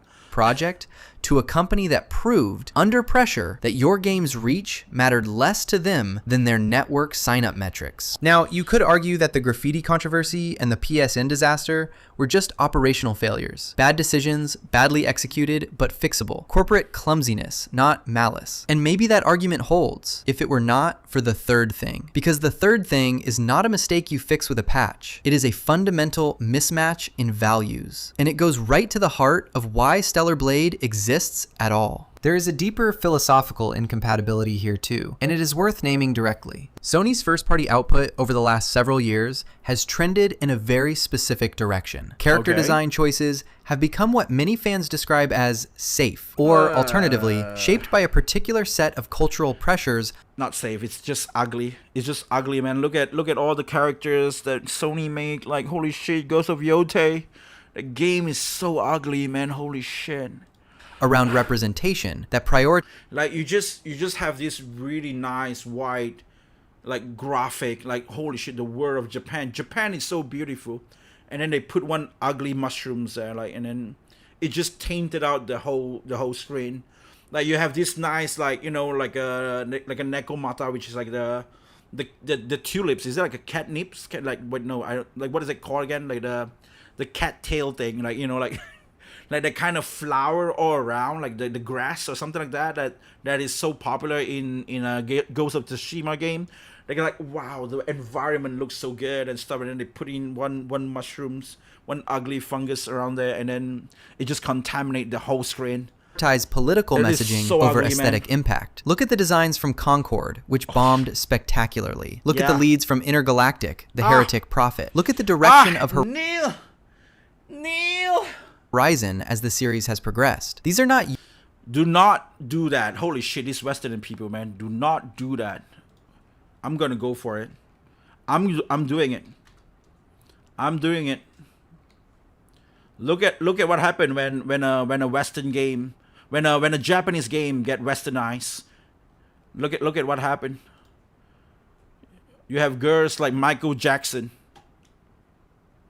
People say she's attractive, but I say she's not. I'm just saying, bro. You so many girls you can choose, but you choose Michael Jackson. Michael Jackson girl.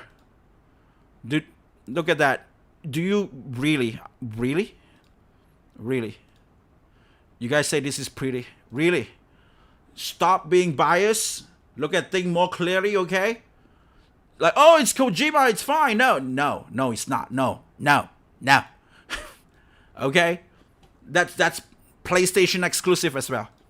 universally bad games, but there is a clear house style emerging at Sony adjacent studios, and it is a house style that a significant portion of the gaming audience has been visibly rejecting. Stellar Blade is the photo negative of that trend. Eve is an unapologetically striking, expertly crafted character. She is the kind of design that gets people to cosplay, She is also based on a real person.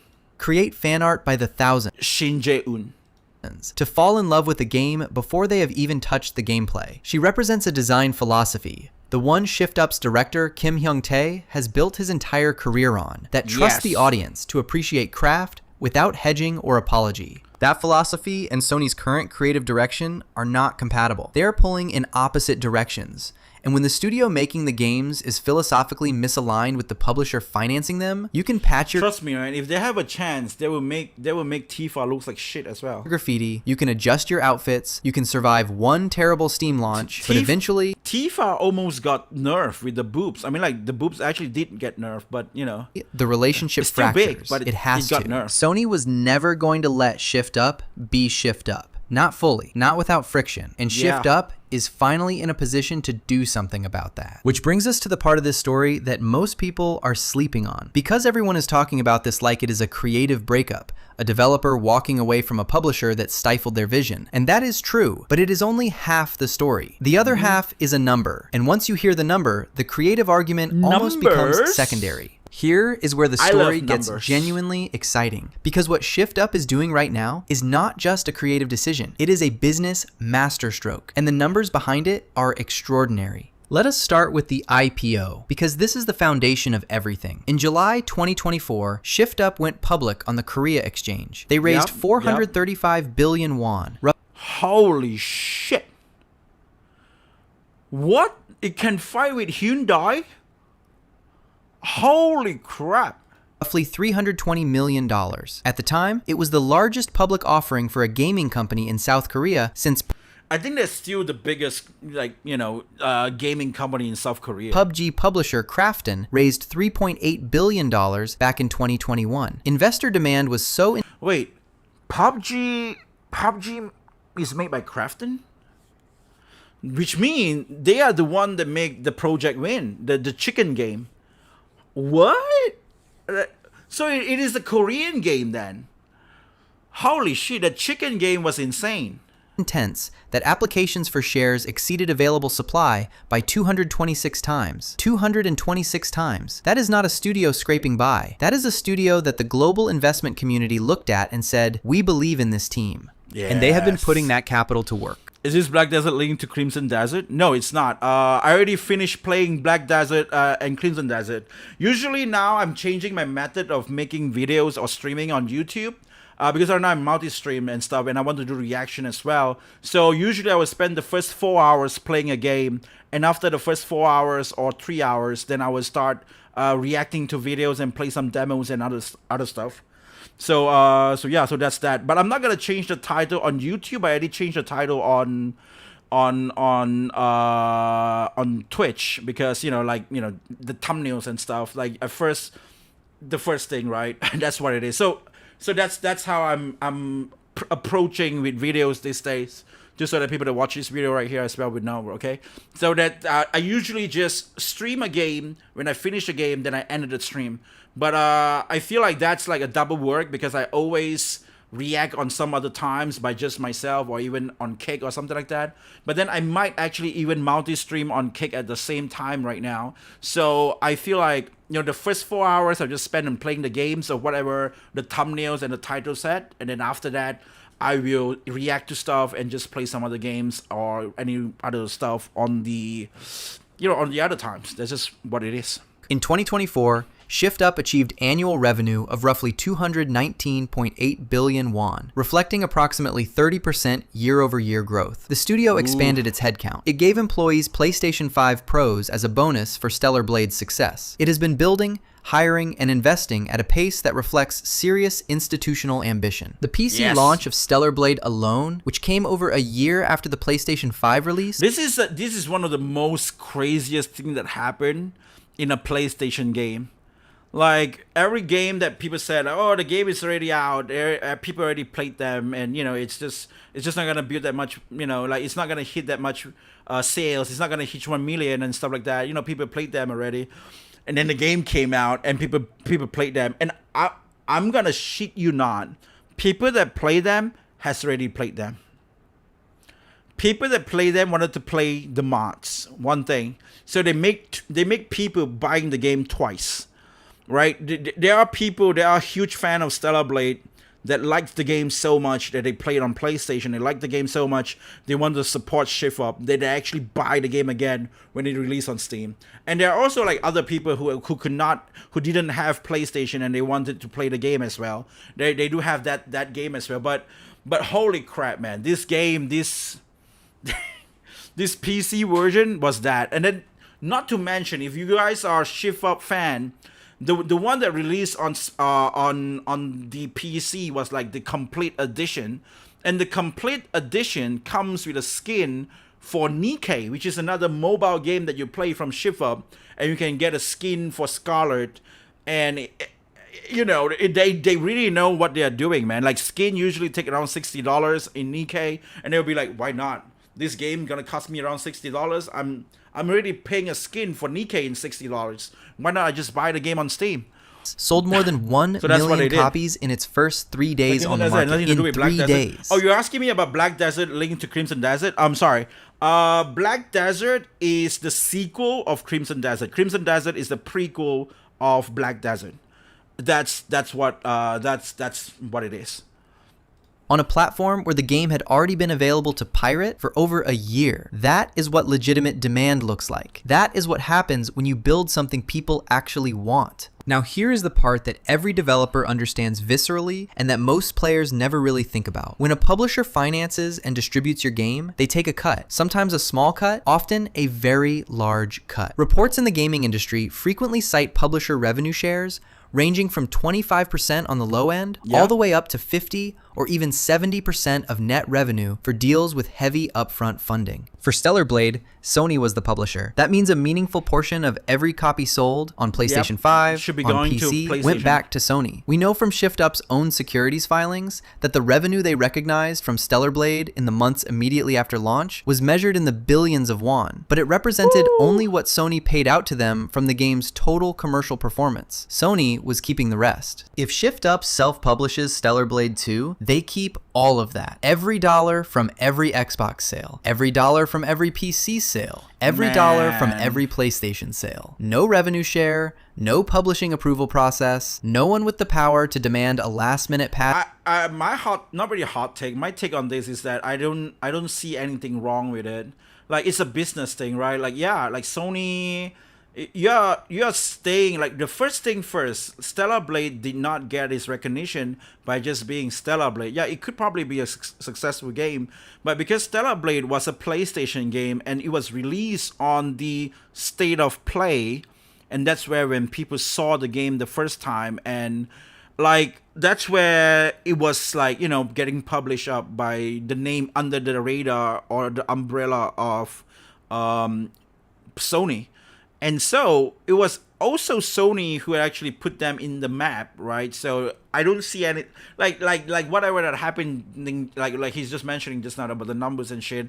I don't see anything wrong with it. On your graffiti or a PSN login gate on your PC launch. One commenter on gaming forums put it bluntly and correctly. Publishers can take up to 90% of revenue, leaving developers dependent on that relationship forever just to stay afloat. Shift Up that is just maybe trying to exaggerate it. I don't think Shift Up did that kind of deal. Has broken that cycle. They have the war chest to fund their own development and their own marketing. Yeah. They do not need Sony's money anymore. And without needing Sony's money, they do not need Sony's conditions. The recent job postings Shift Up. They really don't need that much, but I think like there is like this very good relationship with them and Sony. They're thinking about like there is a sort of narration that is trying to go around the world that Sony is bad and stuff. I'm not trying to like just defend Sony or whatever. Like, I'm trying to just give it like another perspective of look, right?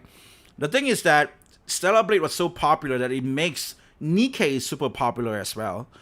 And then Nikkei becomes overly popular as well. And then it's like, you know, it just may generate more revenue for Shift Up as well. So it is like, they don't really have to rely everything on Stellar Blade. Yeah, Stellar Blade making money, that's great. But they have their own IP called Nikkei, and they're really doing very well on that IP.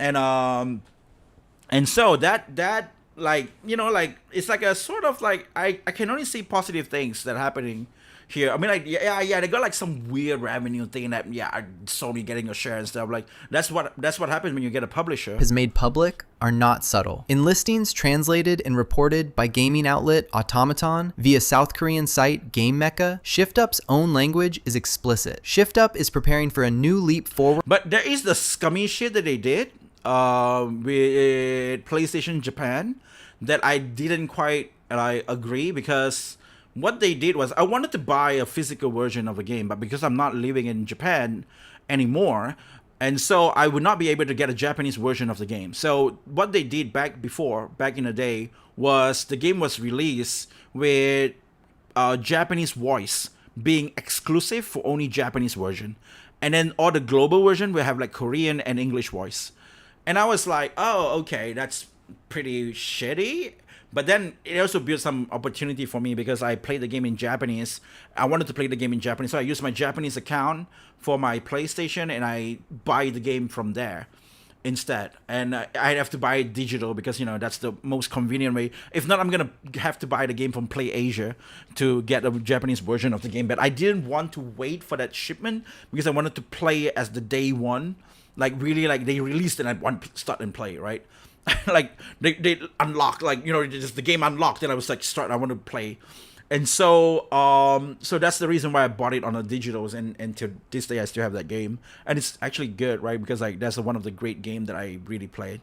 I'm planning to buy it on PC as well, of course. In the global market, so beyond the worldwide success of Goddess of Victory Nikkei and Stellar Blade. We aim to expand our self-publishing capabilities to support internally developed titles across consoles and PC. The roles being advertised include communications manager, creative lead, marketing manager, and multiple localization positions. These are not the job listings of a developer. These are the job listings of a publisher in formation. They are building the infrastructure to reach every platform, every region, every potential customer, entirely on their own terms. Among the preferred candidate qualifications listed for some of these roles, having earned the Platinum Trophy in Stellar Blade. They are not just hiring professionals, they are hiring fans. They are building a publishing division staffed by people who love what they make. That is a culture statement as much as a business one. But here's the thing nobody is talking about loudly. It's always great to hire people that have a good interest or a fan of your product. Somehow that's not what PlayStation or PlayStation California is doing. You know, they hire people based on DEI, you know, and many of the Western companies, I'm not pretty sure why. Like recently we saw the news with Jeff Kaplan, right? The guy from Blizzard was so he's like so tired. Like he's just like, like he's so fed up of the gaming industry that He just like wanted to get away from people. Like there's like a 5 hours video of like a podcast on Jeff Kaplan and why he quit Blizzard. And if you see that, like he decided to make a new company of himself for himself that everybody is passionate about games instead of like a weird ass like HR hired DI bullshit that it's gonna destroy your company. Like so base. That's what it is. Enough yet. All of this. I'm interested in playing that game as well.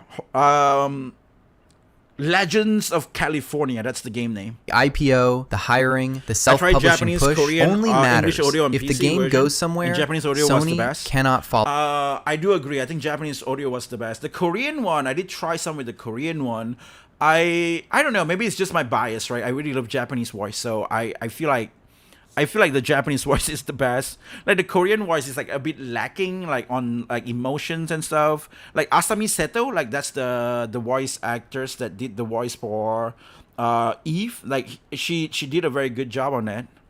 It. And there is a very specific platform that represents billions of dollars in untapped Stellar Blade revenue that Sony has been sitting on like a guard dog. We need to talk about what happens when Shift Up finally walks past that dog. All right, let us get to the thing that PlayStation loyalists are least excited to hear about. Because if Shift Up self-publishes Stellar Blade 2, the era of PlayStation exclusivity is almost certainly over. And the implications for the platform war... It would not be over, in my opinion. It would just push to Sony realizing that, like, Sony would just keep losing money. And then the world will shift.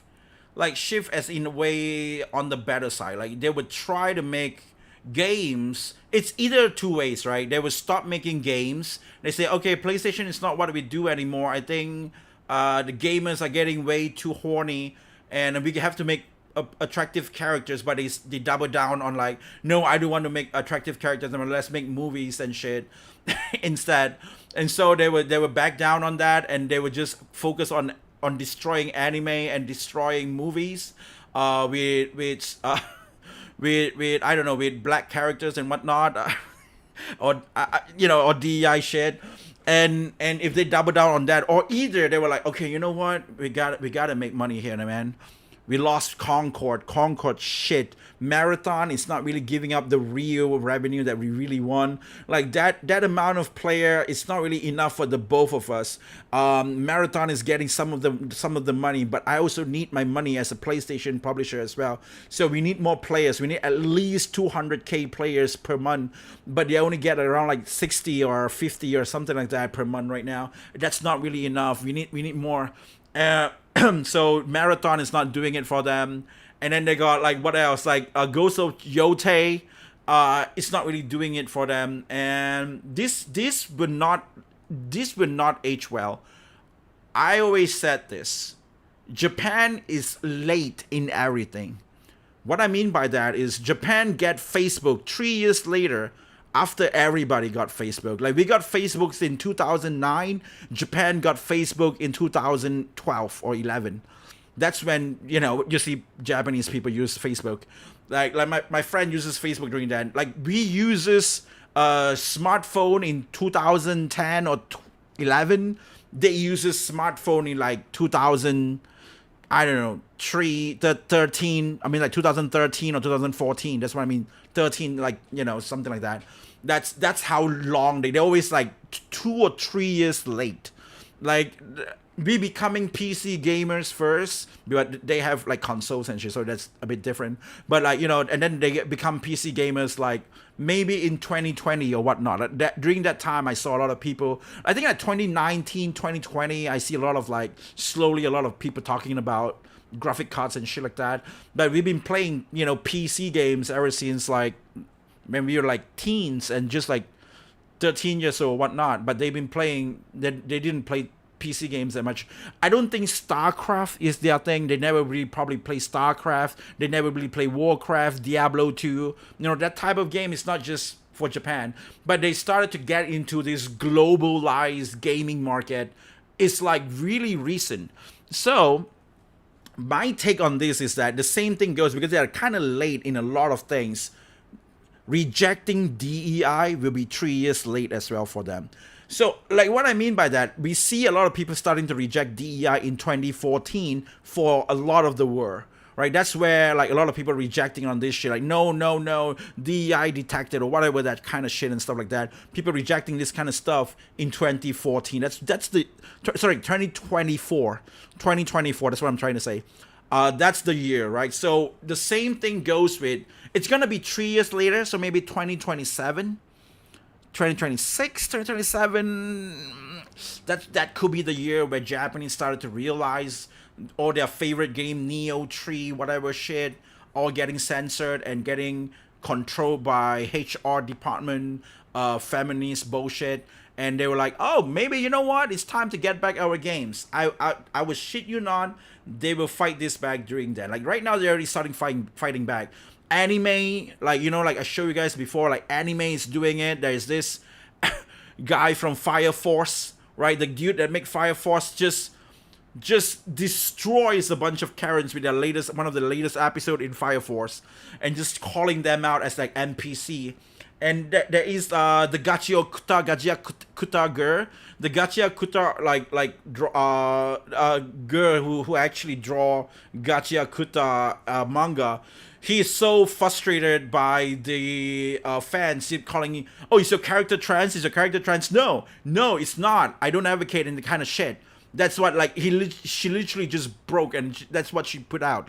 Like, there's a lot of, like, sign that we've seen is from there. The same thing, like, you know, from just now that I just talked about with the Dragon Quest creator. He just make everything that get westernized now is just, like, losing its flavor, right? And the prime minister themselves, that says Western or any outside media should not influence their expression of freedom in their media, like games or manga or whatever, right? So you can see that the fight back is slowly coming in, but it will still take some time. So it's gonna happen on Sony Japan. I'm talking about. I'm not talking about Sony California though. Are See how that significant. goes. The original Stellar Blade launched as a PlayStation 5 exclusive on April 26, 2024. The PC version... I'm sorry, man. Reacting to this 23 minutes video and got so many things to yap that it's already become like 50 minutes on recording. not arrive until June 2025, more than a year later. That gap was a function of the publishing arrangement with Sony. It was not a technical limitation. Sony's strategy, particularly in the early years of the PS5, was to use major titles as exclusivity weapons. You want to play this? Buy the console. That strategy may have made sense in a different era. In 2024 and 2025, it is increasingly anachronistic. The PC gaming market is enormous. I feel like console is coming back. Look at even Steam Machine is coming back. Steam Machine is trying to take over the console market. And I think that's one of the reasons why Sony wanted to pull back and, you know, release on, like, they have a new competitors now. Here comes a new challenger, which is Steam for PlayStation. Now, PlayStation versus Steam is gonna be the next console war that we'll be able to see. Stellar Blade's performance on PC proved that definitively. Over 1 million copies in 3 days. That is not a secondary market. But Sony would not win for one reason. Not because of their wokeness or what shit, no. It was because of Steam willing to put hentai games on their platform. Like, you got so much NTR-aholic. Summertime,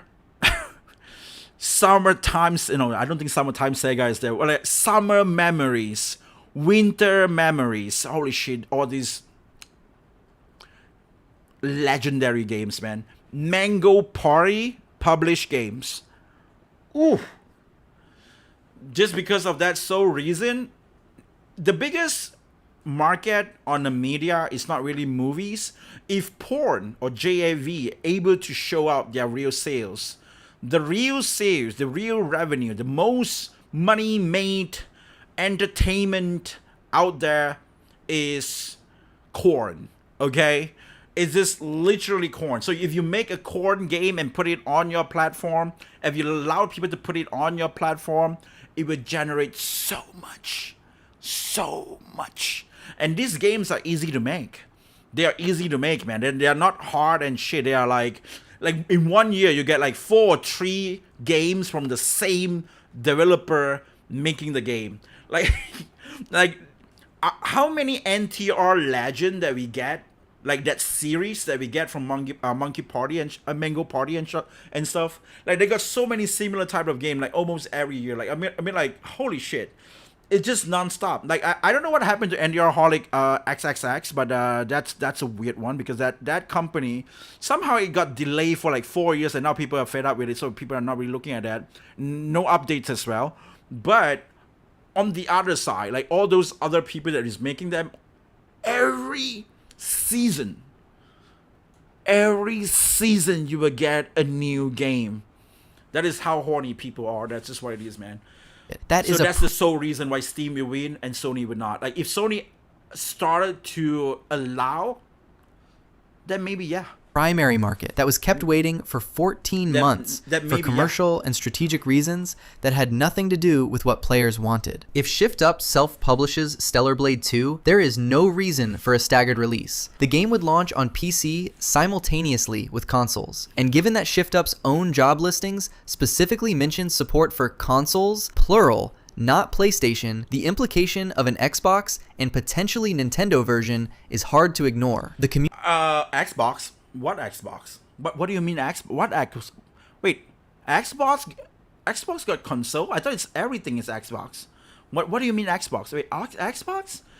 No, Nintendo probably. Community has already been discussing this loudly. Reddit threads covering the self-publishing news are full of players on Xbox and PC expressing genuine excitement about the possibility of playing a day one Stellar Blade 2. Recent reporting has also confirmed that Shift Up is actively evaluating bringing the original Stellar Blade to platforms beyond PS5 and PC, with Xbox Series X and the Nintendo Switch 2 apparently being explored. If they are willing to port the first game to those platforms, the idea that the sequel would skip them entirely becomes very difficult to defend. There is one more layer to this that makes Sony's position even weaker. According to recent reporting, Sony itself is reportedly reconsidering its PC port strategy, with internal discussions suggesting the company may pull back from PC releases and return to a more exclusivity-focused approach because they believe their PC releases did not meet financial expectations. Let that sink in. PlayStation PC releases that included Spider-Man, God of War, The Last of Us, supposedly did not meet expectations, and their response might be to do fewer of them. While they did not make expectation on PC, so it's just like losing money. Like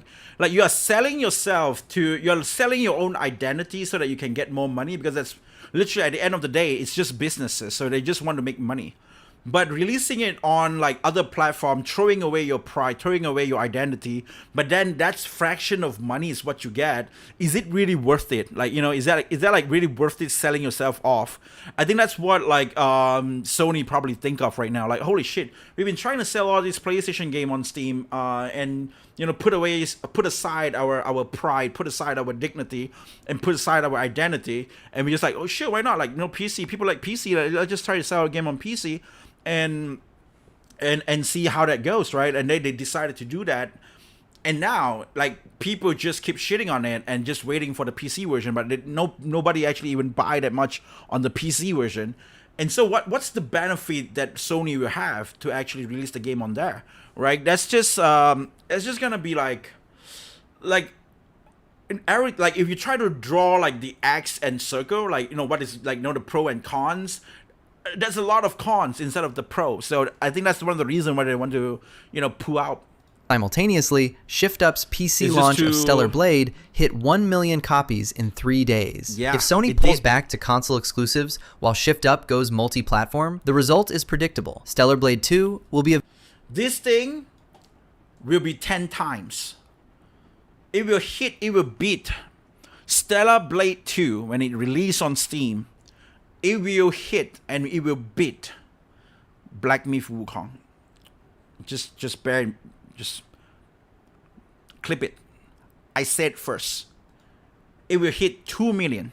Available to the entire global gaming audience simultaneously. PlayStation will get the game because PlayStation players love Stellar Blade, and Shift Up has no reason to cut them out. But Xbox players will get it. PC players will get it on day one. Nintendo Switch 2 players may get it. The game will be everywhere. Marketed by a studio that built its publishing infrastructure specifically to serve its own IP. I think what they did is a very clever thing. Like, first of all, they released the game on PlayStation, and it was so well optimized. it has no problem. The quality of the game was so good. The stability of the game was so good. Nobody actually compared about bugs or any weird shit. Despite that, like, you know, even though it's a PlayStation exclusive that releases on one console, Insomniac, they decided to hire a bunch of DEI hire, and they got so many bugs and shit at their first day in their Spider-Man 2 release. Like Spider-Man 2, I remember so many bugs in that game that people just keep talking shit about the game, man. Like, what the hell are they doing, right? And then Shift Up, they decided to, like, okay, experiment, slowly try to optimize the game on PC. They take 1 year to do that. They slowly put them out, and then they put in out all those DLC at the same time. They try to support the game for the whole year, right? It's a single player game, but they give up like free updates on like summer events, on like Christmas event. They got like crazy outfit. But if you like to support them more, you can buy Neo Automata event things, and then you can get like Neo Automata skins, which is really good. And they slowly try to optimize their game with that one year. I remember trying the game out on my demo with my 2060, which is a very outdated card at this point, and it runs so good on high settings.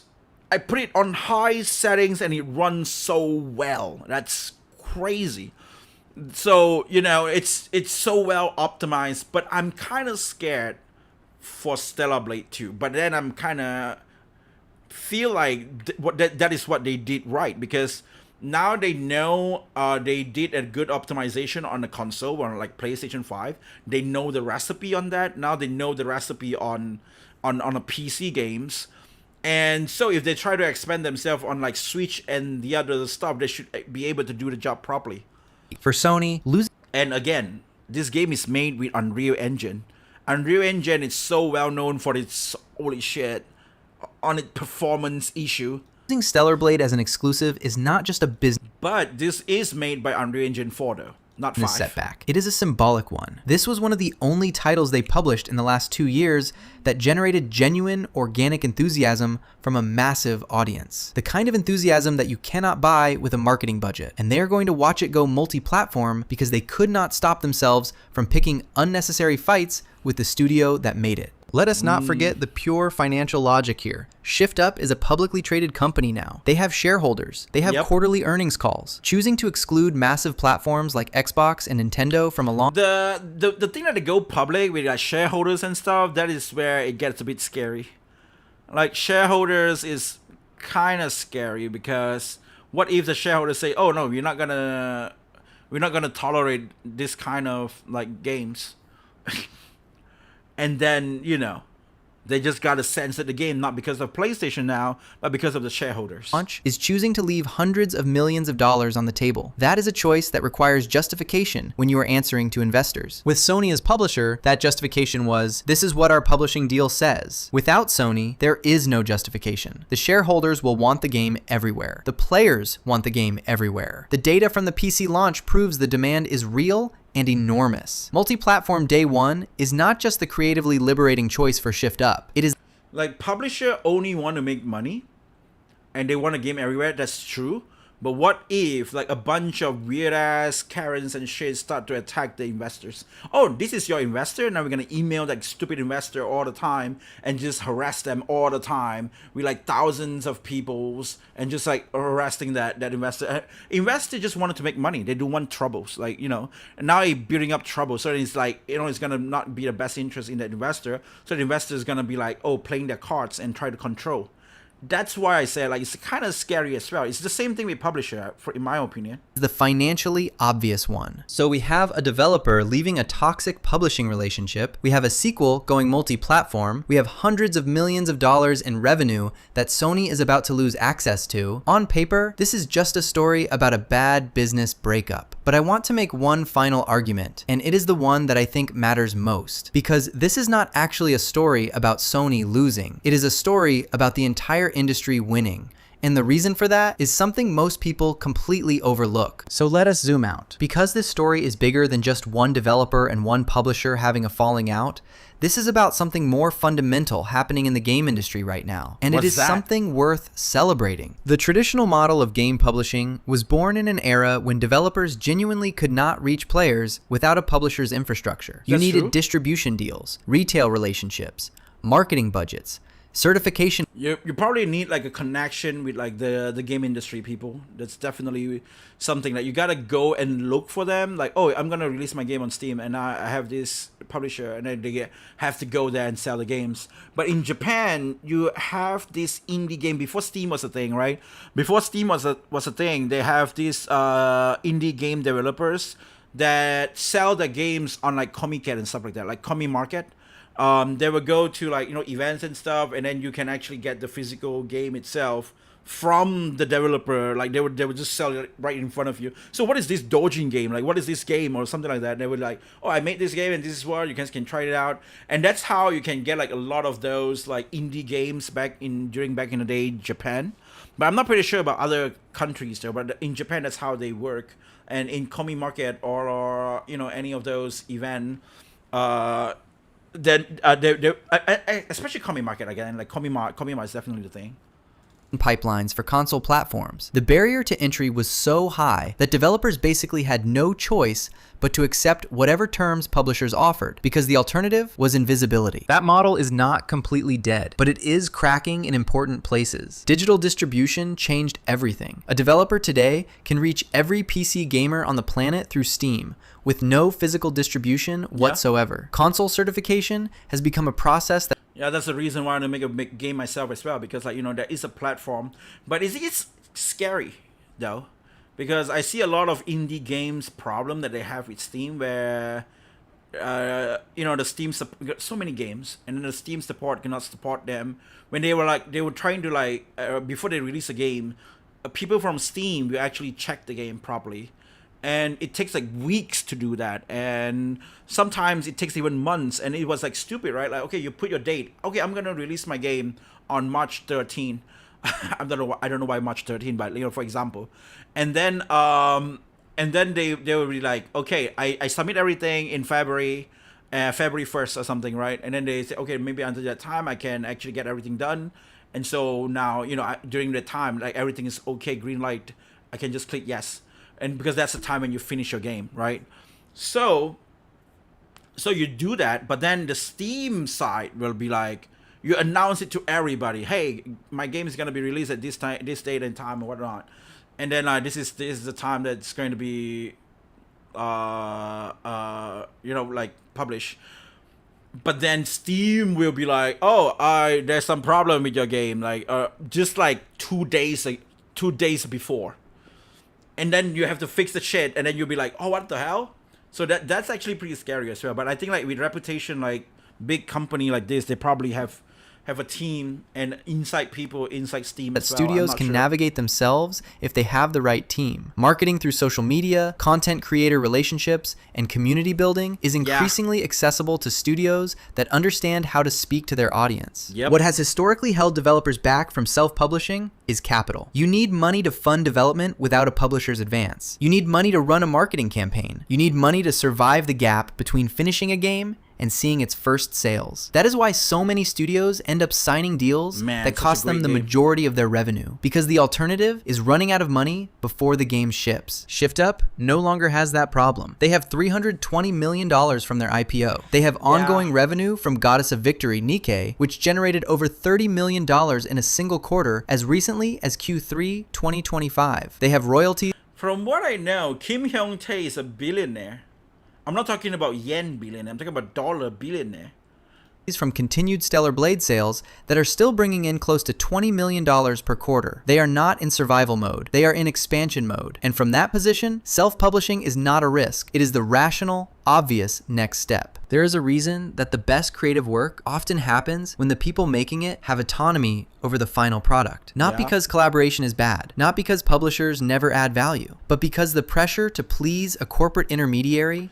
The thing about this, like when I saw Kim Hyung-tae talk about the character design, it was insane how he really knows about humans' body. Like when he said about, oh, this part of the position, oh no, that's where the abdomen is, that's where the, like, you know, like all the names of the inner of human, like, you know, like liver, heart, or lung, or something like that, right? Like even those small little things, he knows where it is, like precisely as well. He's like a doctor, but it's not a doctor, but he knows all where those things are so that he can create a proper, you know, lady's physique, or like looks or appearance. Who has their Which own is strategic insane. agenda, their own platform metrics to hit, their own cultural sensitivities to manage, their own legal teams flagging risks, inevitably introduces friction that has nothing to do with making the best possible game. Shift Up's vision for Stellar Blade was specific, coherent, and deeply personal. Kim Hyung-tae is not making these games by committee. He has a design language, an aesthetic philosophy, a sense of what he wants his characters and worlds to feel like that is identifiably his. That is rare. That is valuable. And that kind of singular vision does not benefit from a publisher stepping in to say, can we just make this a little less that? Without Sony, Shift Up can make Stellar Blade 2 exactly as they intended. The outfits will be the outfits they designed. The narrative will be the narrative they wrote. The release... Let's really hope that's the case, man. That's what we really want. Because again, the company went public. Before that, the company haven't go public yet. The company went public, and now there is investors to please. Will go everywhere they want it to go. Kim Hyung-tae is an amazing character designer and artist, early 2000. Yeah, I know Magna Carta. Back in the day, I did play the game, but I never really know what kind of game it is. But do you guys know that Magna Carta 2, the gameplay looks exactly like Final Fantasy VII Remake?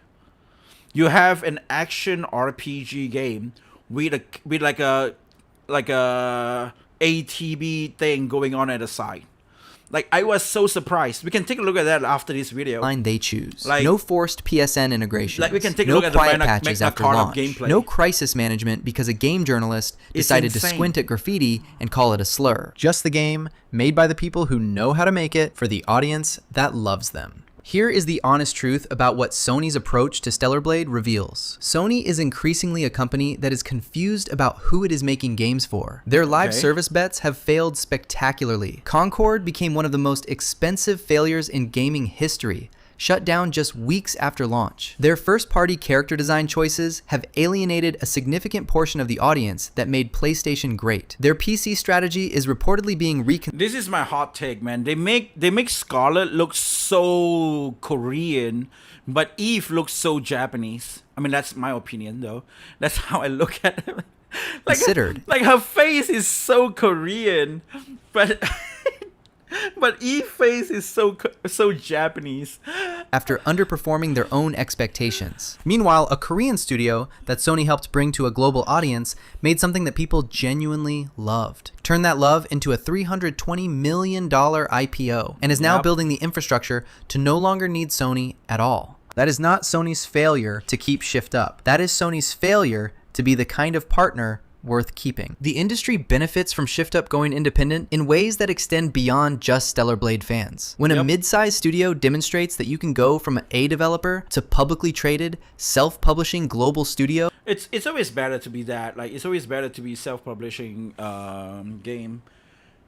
But again, right, I'm just worried about the investor side, because the same thing going on with Square Enix right now. Square Enix has this activist publisher that is from Singapore, where they just keep talking shit to Square Enix, and I kind of get it, right? Because Square Enix is not really doing well, and then I did make a stream that just reacted to the whole thing, like just checking out the whole publisher, not really publisher, sorry, the whole shareholder documents on Square Enix. But there are, like, when I look at it, there are a lot of like area that is just very unjustified as well. Like, it's just weird. Like, they did not really, I'm afraid that they don't really actually know what Square Enix is. But then, you know, like, then again, that's Square Enix problems to fix. That's not really my problem. But then, you know, we are just here for like gossips and shit.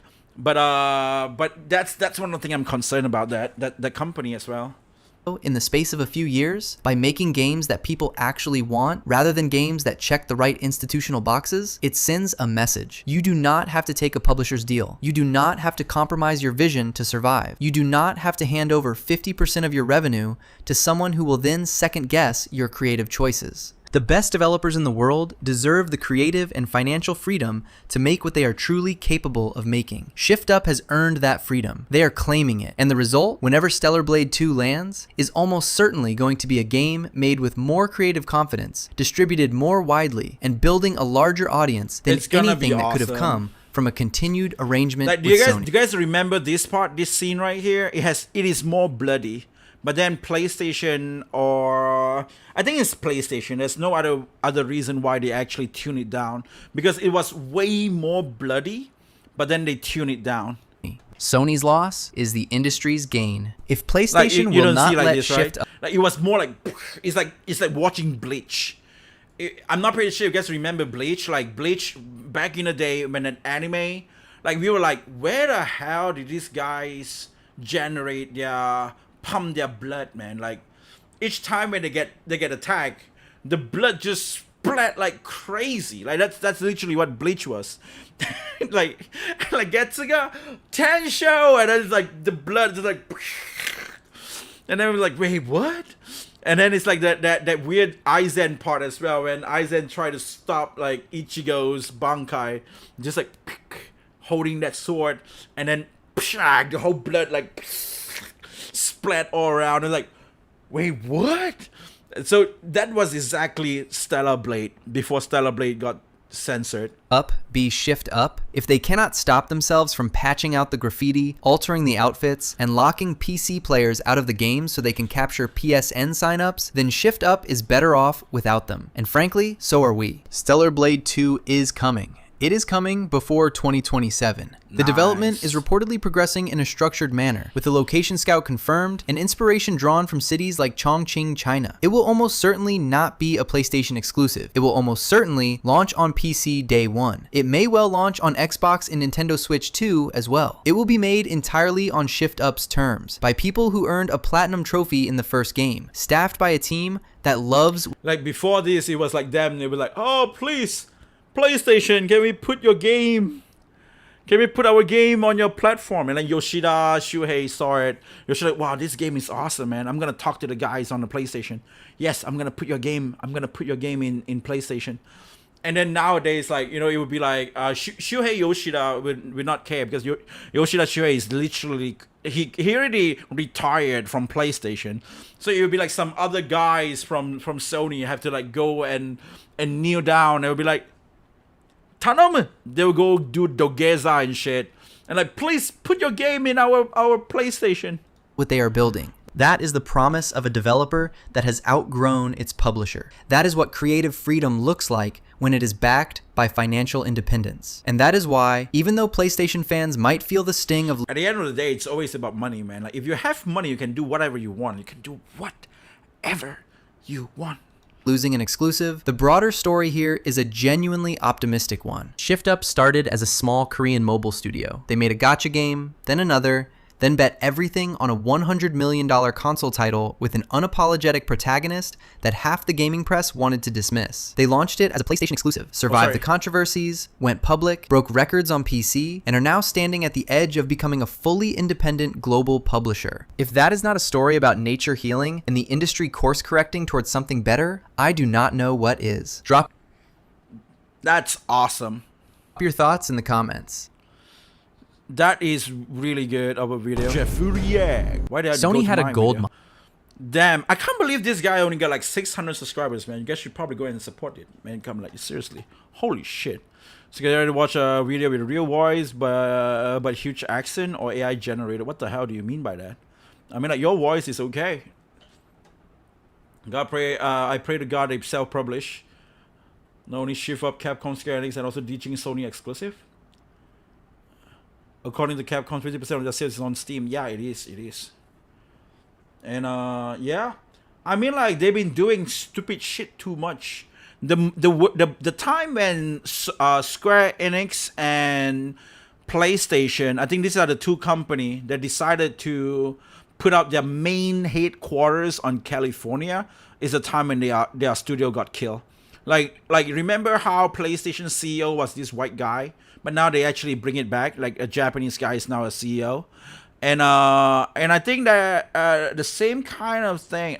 Wait, did that happen to Square Enix? But I'm not pretty sure. But you know, that's literally what happens. And for Square Enix, they really just clean houses. They lay off a bunch of like QA staff in London, England, or and then in California as well. Like all the West like branch are all gonna get like, you know, deleted, and they just going to focus back on Japan.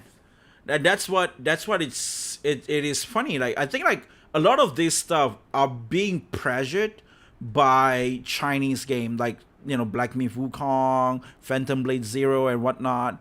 Like these games, they really looks very good, and this Chinese game somehow is like, somehow back in the day you're making fun of it, like, holy shit, made in China. But nowadays it's like, holy crap, it's made in California. You know, that's the problem. That's the that's the shitty part of it. But yeah, so that's that. Holy crap, man, it takes me around like 1 hour and 20 minutes to actually react on that. I'm so sorry, man. I yapped too much. I really did yap too much. I really did. But you know what? That's what that is. But yeah, it's Stellar Blade, man. I would get so passionate when it comes to Stellar Blade. But again, go ahead and check this video out, man. Call me Seagull and give this guy a support or whatnot, man. Holy shit, that was such a good video. Like, it's such a very well made video as well. Oh, this guy just started. Holy crap, this guy's gonna go big. Like seriously, he's just like, it doesn't really feel like a small creator. I think like probably it's like his second channel or whatnot. I'm not even sure, but you know, it's really good. Like the quality of the game is really good. So yeah, I mean, yeah. Holy crap. So that's that. Okay.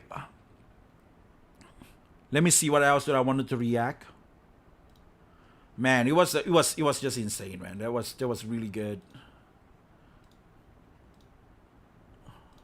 But like Stellar Blade, I really can't wait to see. I just can't wait to see the second game, man. Like that game, I do believe that game will hit like crazy sales as well. Like it's gonna be like now there's more and more people playing Stellar Blade and more people just being a fan of Stellar Blade. And I can see a lot of people keep talking about Stellar Blade as well. That's gonna be huge. But if you know what, like other games that I'm really looking forward to have too and can redeem itself, Lost Soul Aside. I hope Lost Soul Aside will be able to somehow redeem themselves again and make a second game. But it's really kind of hard to say because that game did not really did that well, right? But if that game managed to do well, that's great, man. Okay, we got a new video from Flickazoid, by the way. Flickazoid videos, man. Like, holy shit, this guy is insane. Pimps, I've been monitoring the situation. We got a new video from Flickazoid. It just released 1 day ago. How Marathon become hated by the internet. It is really hated? Is it? Is it though? Is it really? Marathon? Let me check. I think the game actually get a good player base, right? It is getting a very great, interesting player base. Let me also, you know what? Let me also check like what people from where did they play it. So let's see that as well, right? Let's see that. So we got our first of all we got our Steam DB. It got like, wait, what? Only 30K? What happening? Oh, people are going to sleep now. Like, yeah, it only got around 50K ish, you know, 50K, 60K ish player base. But it is kind of, you know, that's their player base. Remember, this revenue is gonna be pushed into two sides: PlayStation and Marathon Bungie themselves, right? So can they sustain themselves? Let's see how it goes, right? And people who played the game, yeah, the game, it doesn't appeal to Chinese. If the game appealed to Chinese, it would have like 500,000 of players. You know, that's how you know Overwatch appeals to Chinese. Even though right now the game is shit, The game becomes shit again, actually. But Overwatch, you know, look at that. It appeals to Chinese. And how many pick players it get? How many pick players did Overwatch get? Look at. This is a shitty. I'm comparing shitty game right now. Look at it. This is at their lower point. At their lower point, they get 50K. You know, if you don't make game that appeals to the Chinese, you will never get views. I mean, you will never get players. This is why my waifu game, I will have 3 languages for it. Japanese, English, and Chinese. I don't speak Korean. If I can, I will probably put it in as well. But Chinese, because my relative, they speak Chinese and they know how to write and read. So I'm gonna let them translate the game for me. English, I speak English. Japanese, I speak Japanese and write Japanese. So we're done. We can actually release a game in 3 languages. And just by releasing the game on China, my game is gonna sell well, okay? And I'm just saying, man. I'm just saying, okay, Chinese make the half of the player base in Steam. If you want to sell games on Steam, make a Chinese version of it. That's just what it is, guys. Like, if your game doesn't appeal to the Chinese, it will never appeal to anybody. It will never make the proper number. Like, every game that make the proper number, like what? Like, oh shit, oh you saw what? Like, I think like in Steam, what is the highest game on Steam? I think it's like Counter-Strike or whatnot, right? Let's just say Power. Power, right? Power was really popular with 2 million. Holy shit, 2 millions and stuff, and people still, damn, Power. Right? We haven't even get into the video yet. Look at that. 40% is Chinese. So this, just put it 40% out of that. Oh. Wow. What? Seriously? What? You know, I'm just saying, man. I'm just saying that's what it is, man. Like, Elden Ring, Chinese, of course. What are you talking about?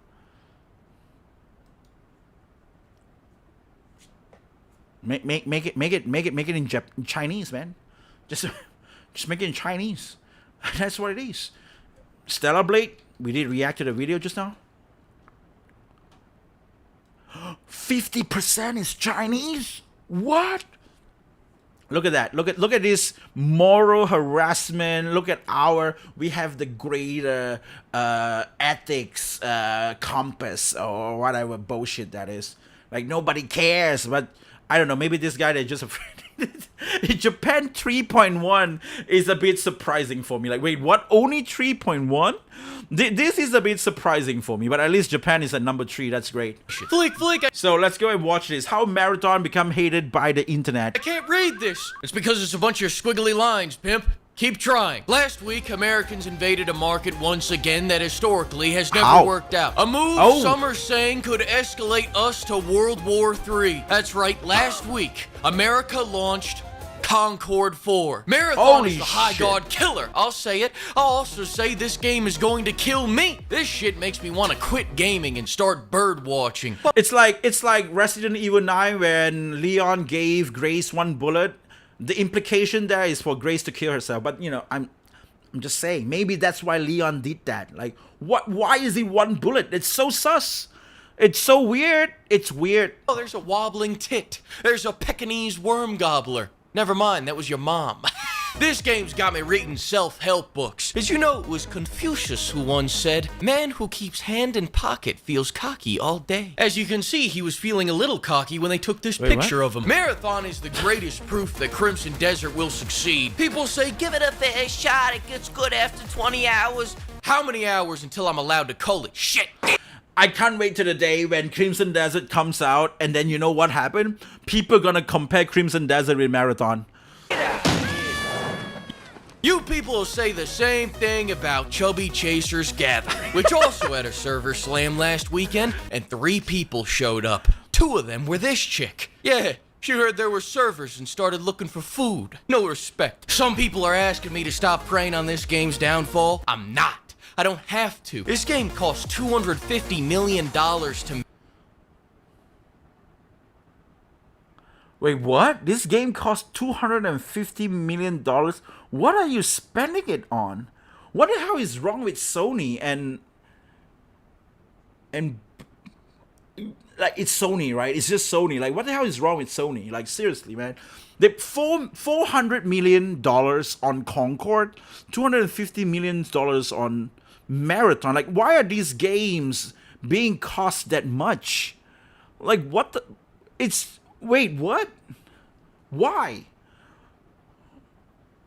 Bungie needs to sell 7 to 11 million copies to survive. Insanity. Holy crap, man. They have to be in top 5 of all of capitalism to consider this game a success. Bungie's got to quit preying on their own downfall. Was $150 million of that budget marijuana? Because you're high as shit thinking you can pull that off, even if you like the game. This is a... Man, that Scary Movie, man. Scary Movie is back, by the way. Do you guys know that Scary Movie is coming back? Holy shit. I might go to the theater again. Like, I never went to a cinema for like 5 years now, I think. Was it yeah, it was really 5 years, I think. Like, yeah. Ever since COVID, I never really been there, except for one time. I forgot which movie I watched, but it was because of my relative came back from Australia or something, and so we decided to watch a movie or something like that. But yeah, like, holy shit. I never went to theater a long time. Like, the last time when I went to theater like crazy was like a cinema, right? Like crazy was Avengers Endgame. I watched Avengers Endgame 5 times. 5 or 6 times. I watched it like the first time with my mom and shit, and I watched the second time myself, I watched the third time myself, I watched the fourth time myself, and I just like that show so much that that's the only one show that I watched multiple times. And I don't know why I did that, but but ever since then, I never really go to the theater anymore because movie just becomes weird, and it was not worth to watch. And I'm not like touching grass and meeting girls and have to fake myself in front of a girl and say, oh yeah, you want to go out and play and hang out? Yeah, I guess we can hang out in the cinema. I don't have to do that shit, so I just sit at home and play video games and make videos, I guess. Yeah. DI higher? Yeah. Ball stomping definitely Marathon, man. I don't know what the hell, man. 250 million. Action shooter. Kinks like this don't pull in Madden money. Do you know how many live service games there are in 2026? You have to make some life-changing shit to take people away from the live service games that they've already developed Stockholm Syndrome for. Recently, Billy Joel said he used crack to get off heroin. That's what you need. You need crack. Marathon is not crack. Marathon is like a Care Bear took a shit in your eyes. These colors even got... Wait. Care Bear... Wait, the joke is weird, man. Crack. Care Bear. It sounds like Cracker Barrel. Am I thinking it? Is it punning on... It needs white people to play the game? What is happening here? My character season up. Is this game actually Concord 3? No. Is it more fun calling this Concord 3 than playing it? Yes. And before I get into the gameplay, why'd you take some random IP from the 90s and decide to bring it back as something completely different? You just pissed off 3 people. Wait, can I see that shit again? What the hell is this? Marathon, the Virgin Runner Shell. One compiler encountered the whole squad wipe. Sells entire inventory for 1 med kit. I mean, I played the game only once, so I'm not really pretty sure what the hell is happening here. Literal worm slot body. 10-meter sprint, I'm tired, boss. So you can't even sprint long. Need 2 friends and a Discord call to loot some junk. Corporate slave with paid battle pass. Okay. I mean, to be fair, that's what all this game. If you guys play that game, you guys get that shit, and it's not even free. You got to pay $40 for it. Okay, so this is like the real Marathon, back in the day Marathon, classic Marathon. Strong physique for 100 killings of compiler bare hand. I need to play the real game. Is it available? Is it available on Steam? Is this game available on Steam? Like is Marathon Classic available on Steam? I should actually try and play the game, man. It is on Steam. It is on Steam. It is on Steam and it's made by, holy shit, it's made by, and you can play it for free. No way. No way. No way. Hold on. I don't have to go there. I have to go here. Look at that. This is classic Marathon, made by Bungie and shit, right? Like, it is free to play. Murio means free. Free to play. You gotta be kidding me. Holy shit, I need to check this out. Is this a multiplayer game or is it a single player game? Holy shit, I really need to check this out and download this shit, man. Like, seriously. Decide to bring it back as something completely different. Can run an entire marathon without a rest. Wait, what? How can you be a marathon if you can run only 10-meter sprint? What the hell is this shit? Is this like this? And it's fat. You just pissed off 3 people for no reason. This game shouldn't be called Marathon, it should be called Diabetes. Originally, our characters were supposed to be called Runners, but then all the playtesters made fun of them, so they changed it to Eaters, because they're slow as fuck. We've been eating too much RAM, man. Look at how slow this is. I'm so fucking fat. This is not slow down. I'm a huge guy, and I'm always glad when people talk. I mean, like, just raise this shit up, right? Like, Footage. I love fat jokes. Like, it's always the best. I'm not lying here. This is genuine delusion. I do 3 slides, and my guy's like. I try to sneak around, and I sound like. I don't like playing team games because there's an education crisis in this country. I watched one of my teammates trap himself in a box for. I saw Ninja rage quit this game because Ninja lost to an NPC. The NPC is stronger than the players. He just quit. I don't know, man. I feel like PvE is like a very weird genre to me. Like, it's just weird. Like, it is an interesting of a genre, but maybe it's not the genre itself. But again, I don't really play multiplayer game anymore, so this is not a valid point that I'm trying to make. I'm just trying to complain shit right here, okay? I wonder if Dust Blood gonna be good, right? The Nintendo From Software game that Miyazaki is making right now. I wonder if that's gonna be good because that's PvE as well. I wonder what's gonna happen around the talk on that game because not many people have Nintendo Switch 2, and for obvious reason because it's like $80 per game. So you know that's one thing, and only rich people and weird ass YouTuber probably can get that, right? You know, like over successful YouTubers probably can get that game, Dust Blood, and plays.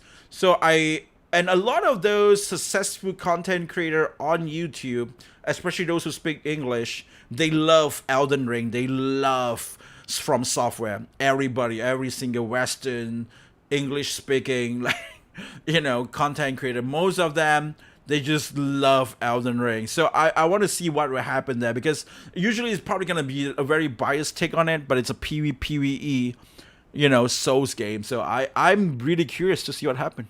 5 minutes. Maybe we will see Moist Critical quit the game because the players, the computer are much harder than the players. I'm done with extraction shooters. I'm sick of smuggling hemorrhoid pillows out of exotic locations. The first 3 hours of this game are intriguing because between epileptic seizures and figuring out this menu, you got a lot of stuff to do. But then you figure it out and you go, oh, this is just a boring version of Halo, aka Bungie's last 3 games. Marathon has no stakes. I've looked all over. There's no T-bones, no filet mignon, no prime rib. It's just a bunch of welfare queens using free loadout to fight 30 bots and the occasional player. On a positive note, at least when this game dies, I'll run into just as many people. Where this game differs from Tarkov is instead of drunk Slav. I think people might be very confused about this game. Like, hey, the game is doing around like 50k player. Why are people saying it's dead?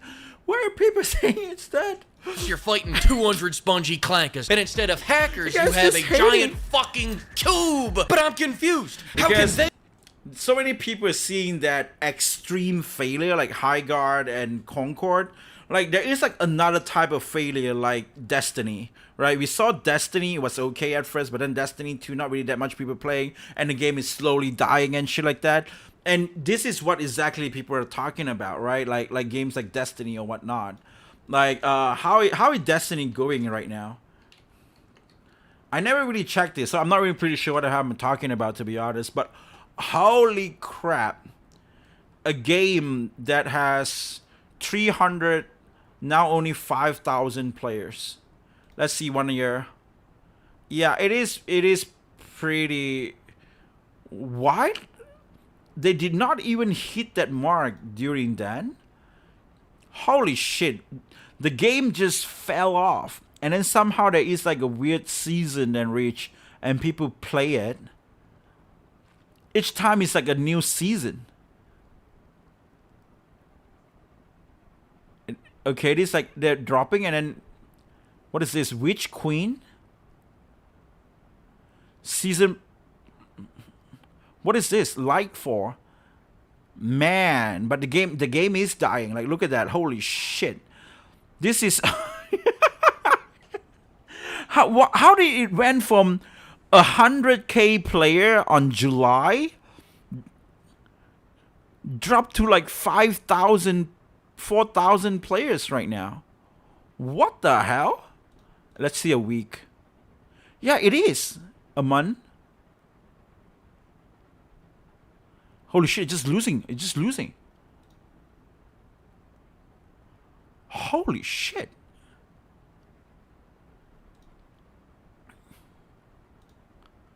And then it goes to this week. It's just like, what the hell? It even fell off like around 1,005. Holy shit. Okay, it's rising back up. It's rising back up. Rising back up. Wow. Okay, interesting. Interesting. Okay. We have a cube when The Cube is a separate extraction shooter coming later this year. And how can The Cube call itself The Cube when another cube-based extraction shooter, The Cube... That cube game is gonna be a success. That's a Russian game. What is that game again? I remember it was like a BioShock type horror Russian game. I forgot the name. They got the 2 waifus and shit, like 2 meta waifu. I did try out the game. I did try out a bunch of a game, but I forgot the name. Holy shit, that game was so good. And they come up with the game, the cube thing, right? This. And how can The Cube call itself The Holy Cube when another shit. cube-based extraction shooter, The Cube Save Us, that is coming out game next is week? gonna Then we be got insane. the Gabe Cube, not to be confused with the Game Cube, not to be confused with the Rubik's Cube or the Ice Cube or Cuba. Gooding Jr. Why did Bungie leave Microsoft so they wouldn't have to make one game just to leave and work on one game for 15 years? These are all thoughts I had as I sat in the bushes waiting for the Cube to leave us. God made me for more than this. The door flaps are the highlight of Marathon. Shut up and listen to this.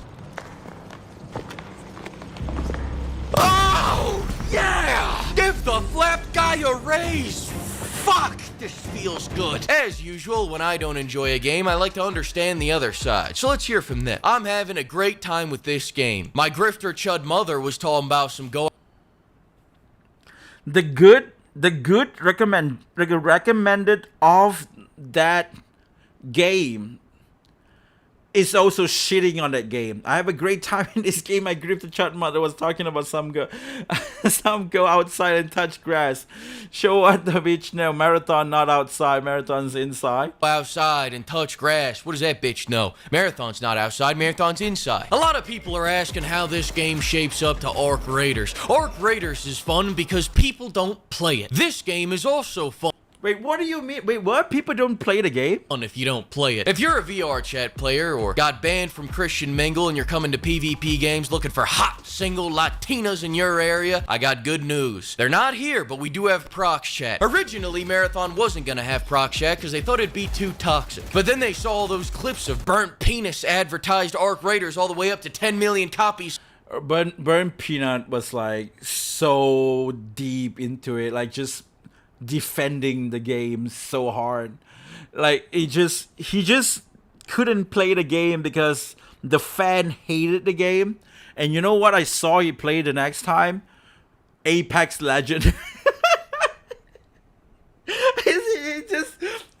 He's sponsored to play Marathon, but then the fan hated it so much. They just kept shitting on him all the time. Then the next time when I saw him play a game, it was Apex Legend.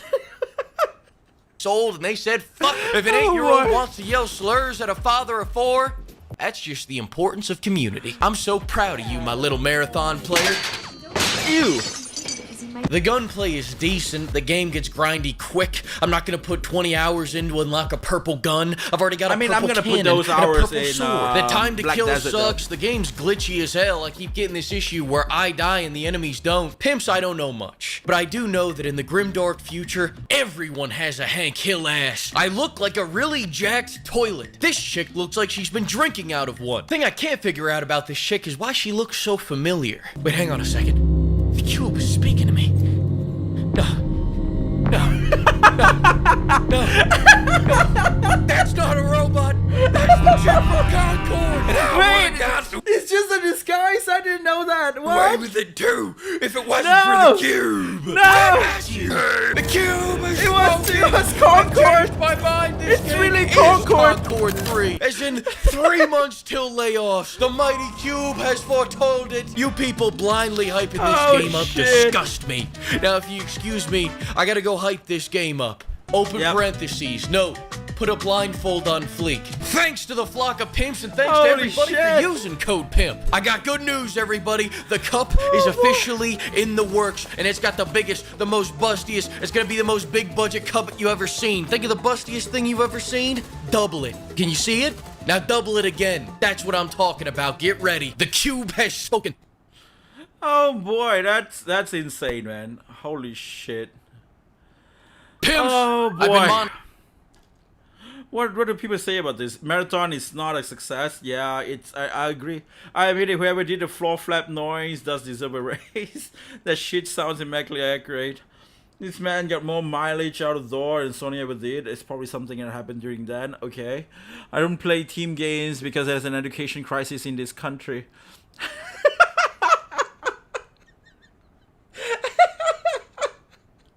Holy shit! Holy crap, just spitting up facts and shit. Oh boy. Why did Bungie leave Microsoft so that they would have make one game? Just leave to make one game for 15 years, bro. I can't fucking can. I think it's just weird, right? The thing that Bungie did is I don't know why they make Marathon, man. That's just weird. Oh boy, yeah, this was the insane one. I didn't even catch that. When the hell is that happen? So it was that. It was during this time. Holy shit.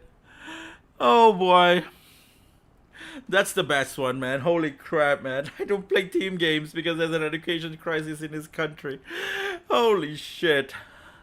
Oh boy. Man. I don't know, man. Marathon to me, it's always a yeah, you know what? It's not my type of game. So you know, looking at people shitting on the game, sweet, and it's nice. You know, that's what it is. Oh boy. Oh shit, that was really funny, man. Holy crap. But yeah, I guess I'm gonna call it as well in my streams, man. I mean, like, I probably, you know what? I'm gonna try to find a day, and then try to get myself this game, and then I can try out the classic Marathon game, and that would be awesome. That would be great. that would be really cool. I'm just gonna download that like after I probably stop streaming and stuff like that, and after I turn on the stream, because it's gonna affect my stream if I download while streaming. That's just the problem with that. But I think I should really check it out, right? That game, it's an old game. Is it like a multiplayer game, or is it like a I don't really know, but I want to check it out. Oh boy. Let's see. I can get rid of this, I guess. Is there anything else that I want to see? Where the hell is that thing?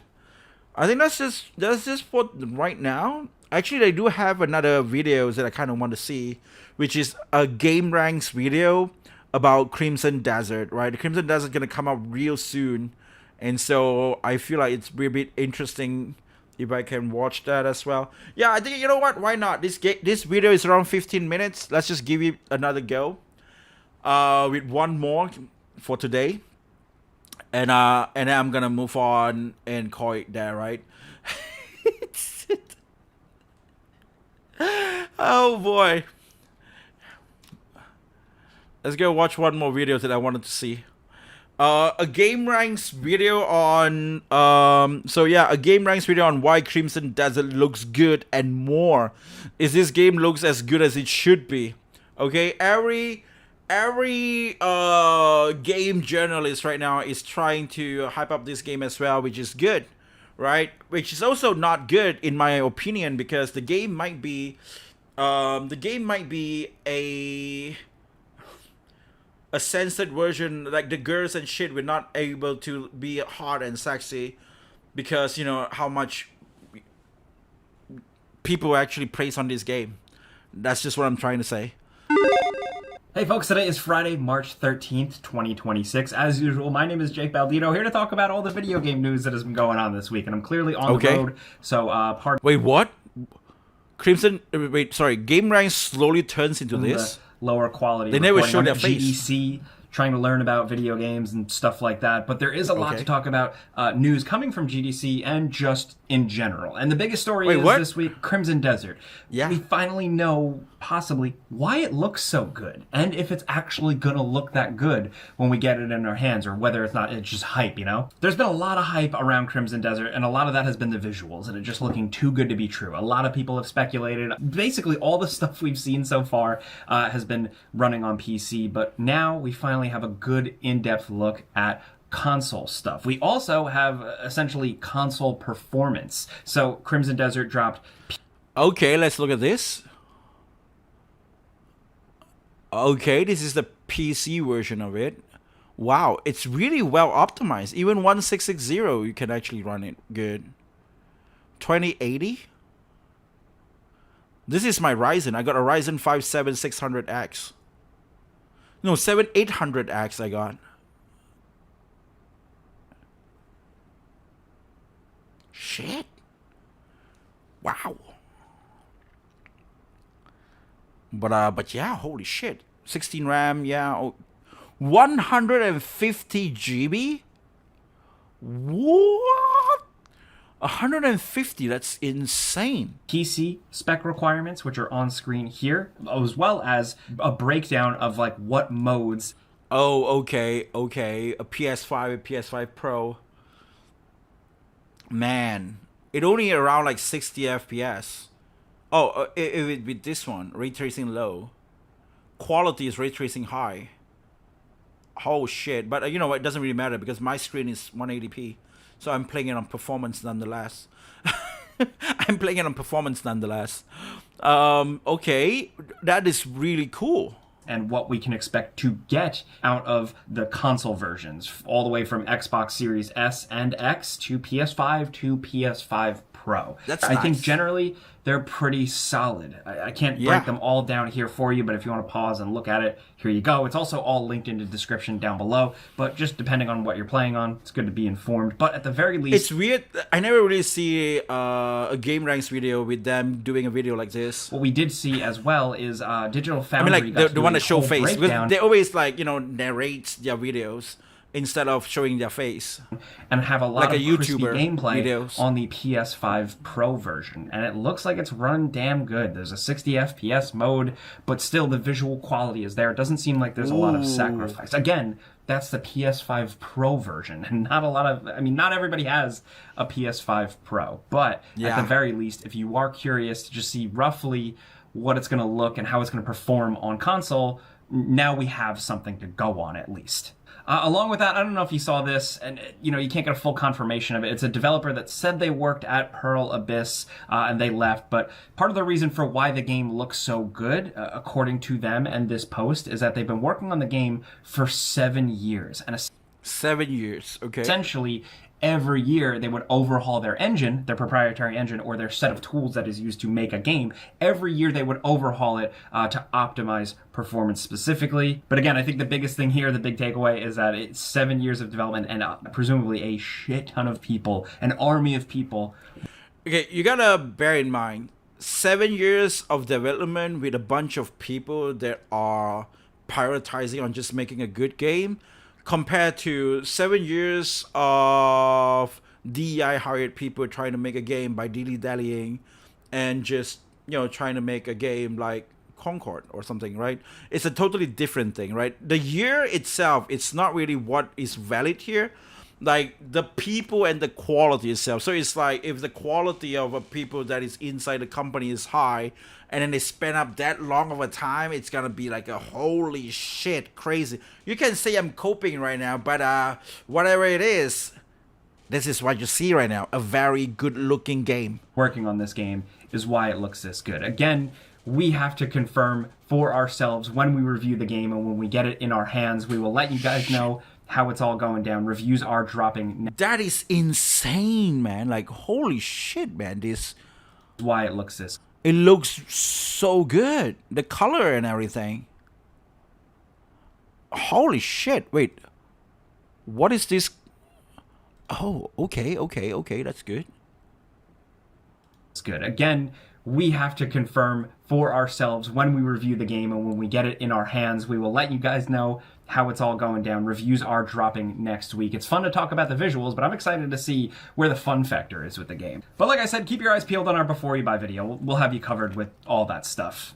Hey, now before we keep going, this video is sponsored by Vessi. March is here, spring is here, so we're getting back into the action, right? You never know what's coming. A weekend trip, a long flight, a nice walk in town. With this spring, whether it's everyday life or you're heading out of town, you need versatility. You need footwear that provides. And that's where Vessi comes in. Not only is Vessi just comfortable, dependable footwear that are actually waterproof, mind you, they always have new different shapes, colors, and sizes for every person and every situation. And if we're why are they showing out like touch grass shit, man? Like, no, it's the wrong sponsor. God, talking what the hell every is that situation. The evolution of the weekend sneaker, the weekend Neo. This is a go-to pair, man. This is my new everyday shoe that travels with me. As you can see in this video, I am on my way to GDC, and these fit right in my bag because I don't know what kind of weather is gonna hit me. Lightweight construction, a nice little heel pull to slip these shoes on. I'm gonna be honest, man. The shoes and of course, kind of nice. Actually waterproof, thanks to the Dymatex material, so it doesn't feel like a waterproof shoe. They're comfortable right out of the box and breathable, so I had no issue just immediately taking these and throwing them in my luggage. Rain or shine, city or suburbs, outdoors, indoors, you should check out Vessi. If you want to check them out, click the link in the description down below to get 15% off your first pair. Just go to vessi.com/gameranks. Again, click it down here, QR code on screen. That is vessi.com/gameranks to get 15% off your first pair, including the Weekend Neo. Check it out, and big thanks to Vessi for sponsoring this video. Now back to the news. Next up in Xbox news, we know the code name for the next generation of Xbox that is announced here. So it's not just about Crimson Desert? This is just obviously like a work in progress thing, a code name. We don't know what the console is going to be, but at GDC, Xbox head tech. I really thought it's like a new video on Crimson Desert. Apparently this is like and more means like, I thought like why Crimson Desert looks good and more means like a lot of things about Crimson Desert, but I guess it's like the whole news type. Hardware guy Jason Ronald gave some details. Long story short, I mean, I'm already in here, so I'm just gonna react to the whole shit. Xbox console, and like we knew they had a deal with AMD. This is going to be running a custom SoC. It's going to be using FSR. So it is a new console. New fancy ray tracing enabling effects, and this console will enable you to play Xbox games, both new and old, as well as PC games. So basically, what we've been expecting, or at least what the chatter has been. There's been so much talk about Xbox doing the hybrid like Windows, Xbox, PC thing. We talked about it with their Ally handheld, with how that was essentially a Windows device with a kind of Xbox skin overlay to it, allowing you to play like Steam games and stuff like that, but as well as Xbox or PC Xbox titles at least. But with this console, it's getting more granular because you've got Xbox games, and then you also are going to have PC games. Along with that, the full screen experience, or what they're calling here Xbox mode, is actually going to be rolling out apparently as a... Are they just making Steam Machine? What is happening here? Are they just making Steam Machine? A Windows 11 feature in April. So on your Windows PC, you'll be able to enable the Xbox equivalent of Steam Big Picture mode. Look, I explained all this not too well. I'll link it all in the description down below. It's still early, but the main takeaway is, again, next generation of Xbox hardware is going to be that PC Xbox hybrid thing, and also it is going to be rolling out in developers' hands, dev kits. What developers so there are more news on this. Early versions of that. They're getting their hands on it in 2027. So it's still going to be a minute before we actually get our hands on the console, but at least now you know what to expect if you're an Xbox fan or just a fan of inside baseball of video games. We also got an official confirmation from the director of Resident Evil Requiem that we are getting DLC and stuff. So Capcom put out an announcement video saying thank you for playing our game, etc., etc. They're going to update it still with bug fixes and stuff like that, as well as a photo mode soon, which has been heavily requested, and I'm excited to see what console players can really do with that. That can be a lot of fun. But also, on top of that, the director announced that they are adding a mini-game update in May. Minigame could mean anything. We have no idea what that could be. It could be a bowling mode like Tekken Tag Tournament, or it could be Mercenaries mode, which that's what I would like to see, but who knows. So that's coming in May, but then they also announced and teased with like some jokey little fake memes, like revealing that we are getting story DLC. That is in production, in development, and I'm excited to see what that could be, because it could be anything, really. There's so many different angles they could go with that. But again, knowing that we're getting a minigame mode in May, that means that this DLC is probably a little bit more of a ways off. If I'm just going to predict or call it, maybe we'll get an announcement or a glimpse at it at Summer Game Fest this year, but I'm spitballing. Who knows? Still, I'm excited to see what that could possibly be, because Resident Evil rules. Even with the little flaws with 9, it's been a good time. It's nice to see people really excited about Resident Evil, so they could go anywhere, and I'm willing to see what they do. Also, Valve has come out and once again reiterated that they are going to release the Steam machine, Steam hardware this year, but they once again cited still that there are concerns it's like the end of this year, if I'm not wrong, because of the RAM shortage and the hardware price escalation. So they're at least being upfront about that. So that's basically why we still. It's gonna be so expensive, man. Steam machine, like because of the RAM shortage and stuff. Like, it's just so unfair, right? Like in a sort of ways, right? Like, it's just like, it's just gonna be so expensive. I'm just feeling that it's weird that gaming as a hobby is getting more and more expensive as the year passes by. It's just weird for me. Still don't have a release date or price or anything like that. They've once again made that clear. But like video gaming used to be an affordable hobby.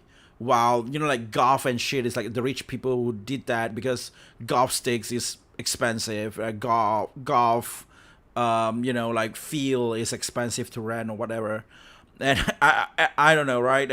It's like but nowadays I feel like probably playing video games and having a golf as hobby is like the same kind of equivalent of like price.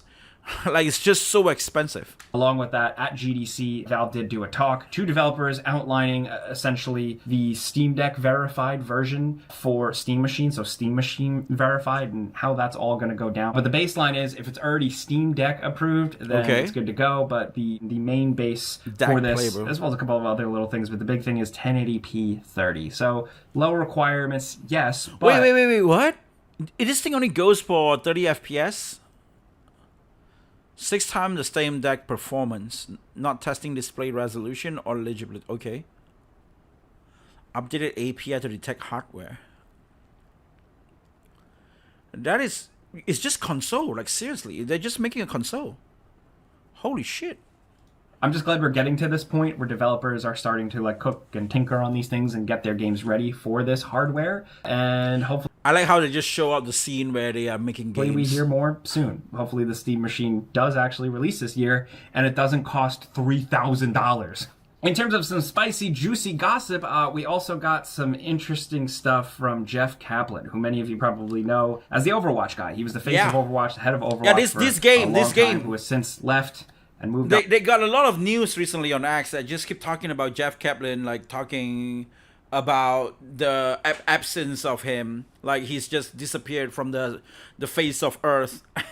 And he's making a new game and whatnot, like. But he did an interview, the Lex Fridman podcast, and it's like a 5 hours podcast. He talked about how Overwatch kind of came to fruition. He talked about how Overwatch League just became this insane, overblown thing that they were pitching to investors and just like getting billionaire investors to give them insane amounts of money, like essentially selling the Brooklyn Bridge, his words. But also one of the interesting takeaways is why he ultimately left Overwatch. For me, like what ultimately broke me in my Blizzard career was I got called in the CFO's office. He sits me down and he gives me a date, which at the time was 2020. And he said, Overwatch has to make in 2020. And then every year after that, it needs a recurring revenue of if it doesn't do dollars, we're going to lay off 1,000 people, and that's going to be on you.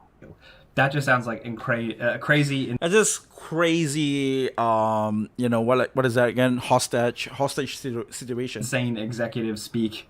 Just expecting something like that. We don't know the numbers because that had to be redacted, or else he would probably get sued or break some clause. But that sounds to me just like a mandate from corporate to creative, saying, "Hey, this has to generate X amount of dollars."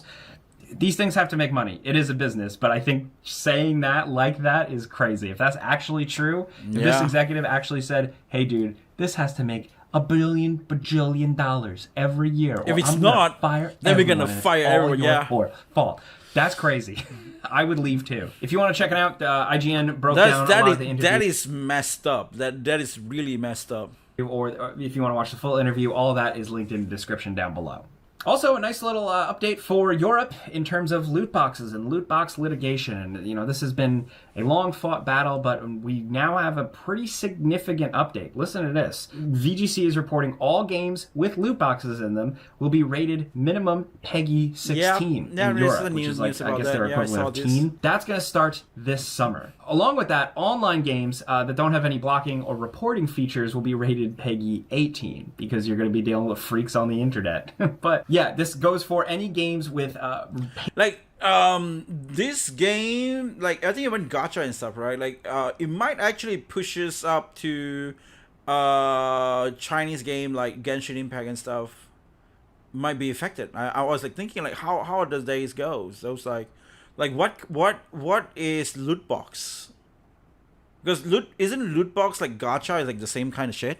So is every single Genshin or like Wuwa or whatever, are those games gonna be pushed into like 16 and above, or even 18 and above? Depends on the game. Paid random items. So any sort of loot box or gambling adjacent thing, there's now going to be more transparency with the product, more information with the product, because that rating is going to be slapped on there because of that. So it could literally be a cutesy baby game, but if it's got that type of monetization, it's rated PEGI 16. You don't want people to buy something and then get taken advantage of, especially younger audiences. So ultimately, I think this is a good move. It doesn't sound like the biggest thing in the world, but it is interesting to see some countries do things. Next up, the segment I usually reserve for new games releasing this week. There's a lot. Buckle up. So last week was already busy, right? We had Marathon and Pokopia, both of which seem to be doing well. Seems like people are playing them. Pokopia in particular has broken a lot of records and like sold out and stuff like that. Definitely seems like Pokemon and Nintendo didn't really see that this was going to be a big thing, but you could have seen that coming, right? Anyway, that was last week. This week, a lot of games releasing. First and foremost, 1348 X Voto. You may have not heard of this one, but I've been paying attention to this one. This is kind of like a Plague Tale style cinematic action game with a story set in like medieval Italy, and Jennifer English, of course, famous voice actor from Baldur's Gate 3 and Expedition. So apparently Jennifer English could not save the game from flopping. Oh shit, Expedition 33 was so good because of the dev. Oh no, it's not because of Jennifer English. Who would have known? Oh shit, Baldur's Gate 3 was so good because of the dev. Oh, who would have known it's not because of Jennifer English? Oh shit. Wait, what again? What power again? Just because she won a few awards, now that we know it's not really because of she won a few awards, it's because of the script written in the game was good. 33 as the lead. Just saying, man. Independent project. It looks good, but it released, and so far Steam reviews, a lot of it seems like there's some technical and just gameplay stuff that makes it feel a little rushed, but still I'm curious to see what the deal is there. Actually. Also, Solasta 2, for some of you PC folks, that's also releasing this week. And, of course, we can't forget the sports fans, right? I know I'm not a sports expert, and I know Game Ranks, like, we can only cover so many sports things because our knowledge is limited. But we do have MLB The Show releasing, as well as WWE 2K26. Along with that, the free update for Ghost of Yotei Legends is out. Look, if you played Legends on Ghost of Tsushima, know that is incredibly underrated. A really fun co-op multiplayer mode. It's already out. It looks out? like they've done it again here. I'm glad this sees the light of day. Meanwhile, Last of Us Factions is still DOA, and I'm never going to give that one up. Also, if you're looking for something a little lighthearted, we talked about the announcement a couple of weeks back, but Fix Force kind of lighthearted multiplayer romp. You and your friends messing around, trying to fix and engineer your way across problems. And believe it or not, I totally missed what? this, but Oh, yeah, the Greedfall, the yeah. sequel, Greedfall: The Dying World, is now officially released. It had a long early access period, but now it's out as the full game. Last but certainly not least, John Carpenter's Toxic Commando. I did a before you buy for this. This is essentially a Left 4 Dead style game. Left 4 Dead, but what if it had large open maps where you could hop in cars with your buddies while you're fighting hordes of zombies, and then mud That runner, looks snow fun. runner tech in terms of mud deformation, and you get stuck in the mud and you have to winch yourself out while fighting off zombies, then dealing with all sorts of big, crazy cinematic explosion. There's a lot going on in this game, and then a lot of progression, very similar to Space Marine 2 or Didn't we World have War this Z, type of all game other before, Saber like with some other interactive games? I forgot I think what's it's a the pretty name, good though. combo. It's not the longest thing in the world, but it's like Oh, Left 4 shit. Dead, so there's a lot of replayability. I enjoyed my time with it. If that sounds like your thing, it probably is. All right, but those are all the news stories this week, so let me know in the comments what you think about everything. We did talk about a lot in a short period of time. I'm sorry I got to run, but what do you think about Crimson Desert? And will it actually look that good? Again, Digital Foundry's gameplay looked pretty nice, but again, we need to see those base versions. I expect Xbox Series S, and we'll see how that stuff goes, but for now, that's the details on that. Let me know what you think about Xbox Project Helix, potential Resident Evil 9 DLC. It could go anywhere, man. But yeah, let's talk about this stuff. Let us know down in the comments. It's funny what you how think, they but got like most importantly, GDCs the going pinned on and comment stuff, might but be a I sponsored don't comment, really but still, have. reply to that and let us know what you're currently playing. It's always for our research. I know I'm a broken record on this, but when you reply and let us know what you're currently playing, even if it's an old game, it just helps us know what you're into and helps us kind of like, tailor our top 10 videos and stuff like that and what you guys want to watch. Thank you for listening to me yap for this long. I'm here every Friday to get you caught up, but I'm also on other videos and my YouTube channel. Look up Jake Baldino. Clicking a like button helps us out, so we all appreciate that here. But thank you very much for watching. All you got to do now is have a great weekend. Be safe. I'm Jake Baldino. Pizza's on me. That was a great video. Like, I like to shit on game ranks as well, but that was a really good video. I mean, like, I didn't know game ranks do videos like this. I apparently I think I only watch like a lot of the review videos on it, so I never really expected that this is what I'm gonna watch instead. Like, I really expected something else. I never really expected that. Like, why Crimson Desert looks so good, and so I really thought like it's just on Crimson Desert kind of video. I know that you have like different type of videos, something like this and whatnot, but but yeah. What the hell, bro? Holy shit. I didn't even realize that. Okay, you know what? That's that, right? And yeah. So that is the game ranks video. Like, right, Crimson Desert looks so good, but it doesn't really say much. But I guess, like, yeah, the graphic looks really good. That's something that I am like, that's not something that I'm looking at, to be honest, like at first. Like, what I'm really looking at in that game was something else. But yeah. Hold on, I'll be right back.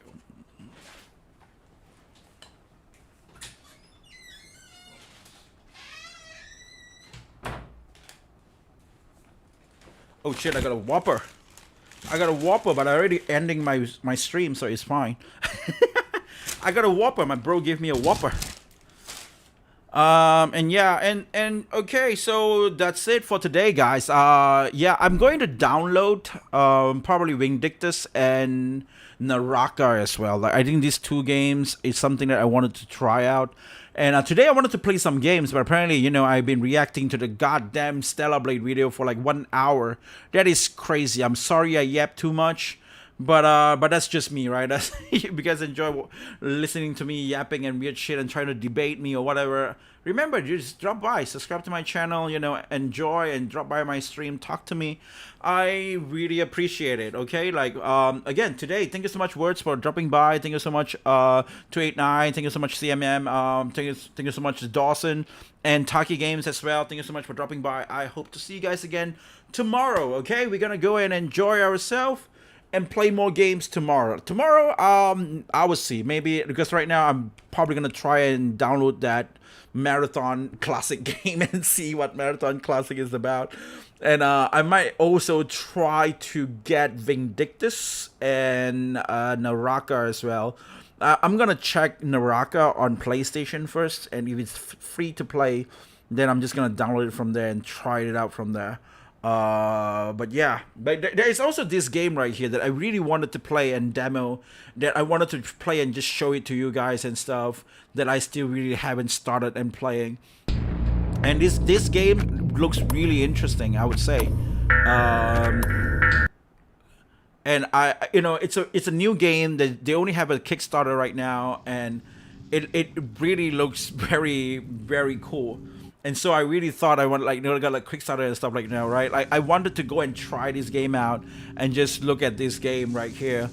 As you can see, they got like characters, like super hot characters and shit. And look at that, right? Look at this. So hold on. Let me get back to the right side because it's not blocking anything. Right? Look at this game right here, right? So I really wanted to play this, but I think I'm gonna play this tomorrow or whatnot. Right, it's already long enough already. I'm gonna call it right here for today, and I need to edit some videos and put it on shorts and even videos. And yeah, I really appreciate it as always. Thank you so much, guys, and I'll see you guys again tomorrow. Okay, I'll be seeing ya.